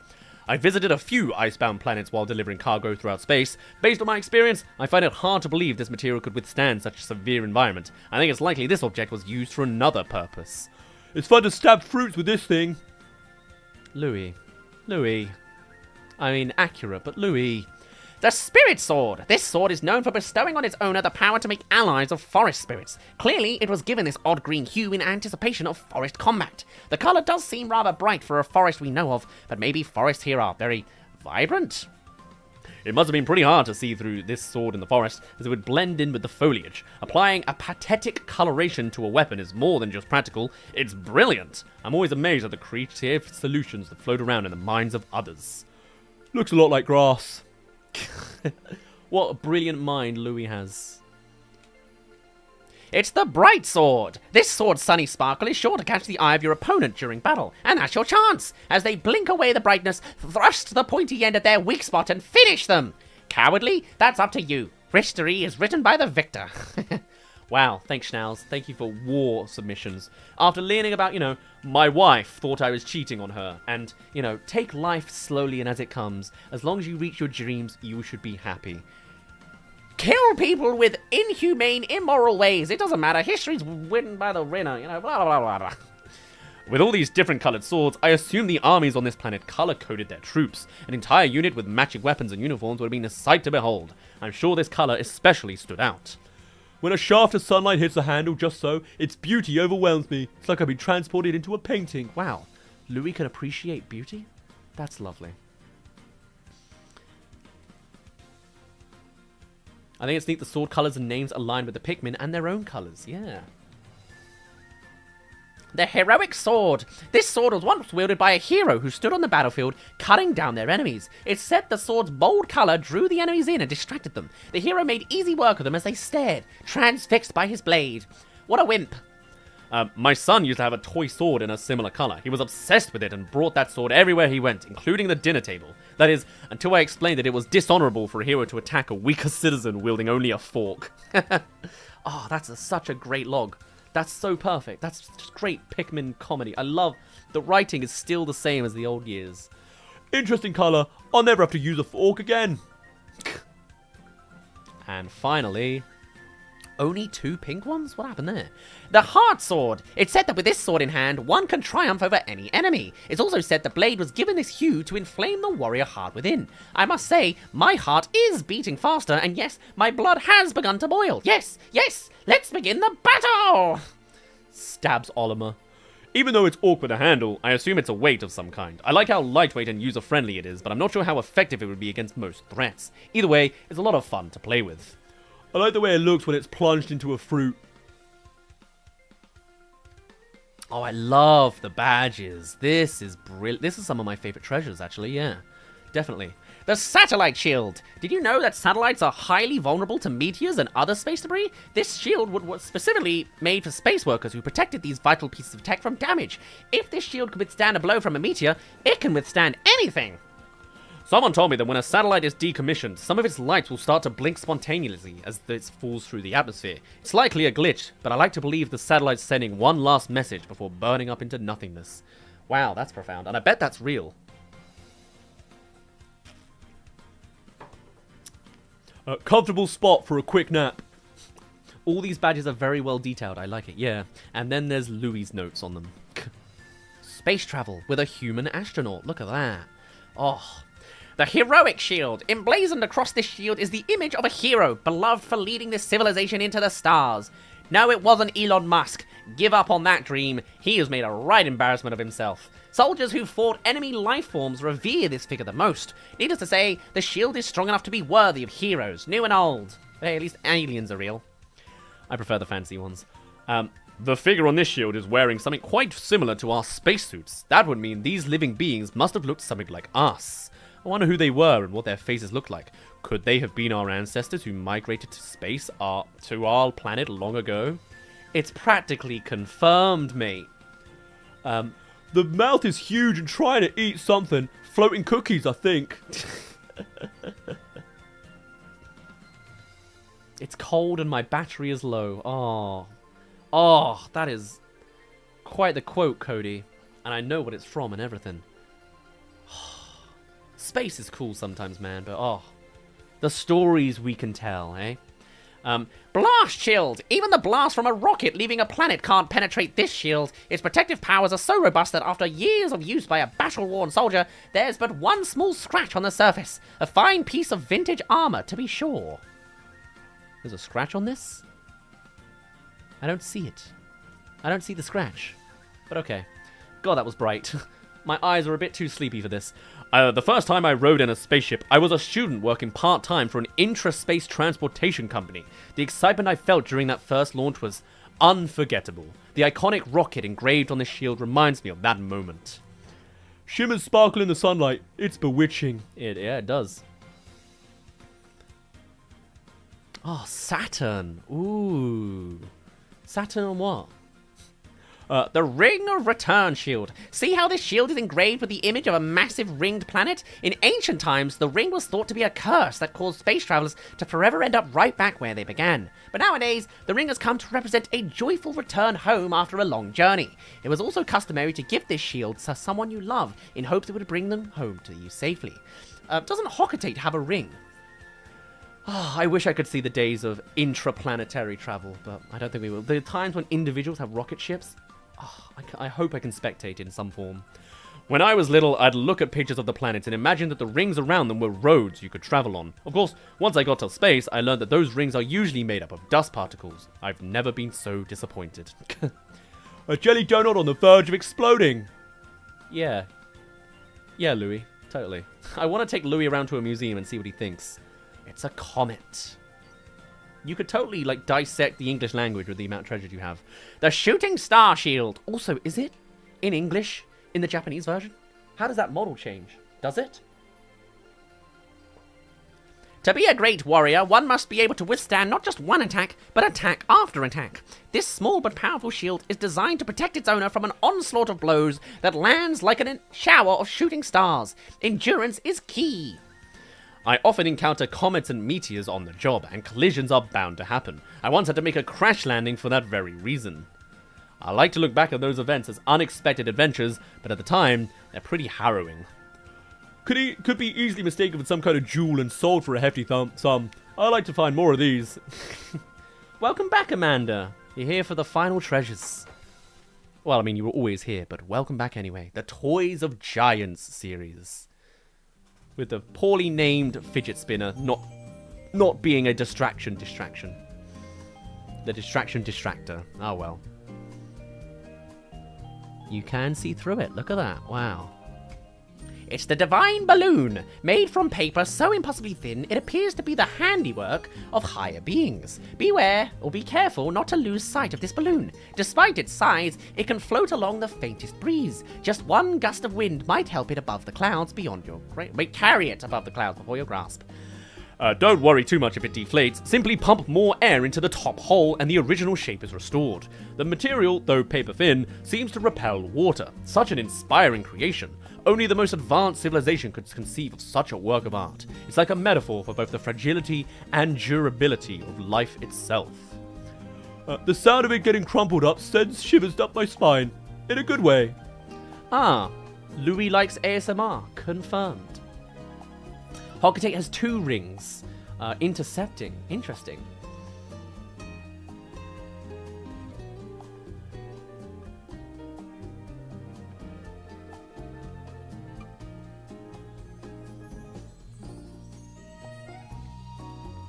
The Faux Fishy, a sacred fish created to amuse and comfort the ancient gods. So Schnauz always thinks we're gods. Olimar just thinks we're people and ancestors. And I guess we shrunk through evolution, yeah. They would submerge the fish in a heavenly spring, and while the hours away pretending to catch and feed it, it would seem the gods had blessed themselves with way too much free time. I'm much more used to seeing fish painted in profile instead of from the top down. I suspect this is supposed to float on the water, but I'd be quite startled to encounter a fish like this under normal circumstances. Yeah, that is a strange design, isn't it? This fish is too hard to chew. Inedible. Ooh, origami. The sweat-soaked bluebird. Someone put a great deal of work into crafting this particular replica of an avian creature. Clearly, each crevice has been infused with the sweat and prayers of its creator. But all that hard work and dedication has paid off. Behold, the aura that emanates from these folds foretells of great things to come. Perhaps happiness truly does arrive on the wings of a bird. Attaching an intangible wish to a tangible object seems to be a universal habit. I wish for my family's happiness, but haven't quite found the real talisman to attach to it. My family must be wishing for my safe return. I hope they have better luck. Not the most comfortable bird to ride, but I like its color. It's true, that is consistent. He does like blue. He's not gonna like this one then. It's the skin of the phoenix, a sculpture representing the charred skin cast off by the immortal phoenix. The red paper is clearly inspired by the colours of its flaming wings. Though immortality is an impossible wish for any living creature, this bird is imbued with the fervent desire for a miracle. This bird reminds me of the mythical creature famous for granting immortality to those brave enough to seek it out. I have no interest in living forever, or maybe the idea of risking my life for the sole purpose of avoiding death just sounds a bit wonky to me.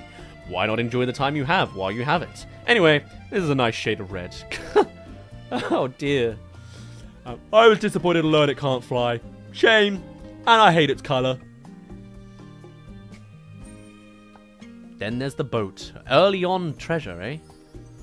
Oh, that's some nice artwork on it too. Like the water on the side, that's really nice. The unfloatable boat, a rare and precious boat that does not float. It was once used to predict a village's future. If, by some miracle, the boat remained slightly buoyant in water, it meant the village had the approval of the gods. Sadly, the boat's shoddy construction makes that seem like a rather unlikely outcome. They say it's impossible to float this unfloatable boat with the help of divine intervention. That sounds like a lot of luck to me. I've had my fair share of bad luck, but at least I've been fortunate enough to survive. Anyhow, my chances don't look good. Thought I'd take it out on the water, but it sank as soon as I boarded it. The blue one looks better made? Oh, I guess so, yeah. The red one's kind of crumpled on the wing. I never noticed that. I'm very unperceptive. I didn't even notice there were more origamis here. Look at them. Sort of somewhere in the middle. Very shiny. It's the priceless bird. This golden paper sculpture is modelled after a bird known to invite good fortune. Laden with luck, it's sure to make many a wish come true. And as the desires held within this universe are endless, this bird may spread happiness for millennia to come. To have a charm that's solely devoted to financial luck comes off as vulgar and gives me an icky feeling. On the other hand, money is a necessity, and that's an inescapable fact. Where there is one escape, more money. Wouldn't that be nice to have a bit more? Maybe we could sell this for a profit. We? You want a partnership, Louis? And then there's this skin of the phoenix. Never mind, we had it before. And you're the same as before as well, aren't you? Yeah, you're the divine balloon. Okay. Okay. I can't get my notes on this. What? Because it's attached? Because they're attached. Okay, let's look at the distractor. Is Schnauz like the Hocketate ship sales pitch? Sometimes. I think it's copied and pasted sometimes. Not always selling, just generally talking. And just sometimes ends up being, you know, a sales pitch sounding guy. Yeah! Oh yeah! Get Pikmin. You can have a virtual fidget spinner. What could be better, eh? I can only make it go faster. Can I stop it then? Excuse my strange transparent Joy-Con. Look at those physics in action. It even slows down only when you don't touch it a while. Yeah! The space spinner. This object rotates with tremendous force if spun around along its center axis. Just as its name implies, its design was inspired by the rotational structure of space. Much like with space, you're forced to ask yourself, where and when does it all end? The movements of the universe always seem slow to me, but it's a matter of perspective. Maybe the movement of this object is how a higher power perceives it. We are all so small in the grand scheme, I get dizzy thinking about the epic scale of space. Or is it just the space spinner? My eyes! They can't stop spinning! So fun! Nice. Okay, so what's the deal with you? What? Yeah, you're split. We have the Aspiration Ritual Bowl. With nothing to say. These balls were an integral part of a ritual performed during New Year festivals, which apparently also exist. Each ball was imbued with people's hopes and dreams, and if caught by the ritual pole, those hopes and dreams were bound to come true. What a joy it must have been to witness such a beautiful tradition. I am deeply moved when I imagine ancient peoples entrusting this small, smooth ball with their hopes and dreams, then passing it down through the ages. It'd be comfortable to know that my dreams won't die with me, but it will somehow transcend time. God, we're always talking about death on this, ain't we? Which is apparently kind of a message of Pikmin as a whole. It's like accepting death and knowing that there will be a new optimistic recycle of life, or something good will replace it soon afterwards. It's kind of part of the messaging. Very beautiful, very philosophical, very ominous and existential. I bit into it, thinking it was a fruit. Sadly, it's not. Very philosophical indeed. The aspiration ritual pole. This ritual pole was used during an ancient festival held at the start of each new year. If the ball landed on the sharp end, the people's wishes would become true and they would dance in celebration, though it's commonly believed that people danced either way. I'm so bemused by the idea of catching a dream, but it's difficult to achieve in practice. I still haven't been able to catch the ball with the spike upright. Perhaps I need to try an easier angle, but would that diminish the challenge and thus the quality of the dream? You may be able to poke something with the spiky part. Louis, you're a bit behind. Oh, okay. Time for all of this madness. It's the golden nugget. What can I say that hasn't been said 1,000 times before? Obviously, it's gorgeous, and oh, how it glitters. Still, it's not every day one gets to see a golden nugget of this size. Will the wonders of this strange planet ever cease? I certainly hope not. Appears to have the same composition as the gold on my planet. I've heard that some heavy elements like gold are created during rare collisions between neutron stars, but to think the same element existed on a faraway planet reminds me, space is so vast. When I see this, all I want is more. The collection obsession. Now, does that include that as well? I think it's all the same, isn't it? Yeah, it looks like it to me. Okay, let's learn about jokers, shall we? Which, by the way, changes every single game. So it's the deity's portrait. This portrait shows a half man. You know what a man is? Half fish deity, worshipped by ancient sailors. sailors. He was known for being both kind and cruel. One minute he'd test the sailors by sending bad weather their way, the next he'd save them with a blast of air from his horn to their sails. I once had a trump card, a premium license given only to first-rate space navigation officers that allows you to bypass the arduous license renewal process, but I'm sure I lost that qualification with this recent accident. I guess it's back to annual visits to the license renewal planet on the edge of space. The lines are always so long. I always wanted to play the trumpet. What a profound perspective. So yeah, mine are different to what yours are, probably. Are you different? Like, you kind of are, yeah, totally. The devil's portrait. What an unsettling portrait. Just look at that devilish face. Not to mention that clown-like getup and that odd grin. What is he up to? No good, I say. No, there's nothing more unnerving than when someone smiles at you and you aren't sure why. Does true evil really exist? I can't say for sure, but I have seen a smile like this before. It often graces the face of the president of Hockatate Freight, usually when he's asking me to work overtime, unpaid. So I guess I can confirm that true evil exists. I like the look of this character. Seems like a fun companion. Damn it, Louis. Someone's photoshopped Schnauz into a poker dealer? It could happen. Right, so are these different every time? Like, what do you say? It's the wisdom emblem. I feel the shape seen here represents wisdom, but they don't say what shape it is. Just look at its arcing symmetry. All of them are symmetrical. It is elegant but not ostentatious, complex but not overly ornate. It brings to mind scholars with noses in books and scientists working towards conclusions. Possessing wisdom isn't always a good thing. Sure, you can examine a subject from multiple angles, but you can also get stuck in a maze of thoughts. Am I envious of people who can just act on instinct without overthinking every last detail? Let's see. I don't. Maybe. Works well for a makeshift fan and even features a picture of a salad. Also fans my appetite. This looks like salad to you? Do they always look like salad to everybody? How does that work? The money emblem. My mind wanders to dark places when I look at these symbols. All I see are gemstones, and ill-gotten gemstones at that. Perhaps they're stolen jewels. Always diamonds, then. Because hearts wouldn't be jewels, would they? I guess, yeah, no, they would. They'd be like the wedding rings. Confiscated by police and laid out like this as evidence. The stink of crime is in the air. The love I feel for my family and the passion I have for my work are so very important to me, but so is money. Love and passion are all well and good, but you can't appreciate any of it if you go hungry, and you'll go hungry in this universe without money. A collection of jewels such as this would sell for a lot of cash. Maybe the suit is always the same, because the number could change. The power emblem. There can be no doubt that the symbol seen here represents power. Look at it. Everything about it screams strength. Surely in the right and even wrong hands, its power would be immense. Perhaps it's best not to approach it unless you have to. There's physical power and then there's mental power. Anyone who's witnessed an argument between me and my wife could clearly see who's quicker on their feet in the heat of the moment. That doesn't bother me so much. I just wish I had the same fortitude and wit to stand up to the president. All I see are empty plates in need of some food. Keeping it vague, keeping it vague.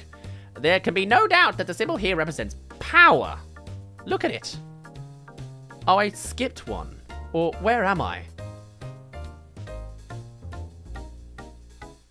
Did I do one twice?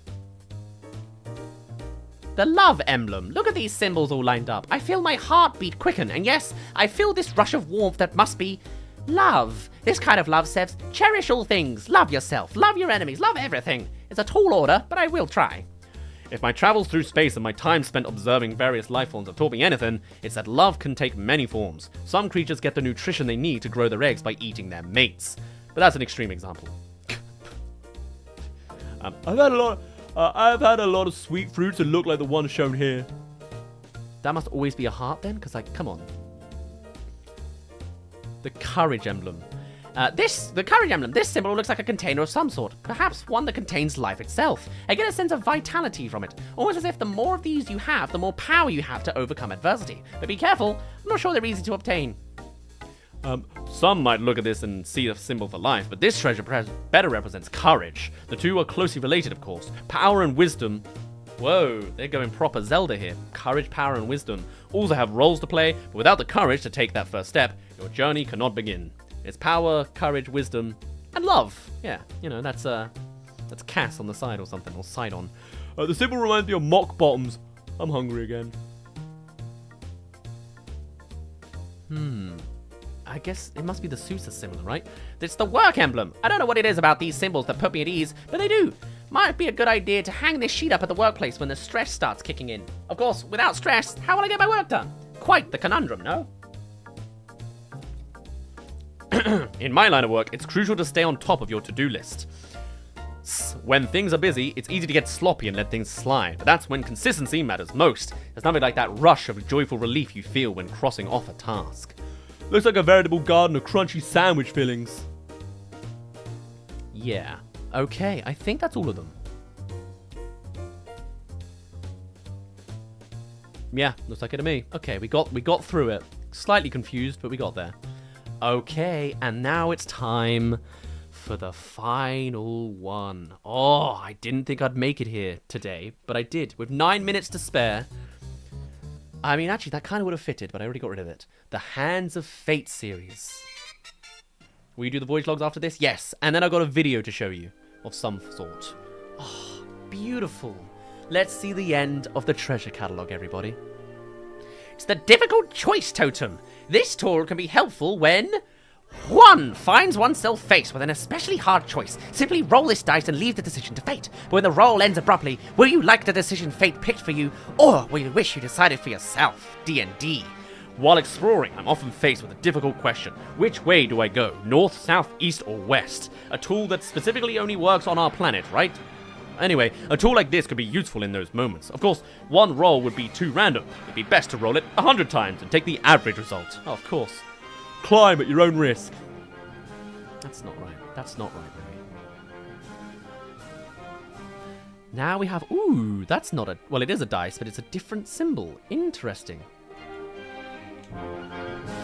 It's the long shot totem. Rolling this stone so that it lands on the specific symbol you want is no easy task. 12 sides is a lot of sides. Why even try? But when you do at last get the symbol you hope for, what a thrill! It's sure to keep you trying again and again.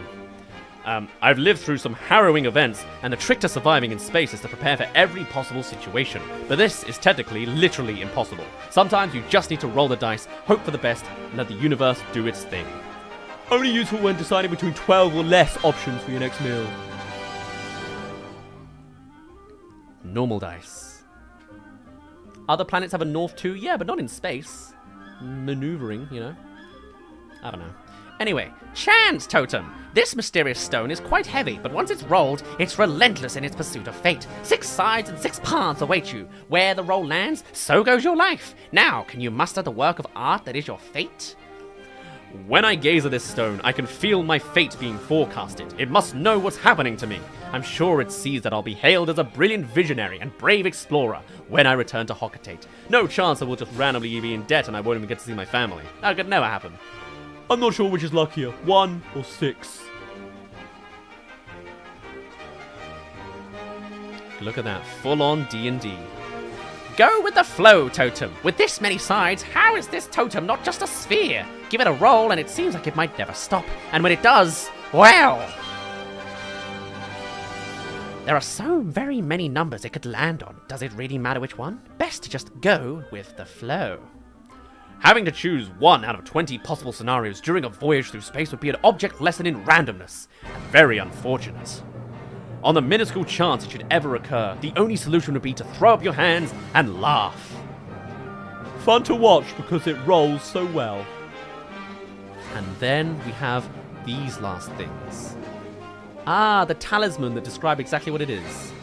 The Talisman of Life Crane. The citizens of this planet once wished upon this luck wafer for a long life. You see, the strange bird pictured there is said to live a very long life. Additionally, the bird seems to be facing a supernova, the final stage of a star's existence. Ah, to live for billions of years like a star does. One can hardly imagine it.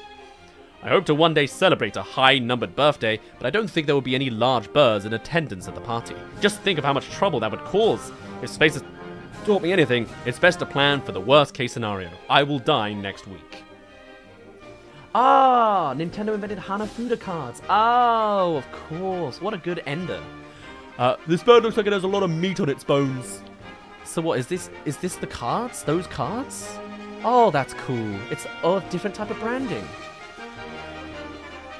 The Talisman of Life Cherry Blossom.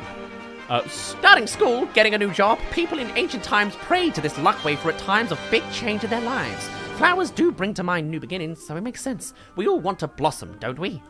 Springtime always reminds me of the day I moved out of my parents' house. At first, everything was fresh and exciting, but I quickly realized that life on my own was a lot harder than I expected. I also realized I should thank my parents for all they've done for me.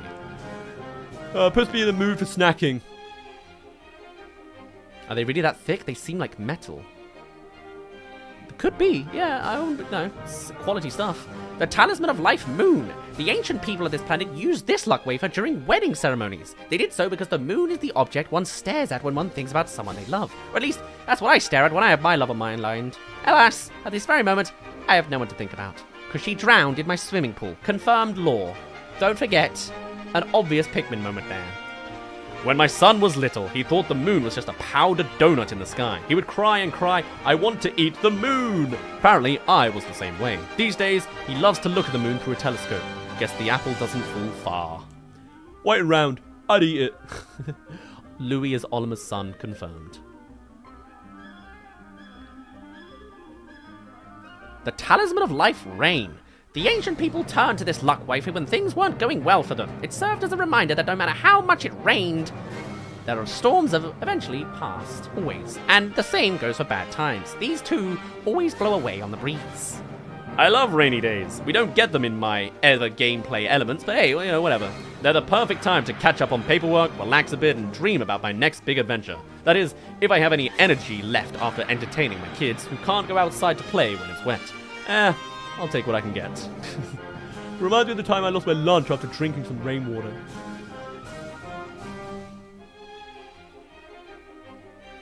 Whoa. What is this? Giant turkey guy? The Talisman of Life Phoenix. I've heard a story about a company that was in decline, but when they hung this wafer above the entry door, their performances shot up from the ashes like a phoenix. Maybe if I hang this picture, it'll light fire under my appraisal business. That could be a real story about Nintendo reviving in the bad times. Maybe this object would help increase my productivity at Hockatate Freights, so would a better spaceship. Maybe it's my fault. If I'd stopped miraculously surviving such dangerous situations, the president might realize we need to upgrade our equipment. Yikes. And finally, I bet this will sell for a lot of money. And that It's some Nintendo lore at the end of our Pikmin lore, at the end of our treasure catalogue. Wow. Combined with the last stream, you have read about 8 to 9 hours of lore. Do drop by anytime you like to peruse the treasure catalogue. Thank you. I've read it all. Now, I've been told I need to do 2 final things at 2 minutes to midnight. First, the voyage log apparently has something funny to say. Oh, God. Oh, okay, right. Well, let's see what this is then. So, I shall call this an onion too. A fascinating creature. Pellet posies were found. The Pikmin nest is a form of transportation. Will only propagate the certain number. Must be careful as Pikmin cannot be propagated right now. When transporting a thing, same color. Okay, there's a Pikmin cap, 3 types at most, with Pikmin 1 concept art. The faster they become from nectar. They transport objects even faster, together. Majority rule. How fascinating ecology employs a concept like a majority rule. Okay. I calm them and re-engage leadership quality, focus, when they're starting to panic. Okay. Perhaps the cold temperature put them in a cold state, yes. A change of heart. Have they lost their senses from confusion? I lost all Pikmin, but we got 1 seed out of a Pikmin extinction. The red Pikmin, they're immune to fire. The yellow Pikmin, they are resistant to electricity. The blue Pikmin, they are water resistant. The ice Pikmin, they can float in the ice water. Rock Pikmin, they can't be pierced. Winged Pikmin, they can save time. Purple Pikmin, weight of 10. The white Pikmin, resistant to poison. Pikmin songs. Sometimes when they're in a pleasant mood, the Pikmin will start to sing a little tune. Feeling inspired, I tried to join in until they went noticeably silent. I suppose my singing doesn't appeal to their musical tastes. Flalic increased by 10. Fusion, new Pikmin types. Same coloured onion propagated 20. Candypop buds make more Pikmin. Ultra spicy spray, 10 makes 1. Ultra spicy spray, 10 makes 1. Ultra spicy spray does the superpower, and also it's a thingy limb symbol. Nice. Sparklium from real life treasures. Raw materials are existent. Freezing plan, you can freeze enemies. Fire starter basics, you can create warmth. Tug of war, you fight a bread bug. Subterranean complex, nope, just time just goes warpling differently. Lovely. Call them back to the squad when sunset approaches. Yes. Creatures are back, teeming with creatures I thought I had defeated. I'm sure I scoured 100% of a cave, but they came back. Perhaps these have claimed territory. The underground bursts with life. Does body not actually exist? The non-existent entity. Bomb rocks show no signs of working against this creature. Never mind Pikmin attacks. Does this body not actually exist in this dimension? Maybe if I hit it with a gravitational wave, the dimensions will converge and it will show itself. But is that possible? The Pikmin had been acclimated to that cold air. Also, you found that, and then you found the last frost cavern? Okay. Cold air, hot ground, a hole that should lead to the top of the mountain. More convoluted than I thought. If I ever make a place, I'll deserve a good rest. Okay. I couldn't make any progress on my own. Moss needs to help me. Moss is unable to climb. Indeterminable darkness down there. Strategy of mimicry from this creature. A cave of utter darkness. Oh, I guess it's just describing the caves, isn't it? Many type of bowl blacks are in here. Aren't many places to land here. It's very cold in here. Need to keep them warm. Here's the discotheque. Got to be careful of dancing Pikmin. The engulfed Pikmin. Shortly into my explorations, a loud bang echoed through the cave. My memories have been clouded by fear, but I do recall there was nothing I could do with the blue Pikmin I'd brought with me, and I ran away in desperation. The rest is a mystery. Doppelganger Den. Theoretically in Germany. The house is in Germany. I'm confirming it with my own headcanon here. Scorch Guard needed for the frozen inferno. Plunder Palace. Dog pilfers my side dish. Right. Okay. I've never seen a place dog like Moss before. Has an adorable leaf. She seems to get on quite well with the Pikmin. What a connection. The Sniffer Extraordinaire. You can train Moss to get any type of Pikmin, even stray ones. Swimming lessons. She can transport non-swimming Pikmin. Scrummy Bone for Moss. They like that. Lost Civilizations. Some of the objects I call treasure seem to be more complex than they initially appear. It makes me wonder, who made these? And where are they? I don't sense their presence here at all, but I suppose they could be hiding in the shadows, secretly watching me. The ruins of some sort, Ring of Stone. I keep coming across ruins. I've been using them as a base to land on. The more I think about it, they seem to be designed exactly for that purpose. Could it be a coincidence? I'd like to know who made them in the first place. The White Leafling Sage. Maybe? Poisonous atmosphere, oxygen. Maybe if I had a leaf like moss, I'd be able to breathe it. Mistaken sighting. I was so hungry earlier that I mistook a Pikmin for a pick carrot. And you can see the image there. Whoops. Huh. The Pikmin are friendly to me right now, but who knows how long our relationship will last. I quickly apologized to the terrified Pikmin and gave it a hug. This area is blooming with radiant blossoms. We'll call it the blossoming. That's not what we called it, but oh well. Imagining my dog frolicking underneath the falling petals seemed to put my troubled mind at ease. Under setting sun, I've played catch with my son and comforted my daughter as she fretted over growing darkness. It's where I first fell in love with my wife's smile long ago. The twilight of this planet brings back distant memories of Hocketate. Wow. Imagery of Bulby and the whole family as well. Not the wife. But, you know. Oh, is that text? Unreadable text, and seagulls exist on the planet. Ooh, okay. Ah, not what I wanted. I forgot that's still on. Ignore that. Don't worry about it. Bad dreams. Oh, wow. We're proper getting into this, huh? Last night, I dreamt that one of my subordinates made a terrible mistake that put the company in a huge amount of debt. Too big for Hocketate Freight to pay back quickly. This is why I never take on debt. Anyway, when I woke up, I burst into a fit of laughter. Oh... Olimer is dreaming of the alternative timeline that didn't happen for Pikmin 2. Oh. Biscuit barrel jump scare. Pretty much. Soz. Happy holidays. My wife loves cooking. My cooking. Whenever I whip something up in an effort to do something special, she asks me, why can't you do this every day? Not just for the holidays. I always take it as a compliment. I really miss those days. Simpler times. She's growing up. Though I find myself stranded here... Oh, wow, he's done, like, doing informative stuff and it's just thinking inwards. Though I find myself stranded here, I know my daughter must be getting lovelier by the day. It's a terrible shame that I can't be there to see her grow up. Of course, if I was there now, I'm sure she'd brush me off and yell, go away, Dad. For my son someday. My son constantly picks up bugs and animals, and my wife always scolds him for it. But I'd love him to pursue his interests and treasure his curiosity for living things. If I showed him the notes I've made about creatures here, I'm sure his eyes would light up. What even is this imagery? Is it that weird creature in the last area? Yeah, just like looking at some of the enemies, and he's imaged them up. Interesting. Thank you, Pikmin. It is very strange. The scenery of this planet, which I once found hostile, now sometimes strikes me as surprisingly serene.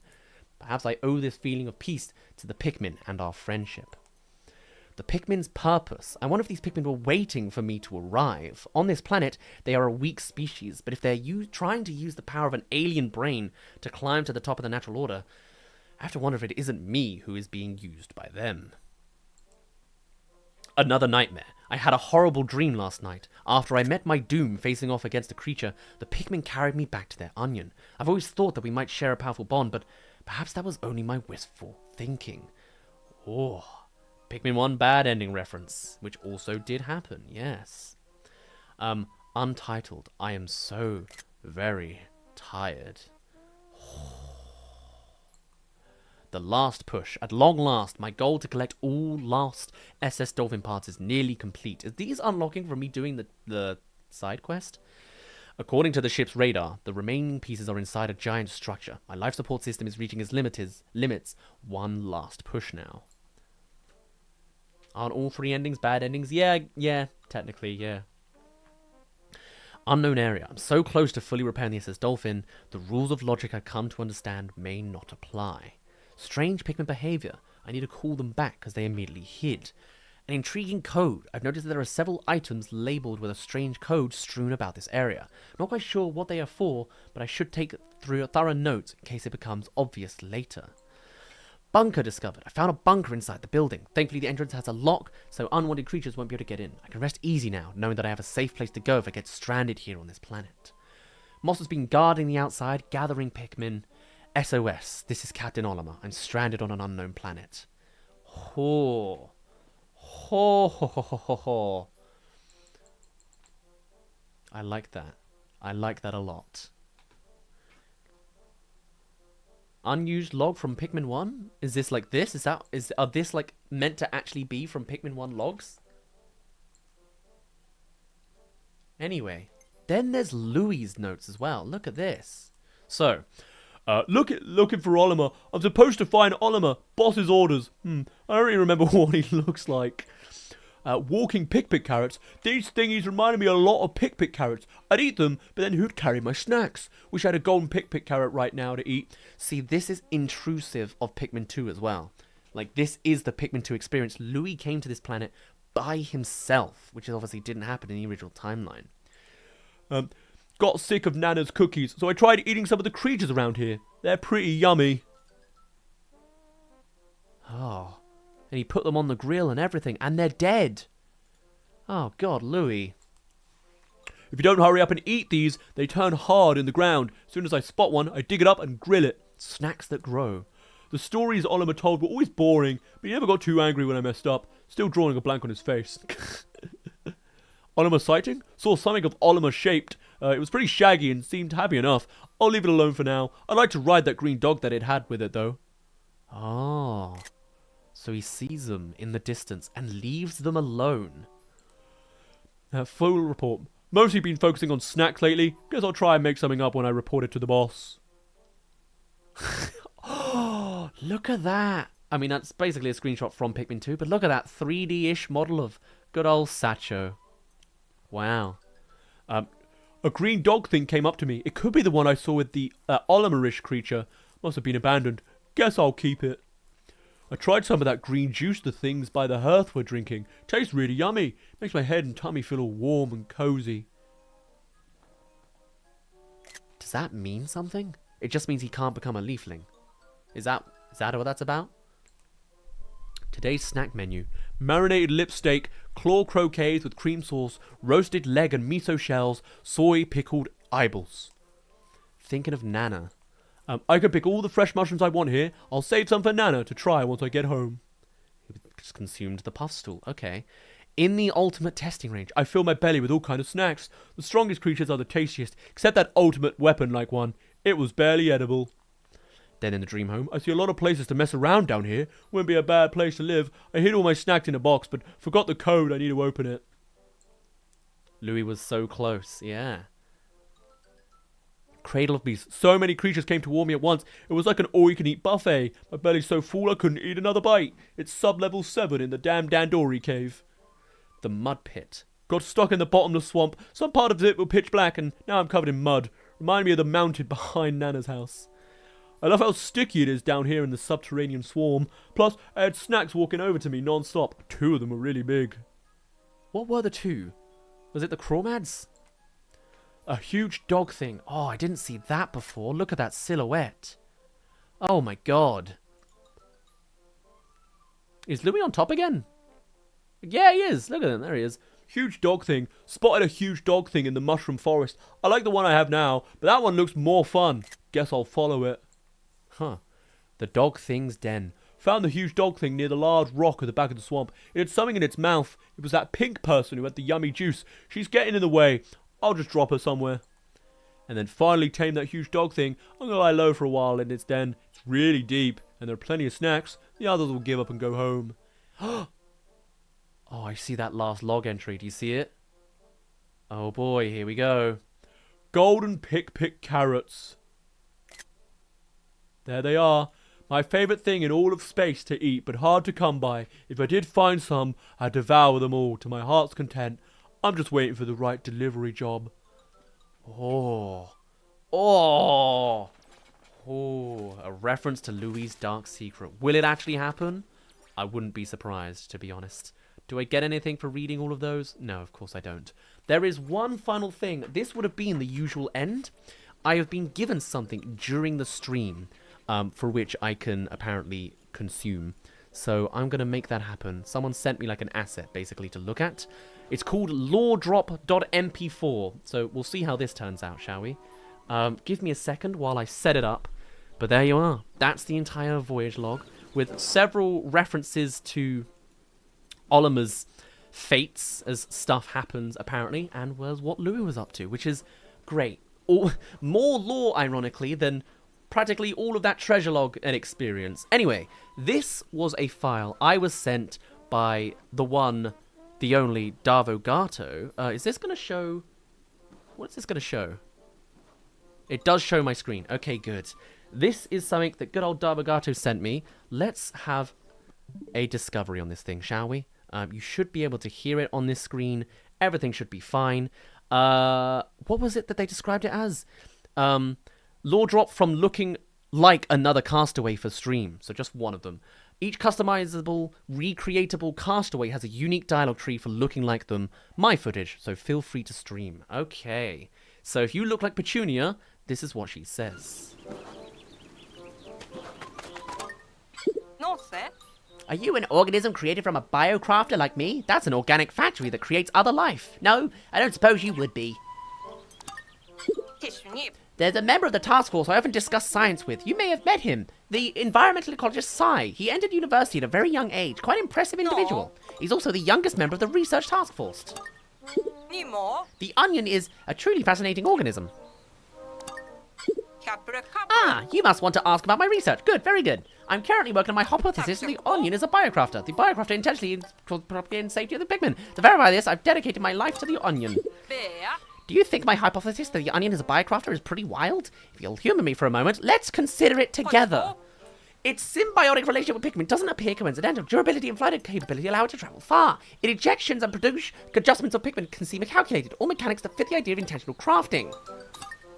나나sh. To Pikmin, the onion is, to put it in terms or understanding of biology, similar to the concept of a nest. But the fact that the Pikmin themselves are crafted by it exceeds the function of a nest as we understand it. 투나벨. An onion can craft different Pikmin based on what other onion it has fused with it. If we consider these blueprints for new Pikmin, it behaves like a crafter, right? 박다구소. I joined the research task force so that I could compare and contrast the way life has developed differently on different planets. By doing so, I thought I might gain a deeper understanding of the evolution of planets on my own planet. In practice, however, it seems that life on this planet is very different from my own. Seems I find it extremely fascinating. 로코로. Did you want to ask me something about research? No? Then what do you possibly need? Wow. Wow. That is incredible. That was so much more of a lore drop than I expected. So every single character says so much information if you are a clone of them. Is that right? They're then looking at their ID and says, highly focused and intelligent, she joined the team to investigate mysterious creatures through her unconventional methods. Wow. Oh, and you can also just like jump and see the people that you're going to. I didn't know that. So wait, if I go here, the fortune teller has weirdly highlighted text. Wow. That was really interesting. So I didn't look at this before because I was worried about spoilers. My guy looks like an old shepherd. Like a shepherd's grandfather. Like probably actually Drake. So I couldn't find a clone, unfortunately. But now I can look at this and see there's Olimar available. And everybody else. There's Pikmin 2. There's Pikmin 3. Hold on a minute. Schnauz is alongside the main three. Is Schnauz the real secret character D? I mean, they've done B, C, A, but why are you on the same layer? Oh, that's interesting. But also, you can just press it and visit them. That's interesting. Yeah. Cool. I now know everybody. No more spoilers. I could look like Sammy. Can I visit Sammy? Sammy, do you have anything to say? What a gorgeous day. It doesn't matter what time of day. Simply inviting. No, I don't. I just have the same hair. I don't look anything like... Sorry, that was just me being hairist. Oh, well. But yeah, anything else before I go?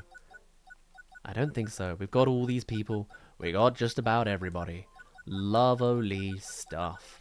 Then over here we have gear and equipment. Yep, all equipped, all learnt. Yes, in the rescue journal, you can disband. It's the basic tutorial. That's fine. Captain's diary. Whoa, whoa, whoa. The previous captain, my father, was the very definition of generous. When a call came in, he zooms off without a moment's notice. Rescuer is pretty much broke due to his generosity. Wow. Since I became a captain, the role of... Oh, okay, so this is just him. This is just Irma saying stuff. I thought I saw my home planet from space. All part of a single... Whoa, whoa, what? What is that one? There's a video by Zakur that does all the doppelganger dialogue, but Petunia was the most important, really. Ah. Okay. I first saw the home planet from space, I thought the people down there, they're all part of a single living organism. No, we'll never completely eradicate conflict. Still, I hope one day people come to understand that I understood in the moment. Hope a day will come where they look at the person beside them and see themselves. Wow. People incapable of caring are stupid. We will receive an SOS. We'll investigate and leave Dazz behind. Something is on my mind lately. Do rescuers have enough responsibility and autonomy?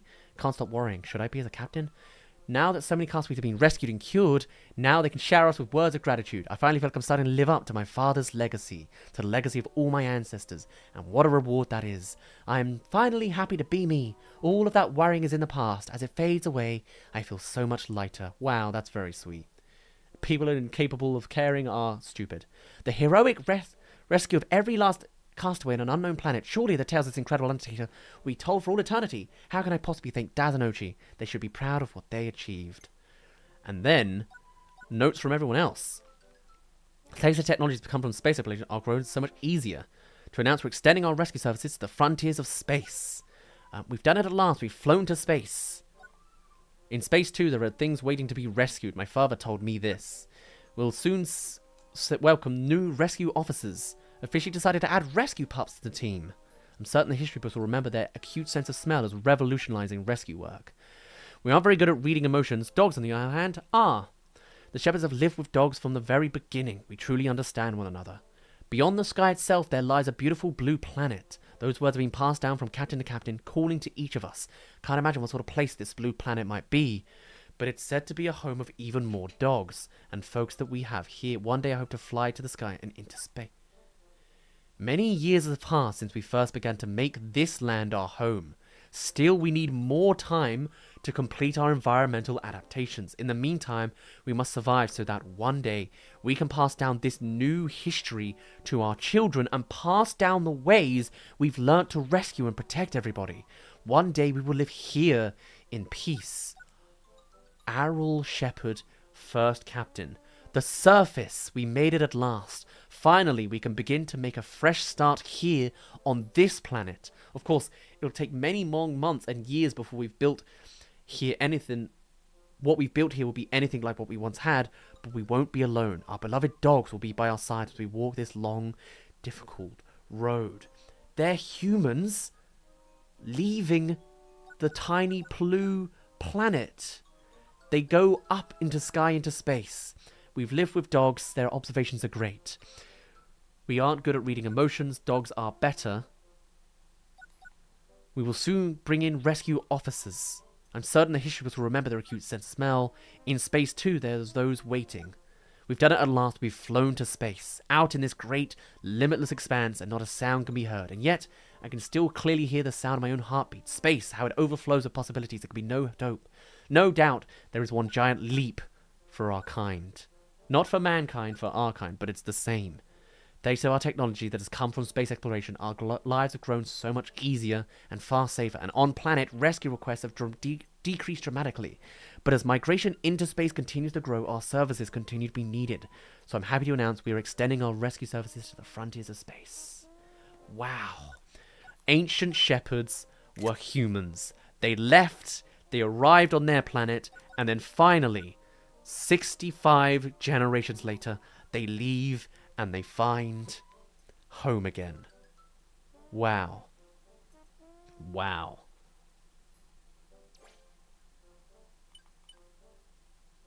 And I think that's all there is to learn. 51 hours in. All of my stats. There you are if you wanted to know it. Huh. That's the story. Yeah, that's fine. Voyage log we've done. Rescue log we've just about done. As much as a shepherd had, worries and upsets. That is the tips and tricks. We've got all of that. We've done all of that. As much as I apparently haven't looked at bloody Russ over here. There you go. Done. Main missions. I mean, I've got some side missions to go through. But, I mean, these, I think, go on forever. I haven't done Platinum. I'll do that another time, Or Gold. And then the rest, I think, just go on forever. And the damn structure. I don't know where that is. Oh, well. There's all my stats. And then there's the map. Alright, it took 99 generations to rediscover Earth. But there we are. On to a nice big old loop. Just nothing rots and nothing dusts. I'd recommend talking to the Pikmin 3 knockoff characters a bit. Okay. final thing. I heard Nelly is also related to some famous botanist. I don't know how much more than that, though. She doesn't really like to talk about herself that much. Copiates just eat what they like best, then migrate somewhere else as soon as an area runs out of their favorite food. Maybe we need to change our ways. We could start appreciating more foods and learn to produce them ourselves. We rely on the AI system for evaluating treasures, but its accuracy is pretty hit or miss. That's why I'm researching those kind of software. I want to create a better treasure appraisal AI. So you're not talking about sparrows, are you? You're talking about just general treasure stuff.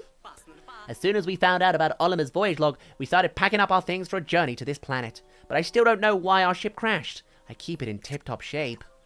But they'll never tell us. When Dobbs is feeling cheery, he's been known to share stories about his time as a ranger. He had a partner called Ducky. Some days they were the best buds, other days, well, they weren't so ducky. They were a little bit ducky on instead. I'm embarrassed to admit it, but Kopai is heading for a food crisis. We've kept things going by importing food from nearby planets, but it'll be a disaster soon if we don't figure something out. I like customizing spaceships and experimenting with different types of engineering. It's lucky that I spent some time making adjustments to our ship's emergency escape system before this trip. If I hadn't, we might have all gotten separated in the crash. Ah, which is something that does happen in the original Pikmin 3. A long time ago, some high-profile guest brought their pet to Kopai with them and it got sick. It was Nelly who took care of it. She became a pretty famous vet all across the universe after that. When we're searching for treasures, I provide backup for Dobbs. Kind of like Colin does for you. Yeah. I'm actually the first of 15 siblings. Whenever I go home, I'm always amazed to see how my little brothers and sisters have grown. Anything else? You keep talking. I heard Nelly's also related to some famous botanist. I don't know much more than her, though. Doesn't like to talk herself much. Come on then, Nelly. Tell me your things. I'm told that many of the spaceships we use on Kopai were designed by Yorkie's grandfather. That's probably why Yorkie is so good with machines, just like his younger brother. His 13th younger brother, I mean. Dobbs got that scar on his brow during his time as a ranger. He says that Ducky got him real good. If I was going to guess, I'd bet that he and Ducky smacked their heads together while lunging for the same piece of food. Ducky is an actual person, but I guess Charlie assumes it was an actual rubber duck? What will I do with the treasure once I find it? Well, I'll sell it and invest the proceeds. Of course, there's been a lot of research put into finding plants that can be cultivated on Kopai. It's a very hot place right now. Kopai hasn't had any agriculture to speak of, you see, so it'd be very exciting to get in on the ground floor now. Dobbs started out as a solo treasure hunter. It wasn't until later that Yorkie began helping him. I'm sure he must have seen fair share of danger when he was on his own. It would be perfect if Pikmin 5 put all previous games into one for its final game. I don't know how it would make that happen. We've already got them all multiple times, you know? I had never seen the dog that kidnapped me before, but honestly, I was very frightened. How do I put it? Well, it snatched me up. It felt as if I was being played with, you know, like I was a toy or something. And that's not terrifying to you? Since we crashed on this planet, my main source of food has been the juice that's made out of the shining extract. You see, it contains many enzymes that help rid the body of fatigue. It's also quite tasty, so what's not to love? Ducky likely is Charlie. The rubber duck is where he got the nickname. Oh, really? Ah. I didn't know Charlie was Ducky. Thought Charlie had a duck called Ducky. And then that was based off of a... I don't know. Alright, well, whatever. By nature, we Kopaites have a hearty appetite, but members of our family tree, we're ravenous, with a capital R eaters. That's my way of saying, when do I get to eat next? What I wouldn't give some extra spicy grilled fruit. God, they have a lot to say, don't they? My main goal here is to collect treasure. That's why I'm working with those two in the first place. So when it comes right down to it, I'm prepared to leave them behind if I have to. Though, if I did lose track of them, I'd probably be more trouble than it's worth. So, I'd likely end up helping them out. What I'm doing isn't all that different from other veterinarians do. I treat animals and publish papers now and then, and that's all. Really, I'm not as interesting as all that. I'm told that many of the spaceships we use on Kopai were designed by Yorkie's grandfather. I had a feeling that was going to be where it stops. And finally... Apparently, other planets have sent rescue task force made up of brilliant scientists to this place. Speaking of scientists, I've heard that Nelly has a relative who's a botanist. They all talk about each other, huh? I'm not all that into treasures myself, but sometimes you come across one that just looks so delicious. I've spent a few nights tossing and turning over whether or not to sell or eat a particular treasure. Watching you has taught me just how important those Dundorian planning skills really are. Maybe just what our co-pilots really need isn't some new planet with lots of food. Maybe we just need to be proactive and methodical about this thing. It could be we just have try growing our own food. Or, you know, try not to be a planet full of Dandori issue. I don't know what I would have done after the crash if not for all the survival training I've had over the years. As long as you've got food, water, and a safe place to sleep, the rest will work out. Doesn't hurt to have a pal with you too. Apparently, Yorkie started sending money back home to his family, even before he became a treasure hunter. That's just what you'd expect from the oldest of 15 siblings. That's more than the old softy that meets the eye. Bro is still going. Oh, yeah, you know, it's a long stream. We're almost done. This is the final thing. Thing is, us copites eat a lot of fruit. We can't eat most of that other stuff. Well, I guess we could eat it. Probably more accurate to say we just don't like the way it tastes. We were searching for treasure as part of an effort to save Kopai from an impending food shortage. Our plan was to sell those treasures to buy food, and then send it back home, instead of getting the food itself. Huh. And it assumes then that doesn't work in the original timeline. I've asked Nelly what she plans to do with all the treasure we find. It's interesting. She said she'll sell it and use the profits to invest in promising business ventures. Something to do with plants or cultivation, I think. Didn't really understand it much, to be honest. Seeing how efficient you two are when you're on the job reminds me of the days when I was training to be a ranger. But Ducky, on the other hand, nah, that's an old story. I'll leave it there. Apparently, other planets have sent research task forces made up of brilliant scientists to this place. There you go. Charlie did have a rubber duck in Pikmin 3, but from my knowledge, it wasn't addressed by name. Oh, so he is Ducky then. Interesting. Okay, well, it's good to know they're all connected somehow. I put a pellet in. Why did it give us white Pikmin? Because it needed it? Oh, I am pretty low. Interesting. Also, like, can I come out with all the Pikmin then? I've never talked to them with all my Pikmin out. I don't think anyone does. Well, okay. On that note, I think we should finally give it all a rest, eh? That is the end of our 50, almost hour-long playthrough. While I drift in space, I've been picking up a time or two by collect plates. Yeah, they don't care about, like, the Pikmin. They're just around, which is fine. But yes, that will be all from me now. I am now going to disappear for the entire month of August. You know what I'm up to. I'm very busy. I've got a whole big old show to do over in Edinburgh Fringe. 51 hours and 19 minutes and 30 seconds. We'll stop it there. Thank you everybody for joining me. Let's do the title screen. Maybe it will give us that one zoomed out one. Probably not, right? We'll see. Can I not save? Is this not saved?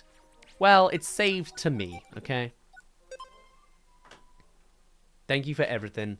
Thank you for joining me on this massive adventure. And I'll see you again in September for the real stuff. For the speedruns, for the collabs, for the theories. I'm coming full speed ahead. Don't forget me. I know you all came back after 10 years. Hopefully you could stick around for a month. I apologize by the lack of streaming content, but we'll make it happen. For now, this damn title screen doesn't want to zoom out, but I'm sure it was lovely how they eat on cookies and all the rest of it. My name's been Dazz. You didn't really care, and in case you want to know what I'm up to, let me give you one final ad, and then I'll see you all in a little bit. If you're around, or just want to see what we're up to on another channel, here is all you need to know.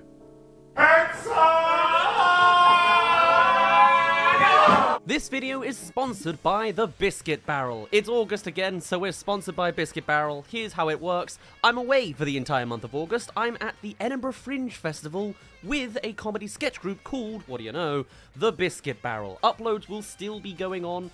Probably. I just need to juggle it with a very busy schedule. It'll probably just be weekly. But also, here's what it looks like. It's me on stage doing comedy bits. I've turned around and become a bit of a physical comedian, which is very ironic considering I am just a disembodied voice on this channel. But if you are over in the Edinburgh region for the entire month of August, come say hi and come see us.